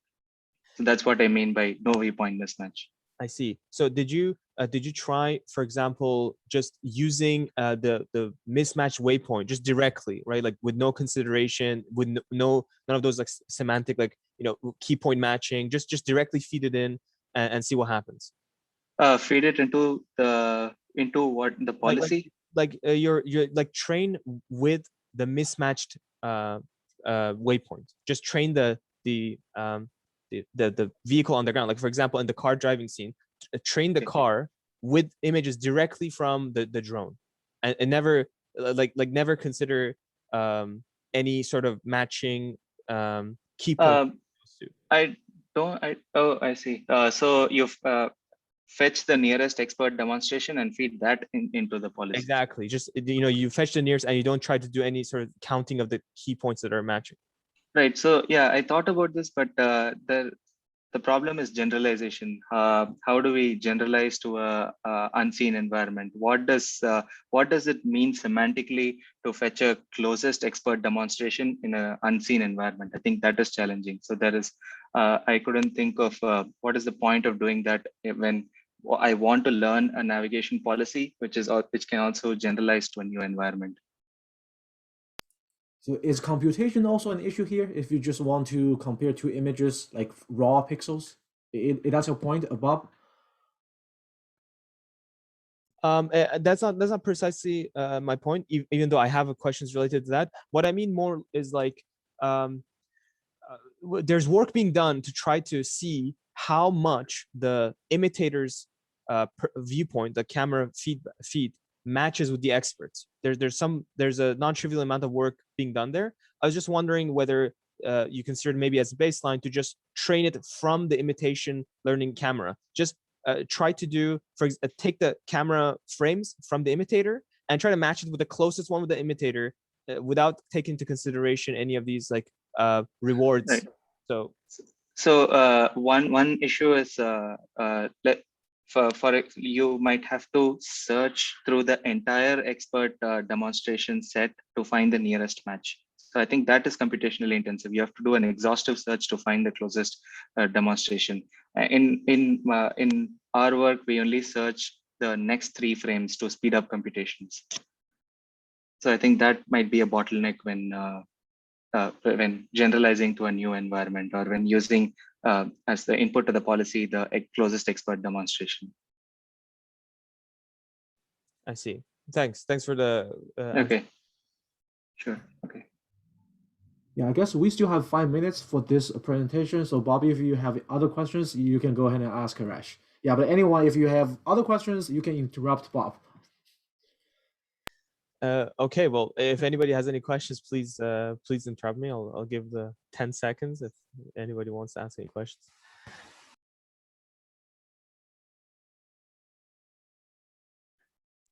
Well, I guess the field's all mine. So one thing that immediately comes to my mind is, did you try, and what do you think about just trying to use like computer vision techniques like homographies, perspective transformations to just directly try to translate the image from the expert to the imitator? That seems to me like a just directly just translate that. This is probably done in like visual odometry and all that stuff. So why not do that? We can do that, but I don't understand why do we want to do that? Why do we want to feed the expert's demonstration when we have access to the imitator's observation?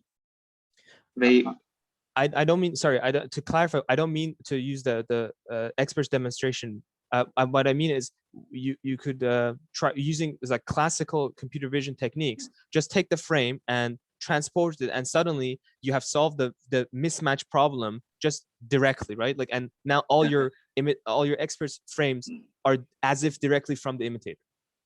Right. So I don't think that is that straightforward, because you're assuming that the image is I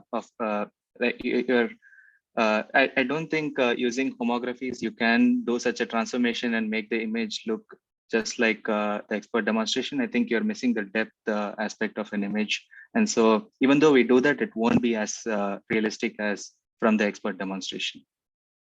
So Harish, you do not assume the 2 cameras are the same, right? It could be a different camera. Yeah, I don't That's assume. probably why you cannot just directly. Yeah, there can also be other visual artifacts like the barrel effect, or for example. Yeah, but I guess if you know the intrinsic matrix of the camera, you probably can try to come up with this, the transformation between these 2 camera frames, and then do it from there. Right. So even if we did do that, I don't think we can make the image look the same between the 2 cameras. There will be some kind of warp because we are assuming we're not assuming depth. We don't have access to the depth information, so we can't do that. Yeah, the underlying assumption there is that the target's planar in a homography, right? So if you have 3-dimensional data, it's not going to translate to the second viewpoint in the same way. It'll stretch it out. Right.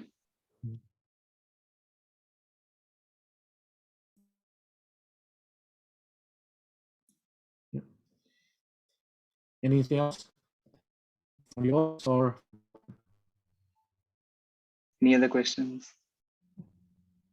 Yeah, if that's it, we can also, we are just about on schedule. We can move on to our next talk. And next talk, thanks, Harish.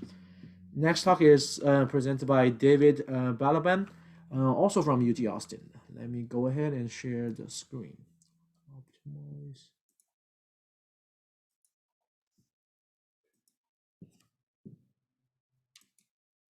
Hello, and thank you for coming. I'm David Balaban.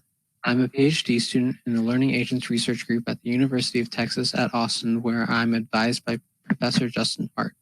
Today, I'll be presenting our work on placard discovery for semantic mapping. I'd also like to give credit to my co-authors Harsha Jagannathan and Henry Liu for their contributions to this research. This work is part of the Building-Wide Intelligence Project at UT Austin.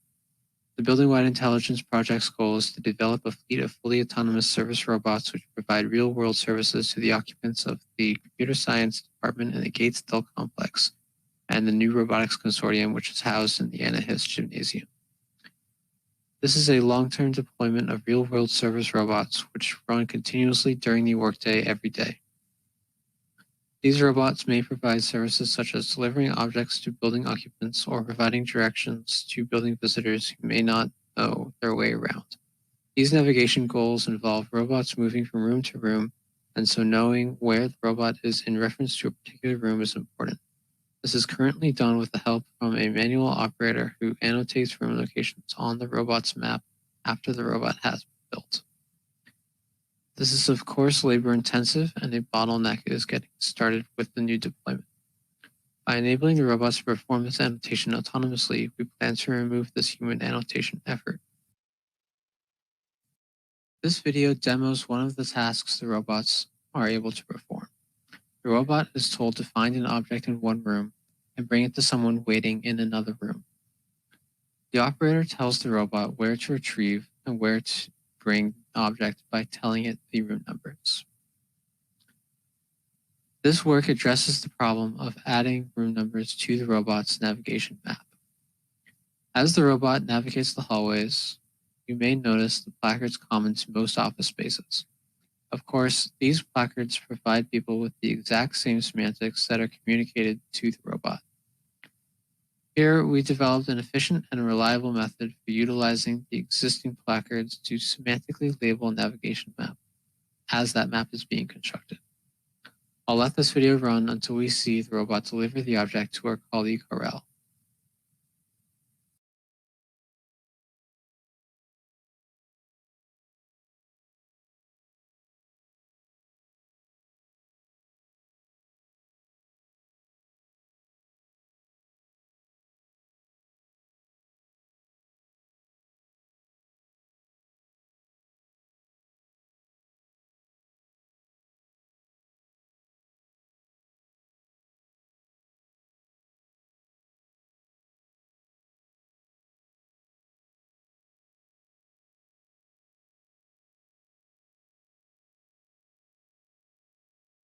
This image shows an example of a typical navigation map used by the robot in the previous video. Such maps are usually generated through simultaneous localization and mapping, or SLAM procedures. The map denotes occupied space shown in black in the image. Of course, the function of this map is to enable the robot to navigate between two geometric poses in this space, but we need the robot to move from room to room. To accomplish this, we add annotations of locations corresponding to rooms. The robots in the BWI fleet use a package called BWI KR execution, which enable the robots to perform task-level planning in a language called Klingo. The BWI software stack includes a logical navigation service. When the robot executes this logically constructed plan, the atoms representing rooms are translated to poses on the robot's navigation. The robot can then navigate to these locations. These atoms correspond to map landmarks. The examples on the right are atoms that correspond to labeled room numbers, which is our present concern. Such semantics are often added by hand. For our purposes, we will treat semantic mapping as a problem of adding these sorts of landmarks to a navigation. In this screenshot of the video we saw earlier, I have highlighted a placard decorating the wall. These placards and ones like it are common in office spaces around the world and serve to guide people. We can use these placards to easily generate landmarks for semantic mapping. Pose registration for integrated semantic mapping, or PRISM, was developed in our laboratory to register sign locations into a robot's mapping software as landmarks for room locations. The original work identifies 4 steps to do so: sign detection, pose estimation, text extraction, and sample aggregation. During sign detection, a human guides the robot while it performs SLAM and notifies the robot when a placard is in the scene. Knowing that the room signs are all planar targets and knowing that they are all rectangular, we can use quadrilaterals to localize them. We perform polygon fitting, quadrilateral detection, and corner extraction to identify landmarks on the signs for the next step. Because the placards are a highly standardized object, we know the precise dimensions a priori. This fact means that we can estimate the pose of a placard with respect to the camera frame given the corner points. We do so by computing the homography between the image placard and the model placard stored in the robot's memory. Once the placard has been positioned, the placard text is read with Tesseract OCR. Then the position is refined using an average over the last several frames. This video demonstrates the steps that I just described. Just out of frame is an operator controlling the robot and navigating it through the office space. The operator directs the robot to place a placard and tells the robot to run the registration process. Our work automates this process so that the robot need not have such a driver. In a moment, you should see it do so. So this is the placard from the perspective of the robot. And this is the robot placing the placard onto the map. And there's the placard. Here we consider 2 processes which can build a semantic map including room placards without a human operator. The first we call wall scanning discovery, which builds a SLAM map and then scans all the walls. The second we call interruptible frontier exploration, which performs autonomous frontier exploration and pauses to observe placards when they come into view. Wall scan discovery is inspired by previous work by Case et al., which also tackled the problem of mapping wall placards. As stated before, a SLAM map must be built beforehand. Then the walls on such a map are identified and waypoints are placed along them. The robot visits each waypoint and scans the adjacent wall for placards, registering them when detected. The waypoints are selected in 4 steps: performing a canny edge detection on the occupation map, applying a Huff transform to identify line segments, translating those segments away from the detected walls, and evenly spacing the waypoints along each segment. I will now walk through the waypoint selections starting from this view of the map. Here are the edges returned by the canny edge detector. Here are the line segments found by the Huff transformation. This image shows the line segments at viewing distance from the walls. This image shows how the waypoints are spaced along each segment. Waypoints are indicated by dashed marks. Frontier exploration is an algorithm commonly used for autonomous exploration during SLAM. It acts on an occupation grid, labeling each cell as either unexplored, free, or occupied. Frontier cells are defined as free cells that are adjacent to unexplored terrain. The robot repeatedly travels to the nearest frontier cell until there are none left, indicating that there are no more reachable unexplored spaces. This work introduces the interruptible frontier exploration procedure. In this variant, while running frontier exploration, the robot scans for placards with an object detector. We call this passive scanning. For our object detector, we fine-tuned YOLO v2 to identify placards. When a placard is seen by the passive scan, exploration is interrupted and the robot drives over to the placard to get a better view. When the robot drives up to the placard, it moves until it is at an optimal viewing distance, as shown here. The placard's pose is then registered and the text on the placard is extracted and recorded.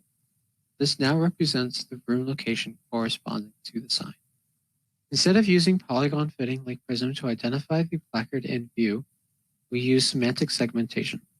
Semantic segmentation labels each pixel in binary classification, placard or non-placard. From there, we take the edges of the placard, generate candidate fit lines, and identify the best lines with k-means clustering. Given the 4 best lines, the remaining registration closely follows the Prism method. I will now walk through this process, starting with the image from the viewing distance taken in the simulation. This is the result of the semantic segmentation. White pixels indicate the presence of a placard in the previous image frame. This is the result of the canny edge detection. The placard edge is again indicated in white. We extract the image patch around the edge contour to handle cases where multiple placards are visible. The lines drawn are the result of a Huff transform, with candidate lines matched to the identified edges. The best fits are estimated with k-means clustering with k equals 4, resulting in a quadrilateral. The corners of this quadrilateral are used to estimate placard pose in the same way as prism. Here's how the corner points appear on the original edge plot. Here are the hardware specs for what we ran in simulation. An Intel Core i7 9700K CPU at 3.6 GHz. For the GPU, we used an NVIDIA Corporation GeForce RTX 2080 Super, and this was running on a computer with 16 GB of memory. We implemented a simulation of the floor on which our laboratory is situated, gazebo to train the test system. Due to COVID-19, we were unable to perform testing in the actual laboratory, though as COVID restrictions have been loosened, we are in the process of performing that testing. This image shows the simulated environment with some arbitrary objects and figures placed for clutter. I will now go through some experimental results we observed. Firstly, wall scanning is significantly slower than interruptible frontier exploration. While wall scanning takes about 8 hours on average to finish, interruptible frontier exploration only requires 1. This is because of the extra time spent scanning empty walls and the need to traverse the environment twice. Interruptible frontier exploration also has a better true positive rate. That is, it more consistently finds the placards in the environment. It also does this with fewer false positives, or fewer falsely identified placards. When a true positive placard is seen, reading errors during text extraction happen about as often in each case. Finally, interruptible frontier exploration has a better positioning accuracy compared to wall scanning discovery. Thank you for watching this presentation. If you'd like to follow up, please email me at dbalaban@cs.uxis.edu. And if you're here with us at the IEEE Spring Symposium, I will now open the floor to questions.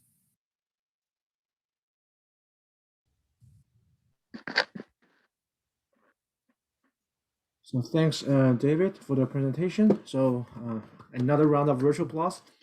So any questions from the audience?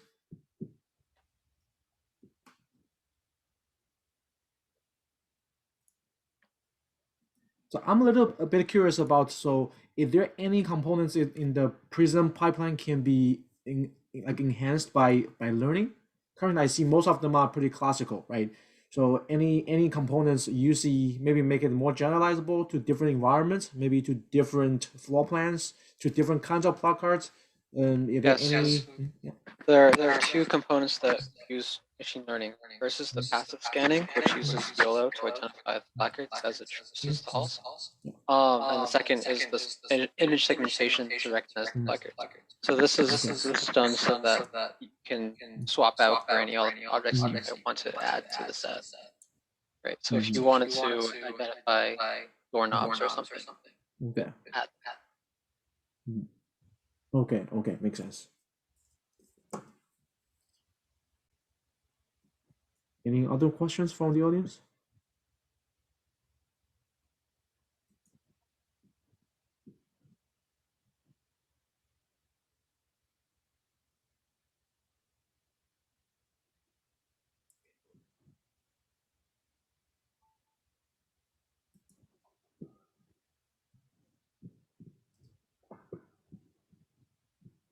If not, we can also move on to our, we are ahead of schedule, but like feel free to email the author or leave the question in the chat if you want to ask any questions.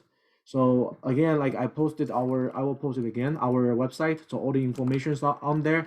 So We will also host the social event right after our discussions today. So in the Gather Town, the link is also on the website. So looking forward to seeing you there. So the next item on the agenda is another industrial spotlight, because I didn't see anyone from Hebe. If there's anyone from Hebe Robotics, please let me know, because we are ahead of schedule. Maybe they are not here yet. Anyone on the call is with Hebe Robotics? Yeah, if that's the case, we can also probably take a 15 minutes break. It has been a pretty long session. We can reconvene in 15 minutes at 3:15. That's when Hebe will tell us about their modular robots, which you can deploy in the wild. Anything you want to add, Greg? No, I don't think so. Sounds good.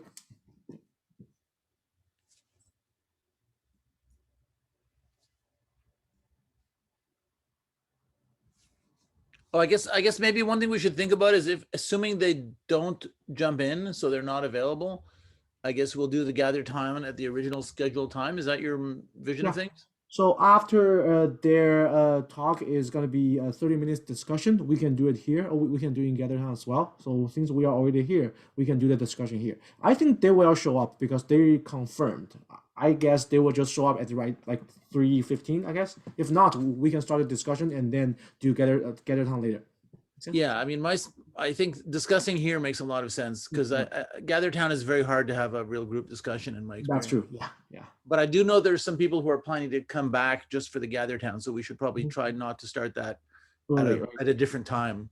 Yeah. Makes sense. Yeah. Sounds good. Okay, see you in a bit.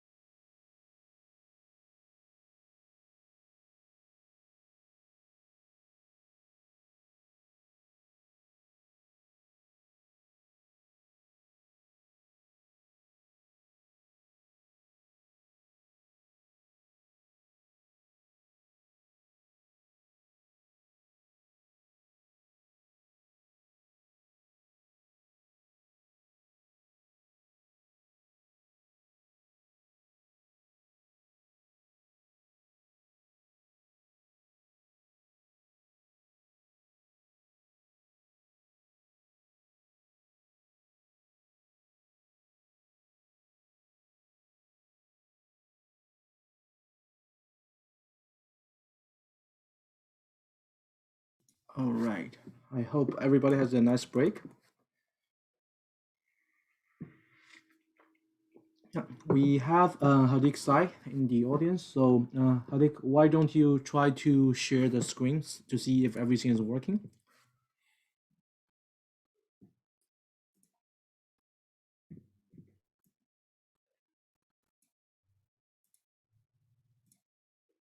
Hi, I might need to rejoin really quick to make sure my screen shares, so I'll be right back.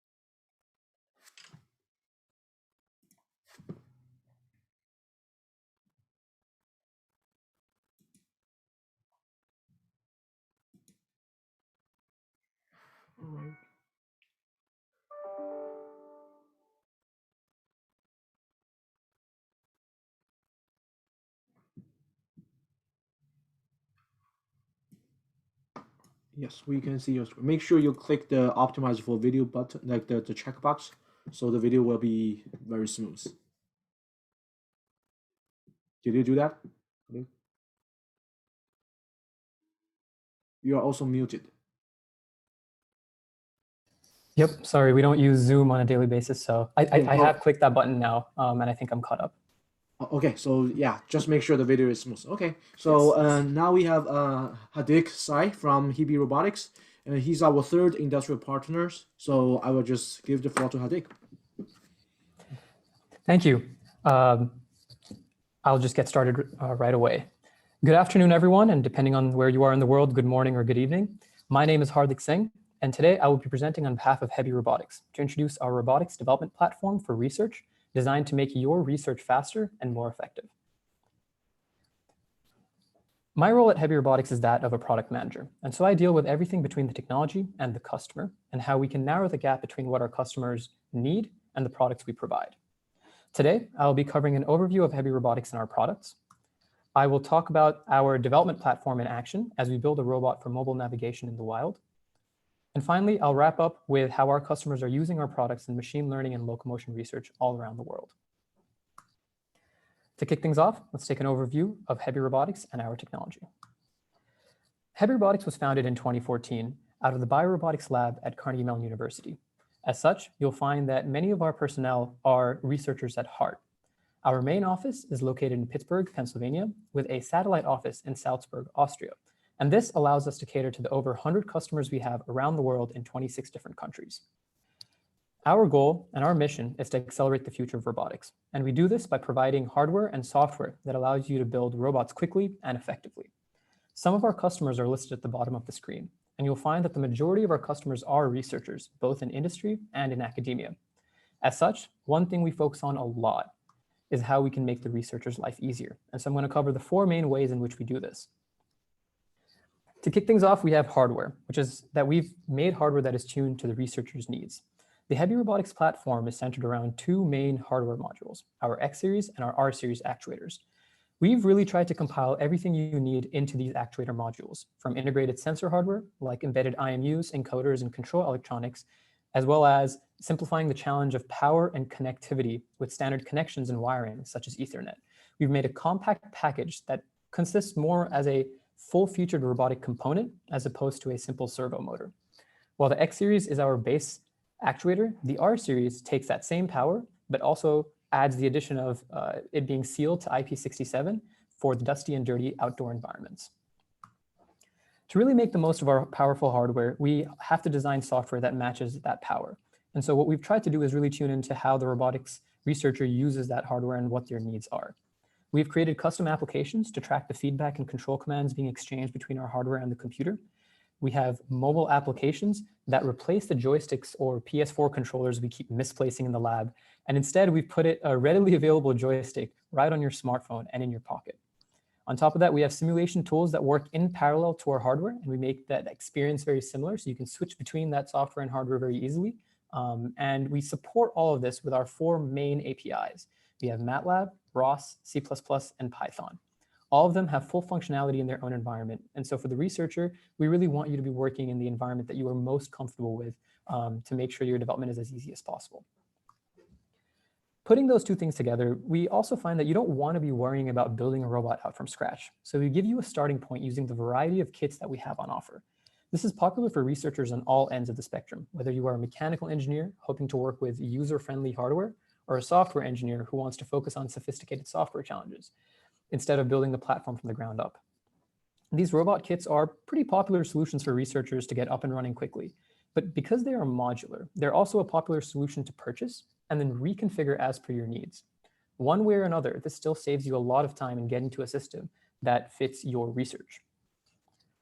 To tie it all together, we have a wealth of documentation to make sure you can maximize your use of our tools. We have a documentation page that you can check out right now, as well as a YouTube page with videos of our demos, GitHub. We host webinars every so often. And not only does this documentation cover all aspects of our platform, in addition to that, we are building a heavy community of researchers and developers around the world who can share their work and collaborate to accelerate their speed of research and development. And so putting this all together, we really have a comprehensive platform designed to make research easier and accelerate that speed of research.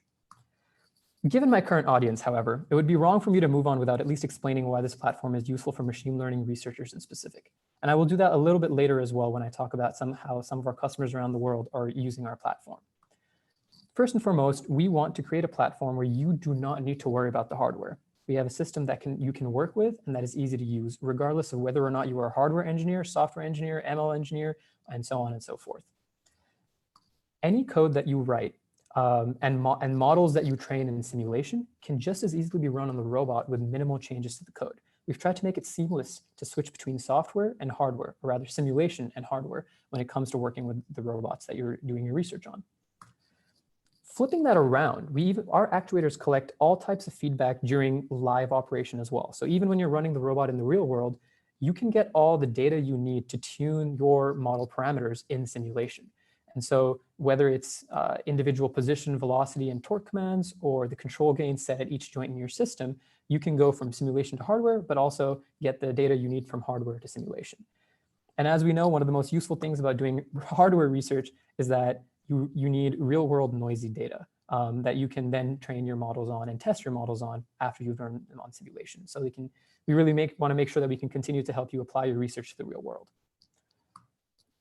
Shifting gears a little bit, let's take a look at what that platform is like in action. More specifically on a recent project Hebi had in which we built a robot for navigation in the wild.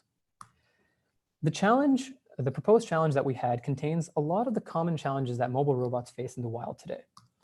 In this case, it was landslide search and rescue, but the focus was on slopes with rocky and unequal terrain, such as what is pictured on the right side of the slide. This meant that we had large, non-uniform obstacles. We were dealing with an outdoor environment with unequal stairs and inclines to climb. And these inclines and slopes could get pretty steep, in some cases up to 75 degrees of slope. On top of all this, we also had to carry a payload of sensors to map the area, and we had to facilitate remote teleoperation and manipulation. This in general is a pretty hard challenge. And to summarize that, we have a difficult terrain where even the most sophisticated robots struggled. In fact, the customer that we were working with wasn't able to find an off-the-shelf solution that worked for them after having tried a few of those solutions. And that's when they approached us, because what we can do is that in the space of just 6 weeks, we can put together a robot in a whole new form factor. And these tools are not just for us, but also for all our customers in our platform as a whole.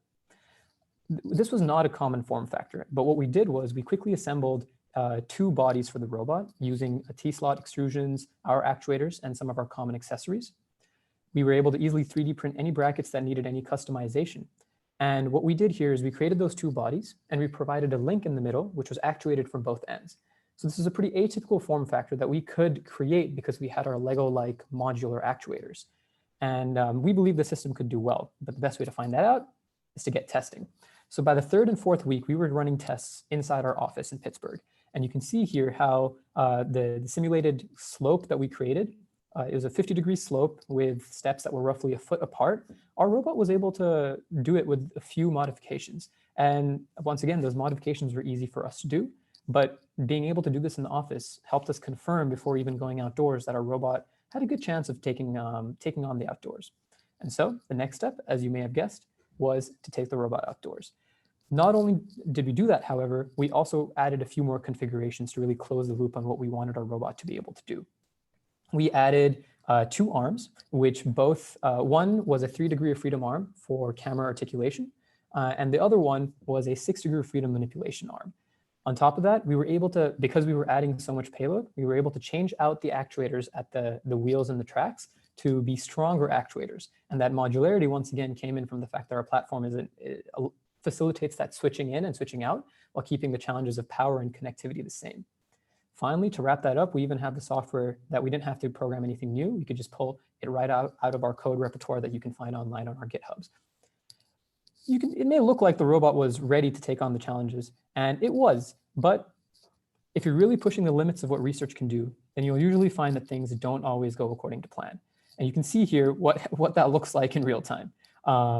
The robot had a little bit of a tumble, but that's what happens in research sometimes. And so the essence of moving quickly is the ability to not let things like this or events like this stop your development. What this means really is that we were back in action in no time after one overnight print for some new brackets, a retightening of some screws. And the very next day, we were out there tackling new stairs, tackling new slopes, and our platform allowed us to really reduce the downtime that we were facing and focus more on the challenges that came after building the robot, which includes the software, the navigation, and the quality of data that our sensors can collect. And so we're really trying to reduce the downtime from the different hurdles that we as researchers face. Putting that all together, if you really think about it, in the 6 weeks that we took to put the robot together, our research was still only really just getting started. That being said, we could still continue to iterate the design as needed with the same set of hardware. You can take out an actuator, put it somewhere else in the robot. The T-slot extrusions allow you to move lengths around, and you can really reconfigure as you need to go. And on top of that, the feedback and control we were receiving at each joint, combined with all the data from the built-in encoders, the IMUs, really gave us a lot of data to learn from, but allowed us to implement more complex algorithms as we learned more about the application, more about the challenges, and really continued that life cycle of research. And on top of that, you can see here that I have an image of a different but similar robot on the bottom right, whether it is about changing form factor or whether it's about adding sensors, adding arms, adding cameras. Our platform is designed to facilitate all of that. And so our project continues to this day, and hopefully I'll be able to talk about the next steps of that project in a future presentation. But right now, I'd like to shift over to talking about some of how our customers in industry are using our platform as well. I'd like to start off by talking about Facebook AI, who is a research group at Facebook using our platform to teach AI how to walk with legs. They're using model-based reinforcement learning methods without being given task-specific information or training.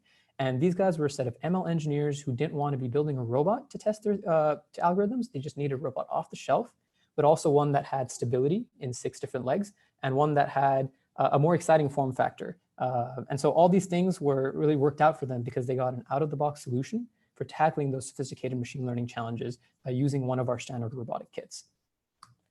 On a similar front, we actually had Google DeepMind also trying to learn how to walk, but doing it in a more generalized approach.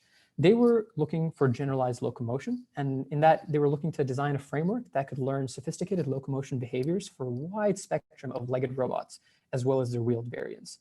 The low-level access of our platform allowed them to create a variety of different form factors, as you can see on the bottom of the slide.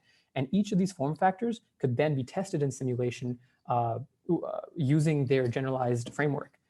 But most importantly there is that they were able to then take that simulation from that work from their simulation and put it on a real hardware. That 4-legged, not hexapod, but quadruped that you see the picture there, that's not a standard kit we provide. But they were able to take a kit that we do provide and configure it to their needs. And so that low-level access to sensor data at a joint level gave them a reconfigurable system to really test and collect the appropriate data. And finally, we also have NASA Ames Research Center, who dealt with an even larger problem of trying to come up with a whole new locomotion method altogether. You may have seen this tensegrity robot out on their website, but this was, I believe it's called Superball V2. And it's a robot designed as a novel locomotion method for space exploration. they took our actuators as Lego pieces and they created new robots quickly to take on the challenges of unfamiliar environments. And that's something we're going to have to keep being able to do as we explore more and more of the unpredictable environments of the wild. And this was one way in which NASA did that. And so to wrap up my presentation, as I see I am running a little bit short on time, in summary, Heavy Robotics makes tools for the researcher to make robots quickly and effectively. We allow you to work in the software API of your choice, with the robot of your choice, on the challenges of your choice. We do everything we can to cater to the researcher's needs and how we can make the researcher's life easier, as many of us have been there in the past as well. What we really want is for you to not worry about the hardware, but still have access to expert motion control. There's an infamous saying that we've heard in the research community: adding hardware to my project will add another 1.5 years to my degree. Well, the work we do as a company challenges that very notion. And for many of our customers, we have turned that theoretical 1.5 years into a matter of weeks and hours. And so we really strive to make sure that you don't have to worry about the slow things, and you can focus on your sophisticated research in robotics instead. And this is how we facilitate a global community of researchers working together to truly accelerate the future of robotics. I'd like to thank everyone for your time today. If you'd like to learn more, you can come to heavyrobotics.com, as well as check out our videos on YouTube to see our platform in action. We are researchers, as I mentioned, so if you have any project that you think we might be able to help with, please feel free to reach out. We love hearing about your projects, and we love being able to figure out new ways our platform can be a better fit. And last but not least, I'll add a quick note that we are hiring a sales and application engineer in the form of an evangelist who loves our platform and can help us expand our customer base to grow the Heavy community, all while playing with our robots. I'm now open to any questions, and I'd like to thank our hosts for having me. All right, thanks, Sadiq, for the presentation. So let's give him a virtual applause again. So lots of virtual applauses today. Yeah. So any questions from the audience?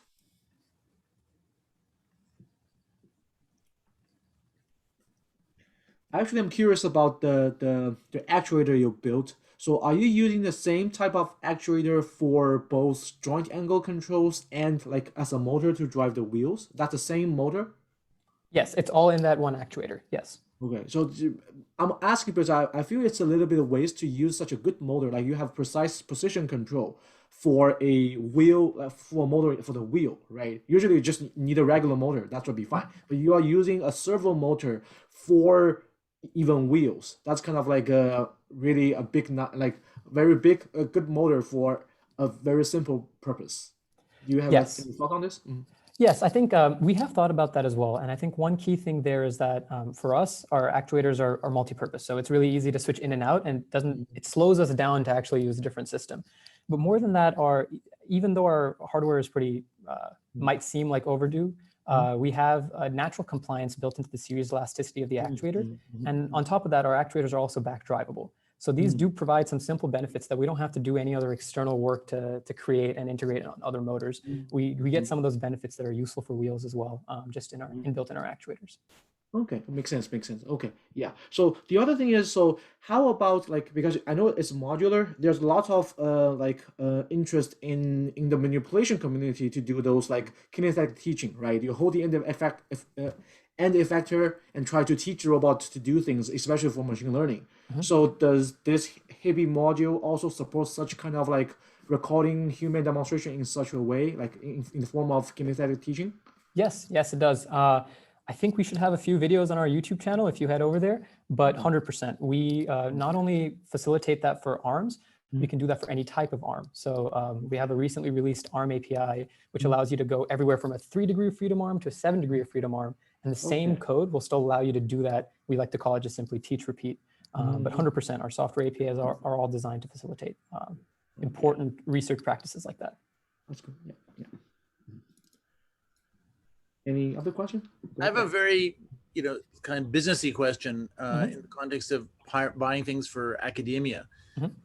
So I was wondering what the lead time is on your robots, and also where you guys are based. And in particular, I doubt you have an office in Canada, but I thought I would ask. We do not have an office in Canada, but we're located in Pittsburgh, Pennsylvania. So we're a short drive away from Canada, but we do deal with Canadian customers. So that's not a new frontier for us. As well as for lead times, it can depend on the project and depend on where in the year. Right now, I think I don't want to overspeak for the entire engineering team, but I think we're looking at about 4 to 6 weeks. But definitely reach out, and I can, when needed, we can rush. And if we can't, we'll definitely let you know. I mean, 4 to 6 weeks in my experience is actually pretty fast for, fancy robotic things. So that's much better than I had anticipated. I once bought a robot that had a lead time of 10 months, which was more of a problem. I'll put one more asterisk that it depends on the size of the robot, but no, we do pride ourselves on the ability to move fast as a small and friendly team. Gotcha. I mean, the reason I asked about the where you are is not so much in terms of shipping, although I guess in COVID world that can be an issue, but it's more a matter of there are sometimes government programs that are conditionally dependent on the nationality of the company. Like to put it bluntly, there is a program in Canada where if it's a Canadian company, you can basically get extra money from the government. At the current time, it's a stimulus thing, right? You can imagine. No, unfortunately, we don't have an office in Canada right now, but if that's the kind of deals they're having in Canada, maybe we should consider it. It's not every day, right? So I'm not sure if it's worth setting up an extra office just for that. I understand. Yes. Thank you. Thanks for the question. Yeah, and another question from me is, so I know Hebe stands for snakes, right? I also work with Howie a little bit during my master's at CMU. So is Hebe still working on snake robot? Because I remember this sea snake, right? It's a completely different kind of module then. Like when I was there, like 2015, 2014, I see those like also reddish like joint, like you design those joints for snakes, right? So is snake still active research going on in Hebe? Yeah, so you're very right that Hebi does mean snake in Japanese, and that the reason for that is that we came out of, as I mentioned, the biorobotics lab, where a lot of our founders have worked on the snake robot that came out of that lab. We don't have that same exact looking snake from before, but with our new technology, because it's, as you're correctly mentioning, it's based out of that same technology, we can build snake robots. And in fact, on one of my slides, I might have had a rendering of one of our up and coming projects for building a little bit more snake-like. But the snake module is currently not available for sale as one of the kits, right? Not at this moment, no. Okay, gotcha. At least the original snake module that the original, from the lab, yeah. We've taken that technology and reframed it, I suppose. So any other question from the audience? If not, I guess we can wrap up today's talk. Thank you so much, Hadik. Yeah. Thank you for having me. The last, I guess, 23 minutes, we can just freely discuss about whatever we thought about all the talks, all the presentations today, and before we move on to the social event in Gathertown. So yeah, don't be shy. Just whatever you think, feel free to share. Whatever you think machine learning is a good thing to do for mobile robot navigation. Today's topic is mostly unstructured or off-road environment. So the morning session is mostly on aquatic. So that is definitely a domain where most of us do not have much experiences in, right? So Greg, you are the expert in this field. Yeah, any thoughts? Where to use machine learning? Why is machine learning helpful? I'm actually super surprised that the Aqua 2 is actually using a learning method for this navigation, right? Because usually in field robotics, people don't trust learning methods. It's not reliable. I guess my 2 cents worth is my feeling is that kind of, learning fits everywhere now. And for 2 reasons. One is because it works reasonably well, sometimes very well. And the other is my experience is that every single student wants to do machine learning, even if they don't sell it that way. And even if they shouldn't be doing it. I have people who want to do the simplest path planning where, don't even an RRT, you need something simpler, and they still want to use machine learning. So there's, in an academic lab, there's a certain push to also meet the needs of the students. But I think I really do feel that it has a role to play in a lot of our stuff everywhere. Yeah. I would say, yeah, definitely. Being in robotics community for a while, and now I'm also in the machine learning, I have the feeling that lots of academic labs have this, in the learning domain, has this, I would call it method-oriented methodology, right? They want to use that method to do the research. But for the roboticists, it's more like problem-driven, problem-oriented research. We want to address this problem, and then we pick the right method. It's not based on what method we want to use. Machine learning is kind of a really hot topic right now. So people are actually want to use this for whatever problem. That's definitely one trend. It's a really good question. Like it's a kind of a meta question for everybody in science and engineering. Are we like, do we all have this one hammer and we're trying to find things to hit with it, or the opposite? I'm not sure. I have a feeling even a lot of traditional people, look at Osama Khatib, right? Like one of the great guys in our field. He's done a lot of things, but he developed this observational space, potential field kind of thing. And I would say you've seen that thread through a huge amount of his work over all the decades he's been doing it. So it's not machine learning, but it still has this flavor of he has this tool and he's finding all the places it can be used. If you only do the problem side without the tool side, which I've occasionally done, I think it's much harder to kind of build momentum. Definitely, yeah. So I like at the very beginning of the talk, I briefly mentioned about like the whole field of mobile robot navigation. How can we use machine learning in this whole pipeline? Right? There's this trend I think is the decreased performance of the decreased scope of learning is correlated with increased performance, because when we identify the right spot to use machine learning, then we can actually improve the performance. Like classical method may not be able to do it. Maybe better performance or maybe orthogonal performance. Right. Compared to classical methods. I think it's certainly true that if you want to use also kind of, one of the nice things about machine learning is you can have a data set or a simulation and you run on that and you can kind of get a cool little result and you're off to go.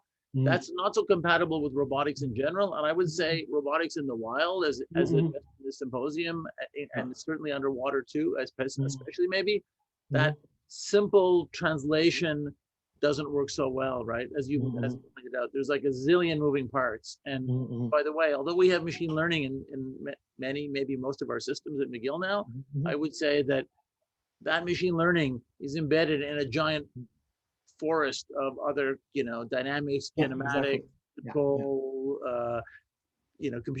classical computer vision, all sorts of stuff. Yeah, definitely. Yeah, I totally agree. Yeah, I would say end-to-end learning probably not the way to go, especially to building robots navigating in the wild. Like it's not trustworthy, it's not reliable. Like we probably need to understand the problem better and then apply machine learning at the right place.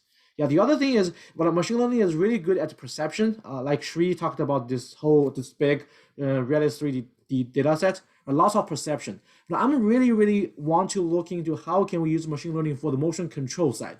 How can we enable better performance, locomotion performance in the wild using learning? Because this is difficult, because you cannot just go ahead and build a data set and then do training offline using this data set. You actually need to test it out in the field to get the real performance of your algorithms. And then that's not a data set that can do. Maybe a simulator, but if a simulator, you need to deal with this sim to real gap, right? That's a different story then. Yeah, and I guess in addition to just doing learning, you have to do specifically reinforcement learning or something like that, which is where, I mean, all those things are true. I think it's still doable, but the challenges are really there. Yeah, definitely. Looks like Felipe's got a comment. Yeah, I'd just like to add that to learn something, how remarkably robust can be a solution when you use machine learning, even in end-to-end. The only problem is to actually have the data for it. But when you actually have it, it's, from my experience, you can get something working way faster than when we go from traditional methods. I like that you're saying that, and I want to disagree on principle, because I think we should disagree to spark discussion. Hey, Felipe, you can't turn your camera off now. Okay. I do know people, classical control people, who would say exactly the opposite. Like by using classical control, we have, we know what's going on. We have performance guarantees in a generalized as well. And there have been, I think one of the earliest results on machine learning in vehicles were like, I think it was Dean Pomerleau at CMU who, drove the nav lab, or he drove some vehicle, down the highway, and he'd never seen a dark shadow, and so it tried to drive into the side of one of the embankments of the overpasses. It's a story he used to tell. So obviously that's not like machine learning versus not machine learning. That's just a missing piece of data in the story. But it's kind of an example of how machine learning can also do really badly if the training set isn't properly, if you have out of distribution stuff and you didn't take it into account. Yeah, no, yeah, absolutely. That's the big problem now. To really solve the problem, maybe it's another issue, right? Because you have this kind of impressive solution. It's very good to do a demo. Yeah, I think it's, but I guess out of distribution is a problem for classical methods too, right? Also, Except yeah, that in that's the classical thing. methods, it's out of distribution from your head, and in machine learning, it's out of distribution from your data set. And it looks like Juan has something to add. Well, yeah, no, I guess I wanted to add like on the reason for using machine learning for the Aqua 2 robot, it was essentially, as Felipe has mentioned, it was the fastest way to get underwater navigation working. Like, I don't think there were other methods that we could have used for underwater navigation that we could have implemented during the limited time that we had to run those experiments. So it was definitely faster for us to say, let's deploy the robot, collect some data, maybe do some labeling and train this sort of generic model than to try to solve the localization, planning, and navigation problems in one go. Because Greg, would you agree with that? You think machine learning is the fastest way to make Aqua 2 work? Or should we just use classical methods?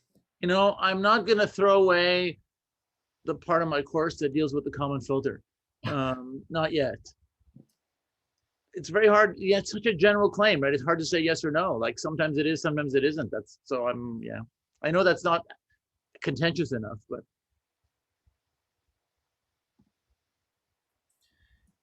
Yeah, it's hard to find all this domain knowledge, right? That if you don't have the person who has all this domain knowledge, who knows how to calibrate that specific thing for that specific situation, then, but maybe this person would be able to do something way more robust than the machine learning guy with a data set, depending on the context. I mean, you know, I guess we all want to do the trendy thing that has like one nice idea that makes it all go, right? My suspicion is in reality, especially in robotics, where you're in the really in the real world, especially outdoor robotics, you probably need some hybrid of several techniques. You know, some things that accelerate learning, some things that add robustness, some things that add performance. I can't imagine many systems that don't have adaptation, data-driven adaptation coming in the near future. Like, at least for me, that's got to be in almost every system. At the same time, it's also a little bit hard for me to imagine, although I can imagine it, systems that have no prior knowledge, whether it's analytic or whatever. Laura's on deck. Yes, well, I just wanted to concur that I think that machine learning is not going to take over classical methods. So I'm at iRobot now, and this is a question that goes on between the machine learning and sort of the classical approaches, because we do a lot of both on the robots, and I don't think that it's going to be replaced. All of the intelligence in the robot's going to be replaced with some end-to-end machine learned model, even if we had access to all the data, because you see some unexpected behavior and some edge cases. How on earth are you going to begin to debug that? Right now, mostly the approach would be throw more data at it, right? You collect data on those edge cases and maybe do some data augmentation strategies or tweak your loss functions so that it's a higher cost for these certain cases, certain scenarios, but you're never going to be able to predict everything. And there's just not a lot of, you have to really trust that it's going to work, and instead of being able to add like hard constraints to be sure that it's going to behave in a way that you expect. So I don't think we're going to ever replace totally, but there are certainly some subsystems which could be improved. I look at machine learning as like an optimization approach. I can see why you say that. Funnily enough, though, I can also see the counter argument where, in the center of the performance space, whatever that means, I know I have classical methods that can work really, really well.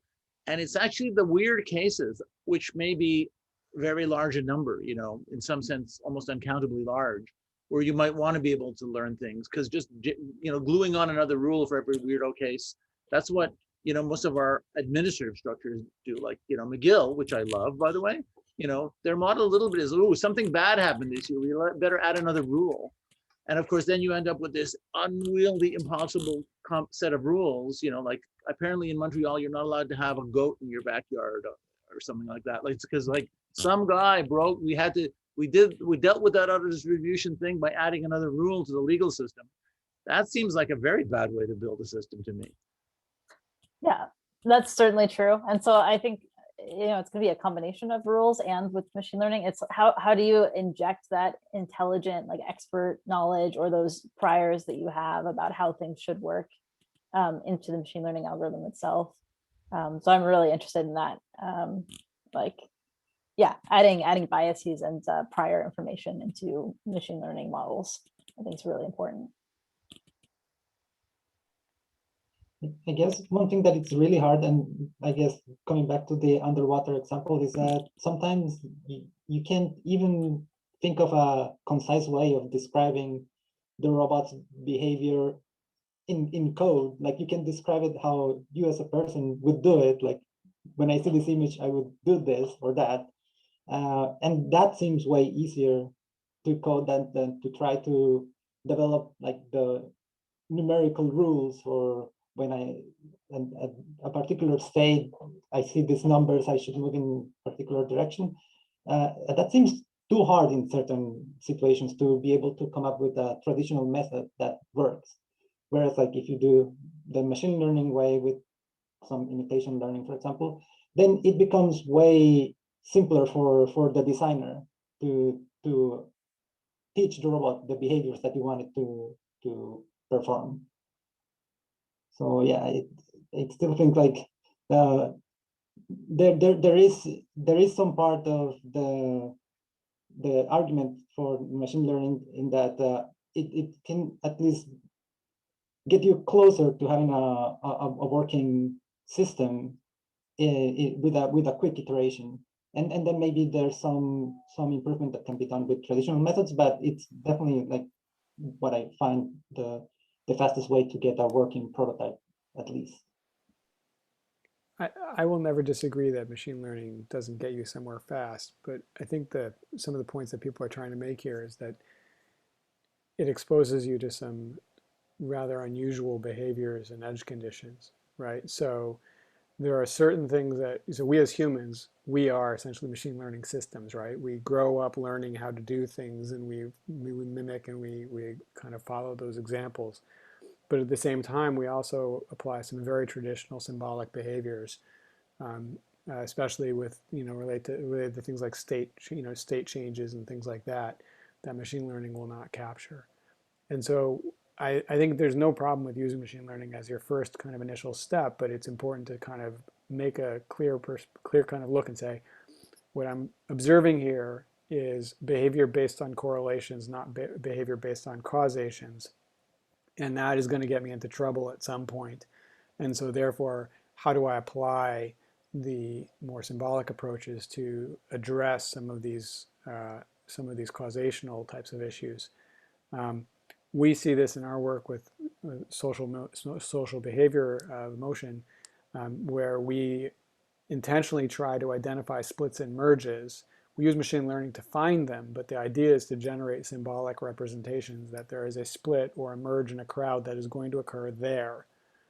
And that is way different than just kind of throwing tons of data at a system and just kind of learning the causations of where and when splits and merges are going to be, as opposed to trying to be explicit about it.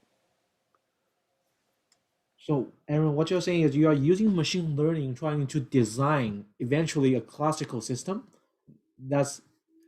No, you want these to be influences into the behavior, right? So we as humans, when we walk through spaces, we're not kind of doing a ton of symbolic stuff as we're walking through crowds, but we, kind of building off of our experience having walked through crowds. But we are looking for specific signals, and we are looking for some certain symbolic meaning, and those are influencing how we move. And so essentially the goal, I think the right strategy is to be thinking about this in a hybrid manner.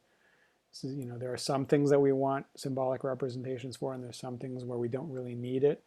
But we have to be kind of more principled about how we do the split, as opposed to just seeing, how much can we squeeze out of a ton of data.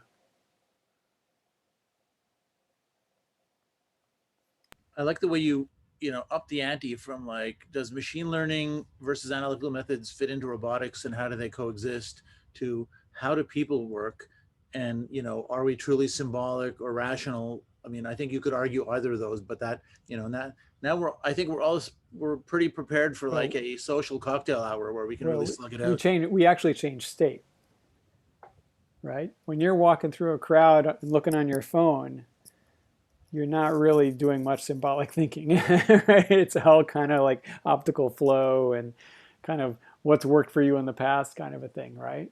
But when you're actually like trying to do something with a conscious decision, you start bringing a lot more of the traditional rational symbolic stuff in. So I think the thing to remember is that humans change what we do. And to say that robots can get by without changing or without kind of mixing is probably nearsighted.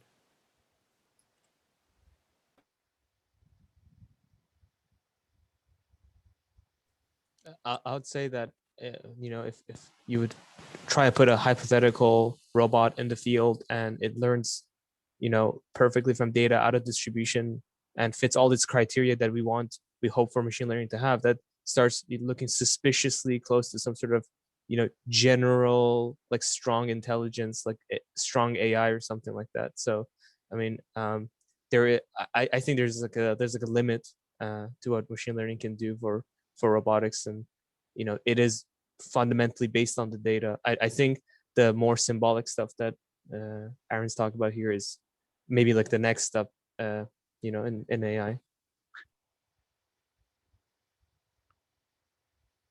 I'm chuckling on the next step part because it's what everybody was doing when I was a grad student, right? It's also the last step. Yeah, he's pointing backwards. You're muted, by the way, Aaron. So it's it's never gone away, right? It's just one of those threads that has to always be there, I guess. Yeah, I mean, I meant it more in the sense that once we hit this barrier in machine learning, something's got to give, and something's got to progress the field of AI. So that's more in the what I meant. But I mean, yeah. So I think I can't argue for people like Yoshua Bengio, but if you talk to Yoshua, I don't think he would buy your argument, right? Either of your argument. Like it's like we can do this with like just neural nets, we'll do everything. And I guess his argument would be we're just a big neural network, which is true in some literal sense, but it's not. I mean I would buy much more with what you said, Bobak, or you, Aaron, but there are people with a different opinion, right? And it would be great if one of them was here to say we're all wrong, or at least I'm wrong and you guys are wrong. But I can't, as much as I like to play devil's advocate, I can only go so far.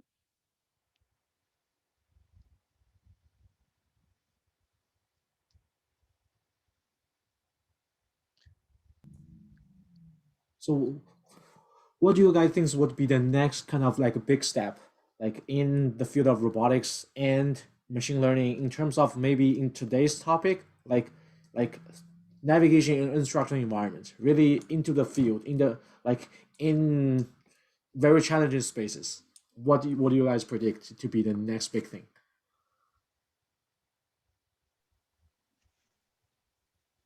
I think generalization. This is generalization is I guess a catchphrase that people throw or an argument that people make against a lot of things. But I think generalization really, to me, that seems both the power and shortcoming of some of these machine learning methods. In some cases, they are able to generalize far beyond the information that the robot has access to while operating in real time. But in some cases, I think there's questionable generalization of these methods. We don't know how well they'll perform in other scenarios and edge cases that we have not seen, and so on. So to me, as like putting my field roboticist hat on, I think generalization is the way to go. And while these techniques have been shown to work great and shown to be efficient, in a limited setting, it's not clear sort of how they would perform if we were to deploy them in completely different settings. Now, as roboticists, as field roboticists, we often over-engineer our system and handcraft our navigation algorithms that just won't generalize at all. So I think in some sense that's perhaps unfair to ask for generalization, but I think that's the promise that a lot of these machine learning algorithms hold. And I think that to me, that seems like as researchers, that's what we should be working towards, both testing generalization as well as seeking generalization from the algorithms that we are developing. I think people have always wanted generality. The question is, how do you get it? It's really, really hard to achieve. And I think things like domain randomization are one of the very promising kind of threads that kind of pushes in that direction. My own sense is that also, some hybridization of methods is probably a sweet way to go. Like, I think Travis talked already a bit. I'm pretty worked with me, so I'm talking about my own work a little bit, but it's, the idea of using model-based and model-free is one version of hybridization. And I think taking those and exploiting more prior knowledge in a fundamental way is a sweet way. That's hard, right? It's hard to, how do we really take all this classical stuff that Laura's was sort of alluding to, and some of these cool things, and really bring them together in some way that just doesn't look like subsumption or some kind of hacky thing. Like subsumption was a beautiful idea, but it's a bit of a, it doesn't, I don't know how to put things together. We'll just put them on top of each other. That's not, it's not wrong, but it's not beautiful. So maybe the future is learned subsumption, some sort of gating and innovation mechanisms, no? Like you can combine all the systems in that same beautiful architecture and just have the system learn how to do the connections on that architecture. Or maybe what you're pointing at is like maybe the future is working a little bit on modularity, so that you could mix and match all these classical modules with learned modules and learn how to connect them. That's a bold claim. I like that. Which sometimes they actually learn, right? Some models that we have today, they actually do these separations in module implicitly, but how to control that? That's the big question. To make something generalizable, it needs to learn all these different scopes. So I'm afraid I might be making a mistake on the timing, but isn't the Gather Town thing supposed to start now on the schedule?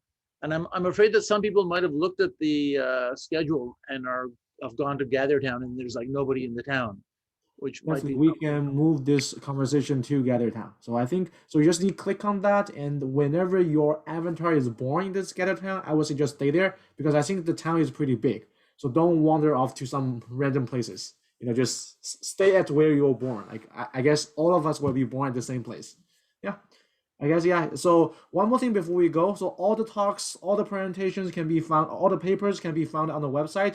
Feel free to check it out. And also all the industrial partners has also posted a intro video, which is professionally made. They didn't include it in this presentation or in their Q&A. Feel free to check those out as well. Yeah. I would say, yeah, this is a successful first day. So if I'm not seeing you in the Gather Town, see you tomorrow.